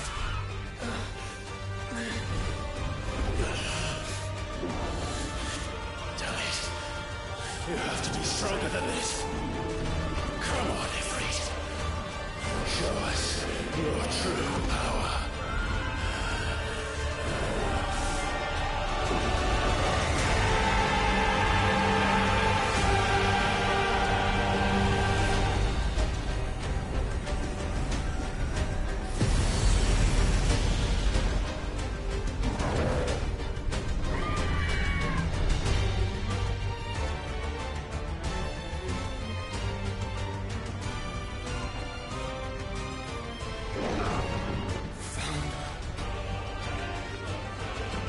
If we become one, This will be enough. We can do it, Clive. we can, and we will, together.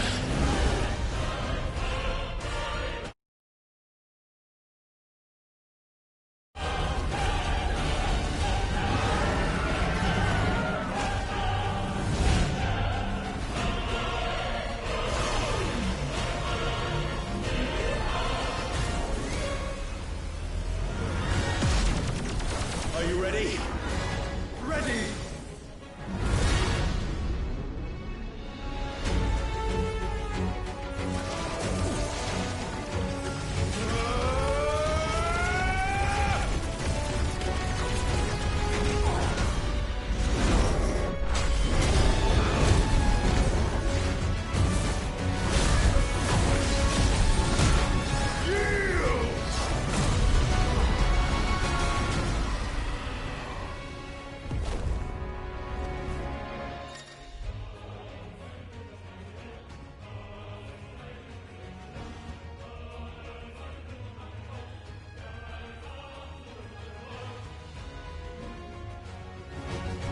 How can we hope to match such power? By trusting in our own.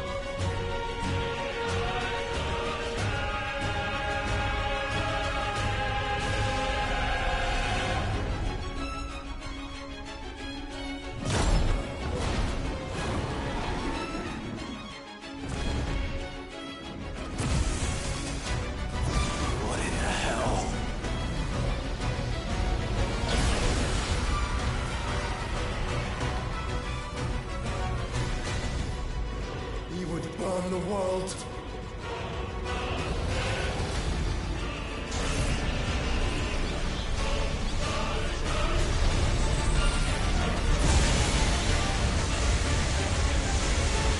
Not today.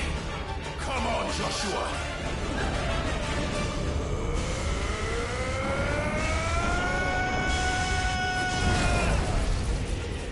This ends now!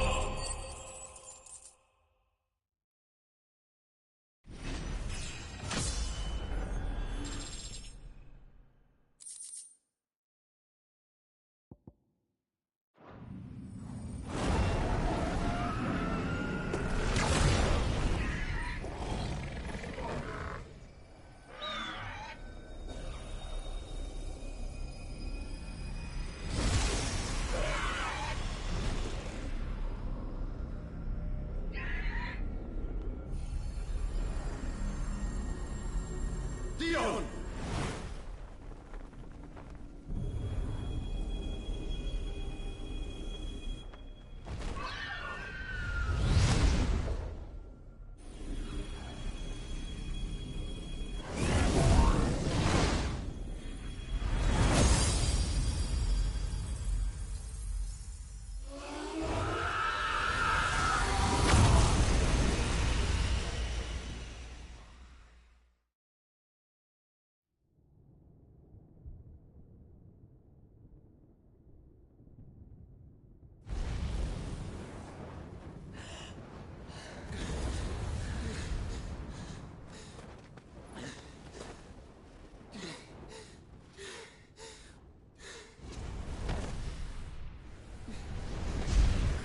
Joshua! Clive!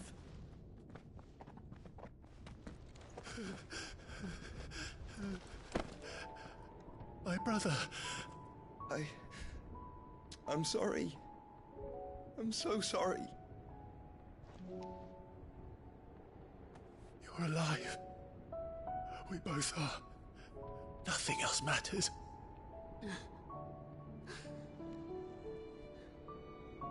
I never dared hope that I would see this day.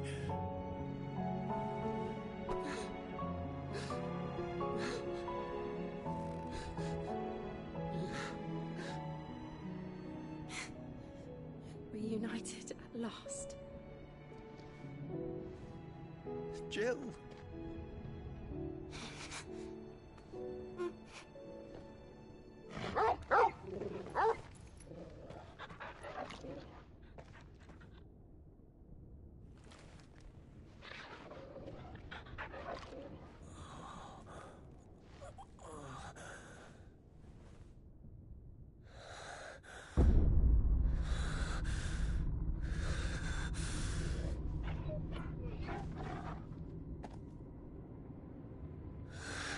This is for my father!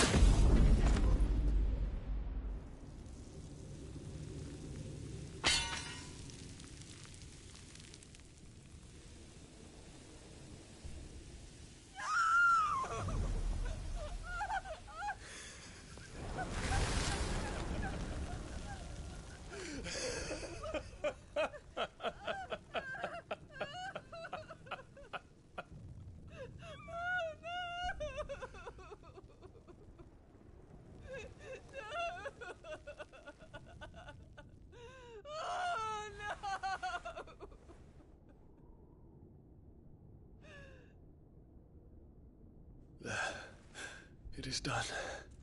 The demon that would tear our House of Bard is no more. Father.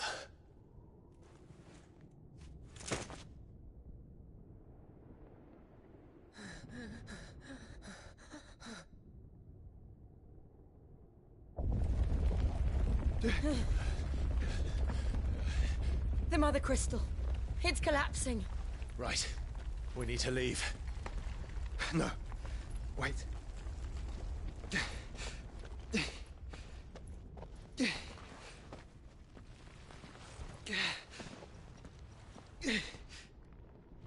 I owe him a debt.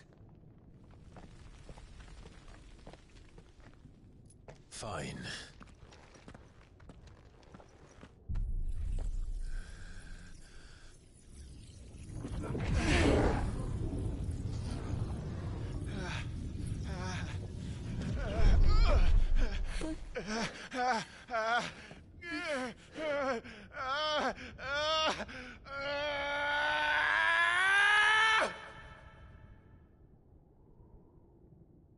You there.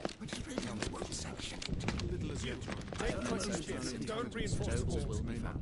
Situation. Report, Captain. It could be fires of spread. Can nothing be done to call them off? I regret not, Your Radiance. The Dragoons answer to none but His Imperial Highness. The Council is powerless to intervene. We're hearing reports of rebel Madness is this, Dion. throughout the neighboring districts. Focus all efforts on extinguishing the fires around the capital. The city can wait. Don't dally, man, go! Your Radiance. And I want you to find out about the Dalmec's movements. By the light! Dion, have you taken leave of your senses? Call off the Dragoons at once! Fear not. The populace will come to no harm at their hands.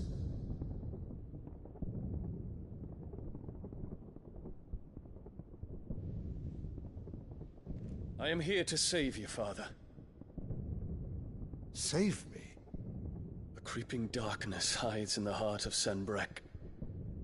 It stems from your wife, the traitorous Annabella.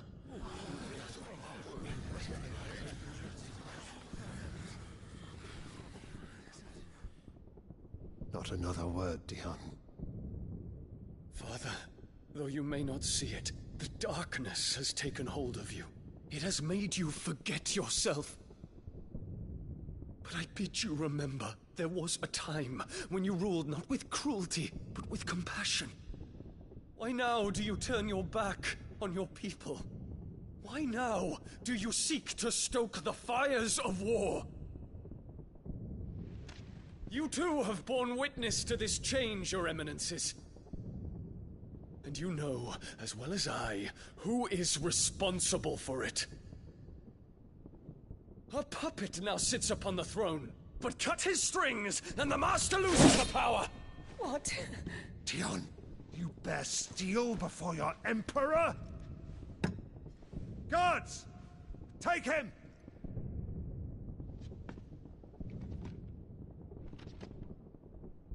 For every citizen who falls, another can be bred. For every home that burns, another can be built. Those were your words. But when the last of your citizens has fallen, and all of their homes have been reduced to ash, what will become of your empire, of its rulers, of your god? As the Mother Crystals crumble one by one, and the Blight sweeps in to claim all that we hold dear, our people look to their Emperor for protection. Yet he labors not to secure their futures, but to seize what is left of the twins for himself! Even if it should come at the cost of everything his loyal citizens have labored to build! Dion, you must understand. A small price to pay, is it not? You've been blessed with great power, Dion. Enough to win me the world. So go, claim Valisthea for me, brother.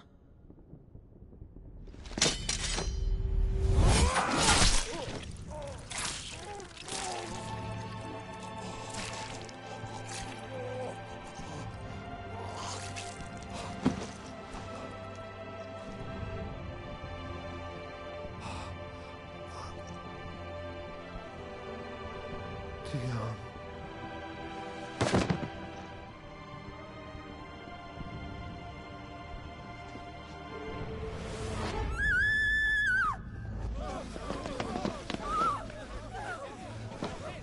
Gods! Gods! Father. Poor father. How he doted on his children. That he would die to protect me was plain. It was but a matter of when. You planned this? You did well to endure so long. But you broke in the end, as I knew you would.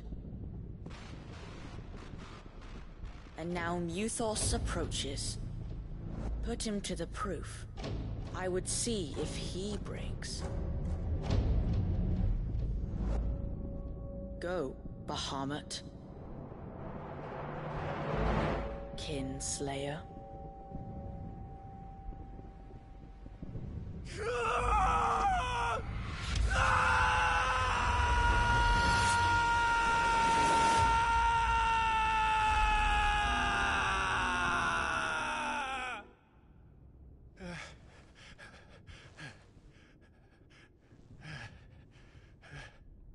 Not again. Brother? It's a long story.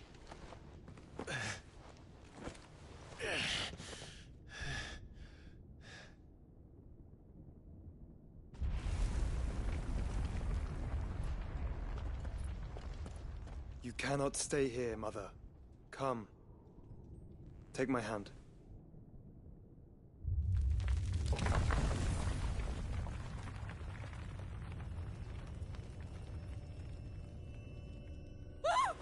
Get away from me! This is all just a dream, just a bad dream! You will not take me, Shadow! You will not take me!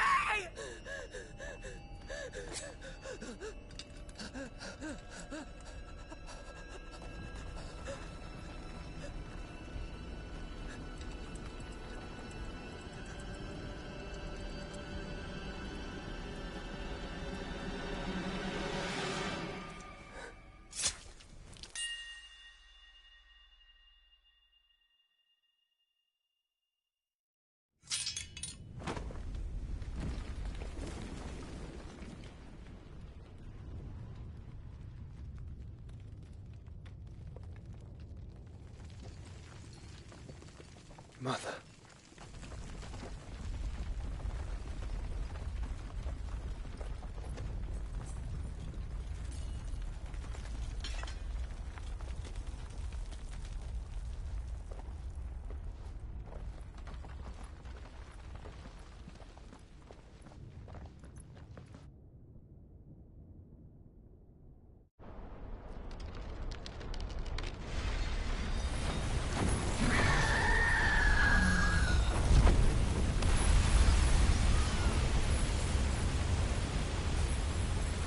If it is consciousness that weaves your wills together,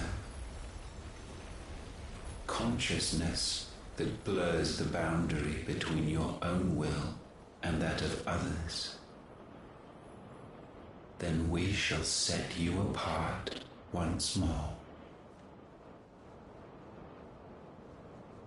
The ties that bind you shall be severed, and humanity return to its proper place.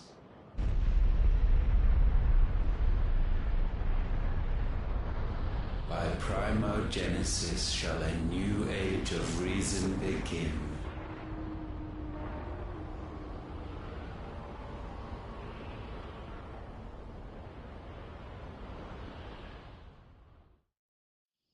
Relax, Your Majesty.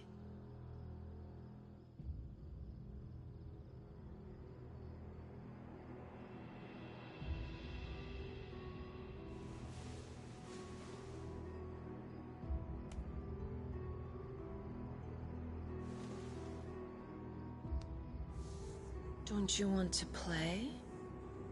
It's been a long time. If that is your wish.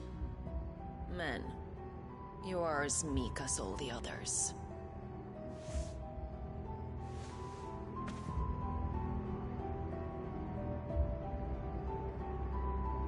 Such feeble creatures.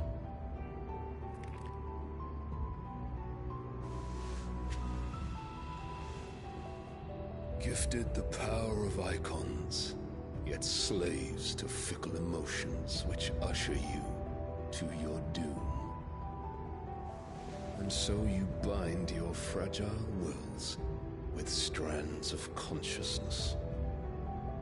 The wretched handiwork of a wretched people. The Sons of Fire were united at last, and for but a moment their flame burned bright. Soon Muthos shall become our perfect vessel. And then shall the world be remade. Not before the bonds are severed, of trust, of respect, of love. Only when every strand of consciousness is cut away, may Muthos return to our side. By primogenesis shall all be undone. Mankind shall be rid of his wretchedness, and Muthos of his will. But while he yet clings to it, he has the power to forge bonds anew, and so we bid you. Find Muthos, and sever every one. To destroy that which has no physical form, you ask the impossible. There is nothing your black blade cannot cut, Odin. We shall unite with Muthos, and bring forth a new world. So long as our vessel remains unclaimed by humanity. It shall be done, Master. My will is yours.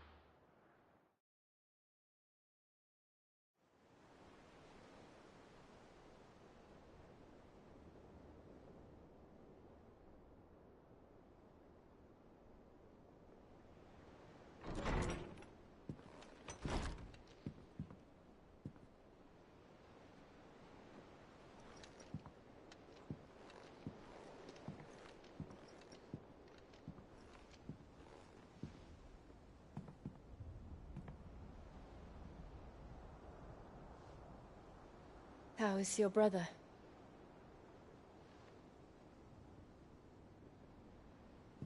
Asleep since I returned from the Dominion.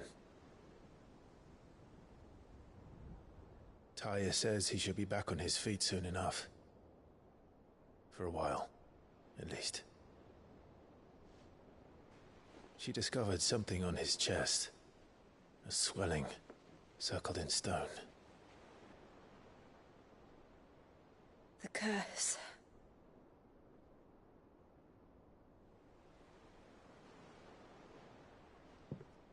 For every mountain we climb, another rises up to greet us, doesn't it?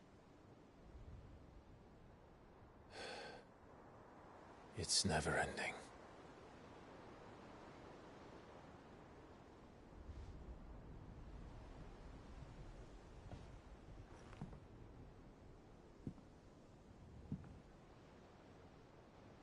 Even the sky seems to have grown tired of it all.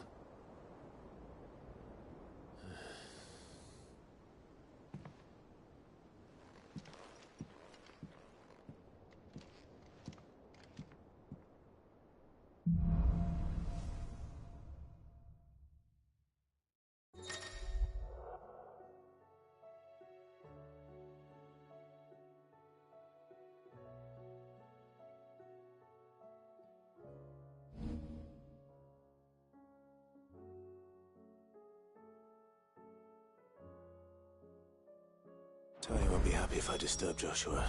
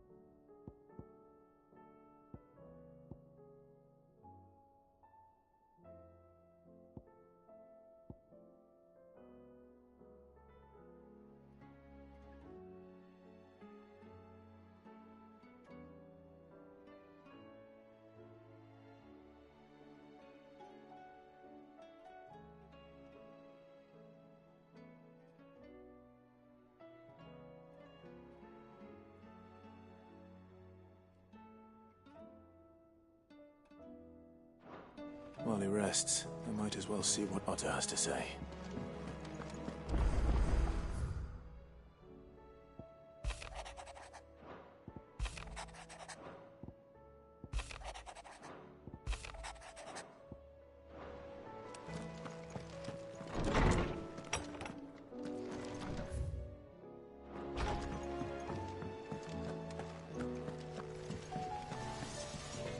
So what do I owe the honor? What do you want?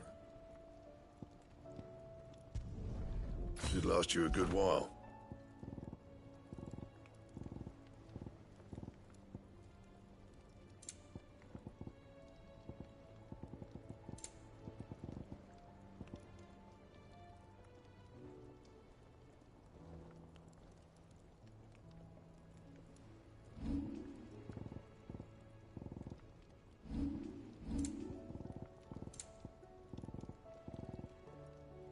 Anything else?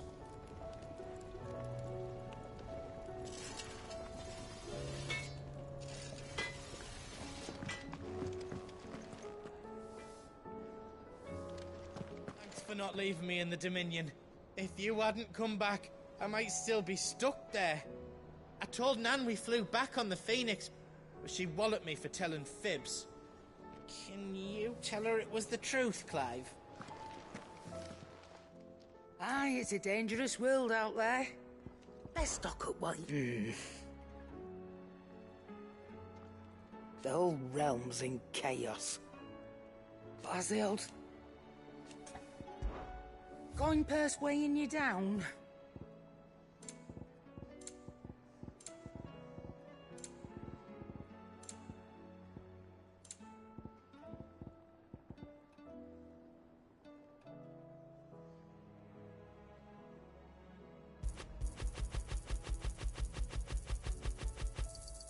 It'd better all be here. Finished, are you?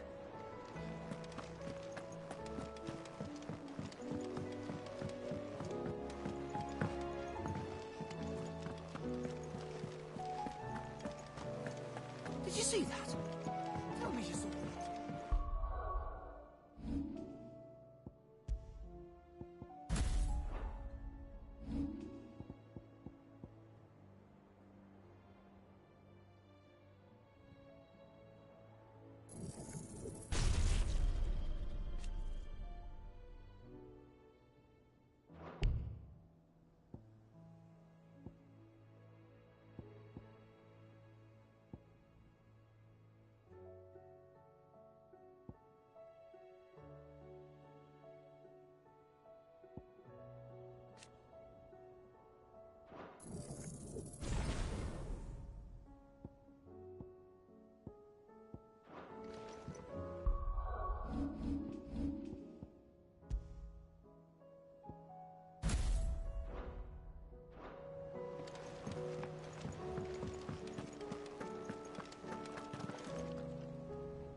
Otto, how fares the realm?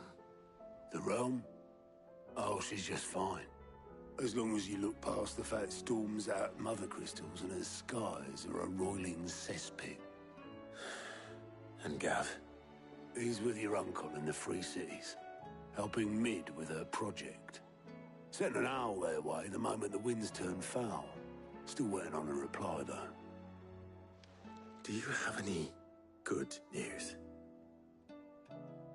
Well, that depends on your definition of good. All right, fine. What do you suggest we do? Oh, no, I'm just a messenger. I leave the scheming to those more suited to the task. Could be that Lady Vivian and Old Tomes have their own thoughts on the current state of things. Could be that they don't. It certainly can't hurt to ask. I suppose not.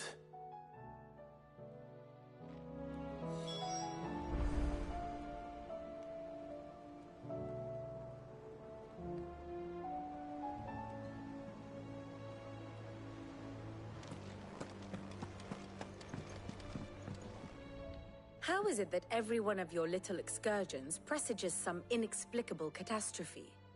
Not that you are to blame for the Dominion's fate. No one could have predicted the actions of the Crown Prince. I'm sorry I couldn't save your home. My countrymen are stronger than you think. A few toppled clock towers won't break their spirits. They'll be back on their feet in no time. I hope so. Look at us. Bluer than a pair of bog crabs. Tempting though it may be, sulking will not help us find a solution to this mess. You believe there's one to be found? I don't know.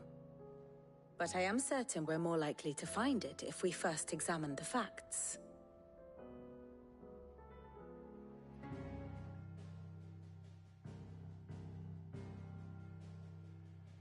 Beneath these darkened skies, fear and confusion reign over Valisthea. Oh, the lands around the fallen mother crystals had already begun to wilt for want of ether. But not like this. Crystals that filled wells and fueled furnaces, now nothing but pretty shards of rock. And those that hang from the people's necks cast nary a glimmer of light to keep the dark at bay. It is only a matter of time before the common folk convince themselves that the end of days is upon us. Yet I fear a swift end is more than we can hope for. While most of the world thirsts for ether, The remainder drowns in it, spawning Akashic in droves. And amidst the hordes of mindless beasts, with magics as like to fail as function, even the strongest nation would falter. Rosaria and the Iron Kingdom teeter on the brink of collapse, while the tragedy in Twinside has all but paralyzed the Holy Empire. Dhalmekia fares little better. Rumor has it the ministers fled the capital after the fall of Drake's Fang, leaving their beloved republic to crumble. Waloed, meanwhile, moves in earnest. The Einherjar has been sighted off Storm. The world, in short, is in chaos. It would seem our civilization was nothing but a castle of sand, to be washed away at the whim of the waves.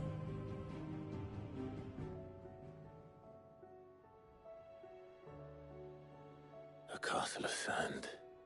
Not my best flourish, but it seemed fitting. The reports I've received are considerably more blunt in their appraisal. Without the protection of their nations, it will fall to the people to defend themselves against those who would take what is theirs.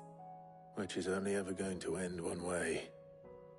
Defending a farmhouse against a band of chocobo thieves is one thing, but pitchforks and palisades will do little to stall an army's advance.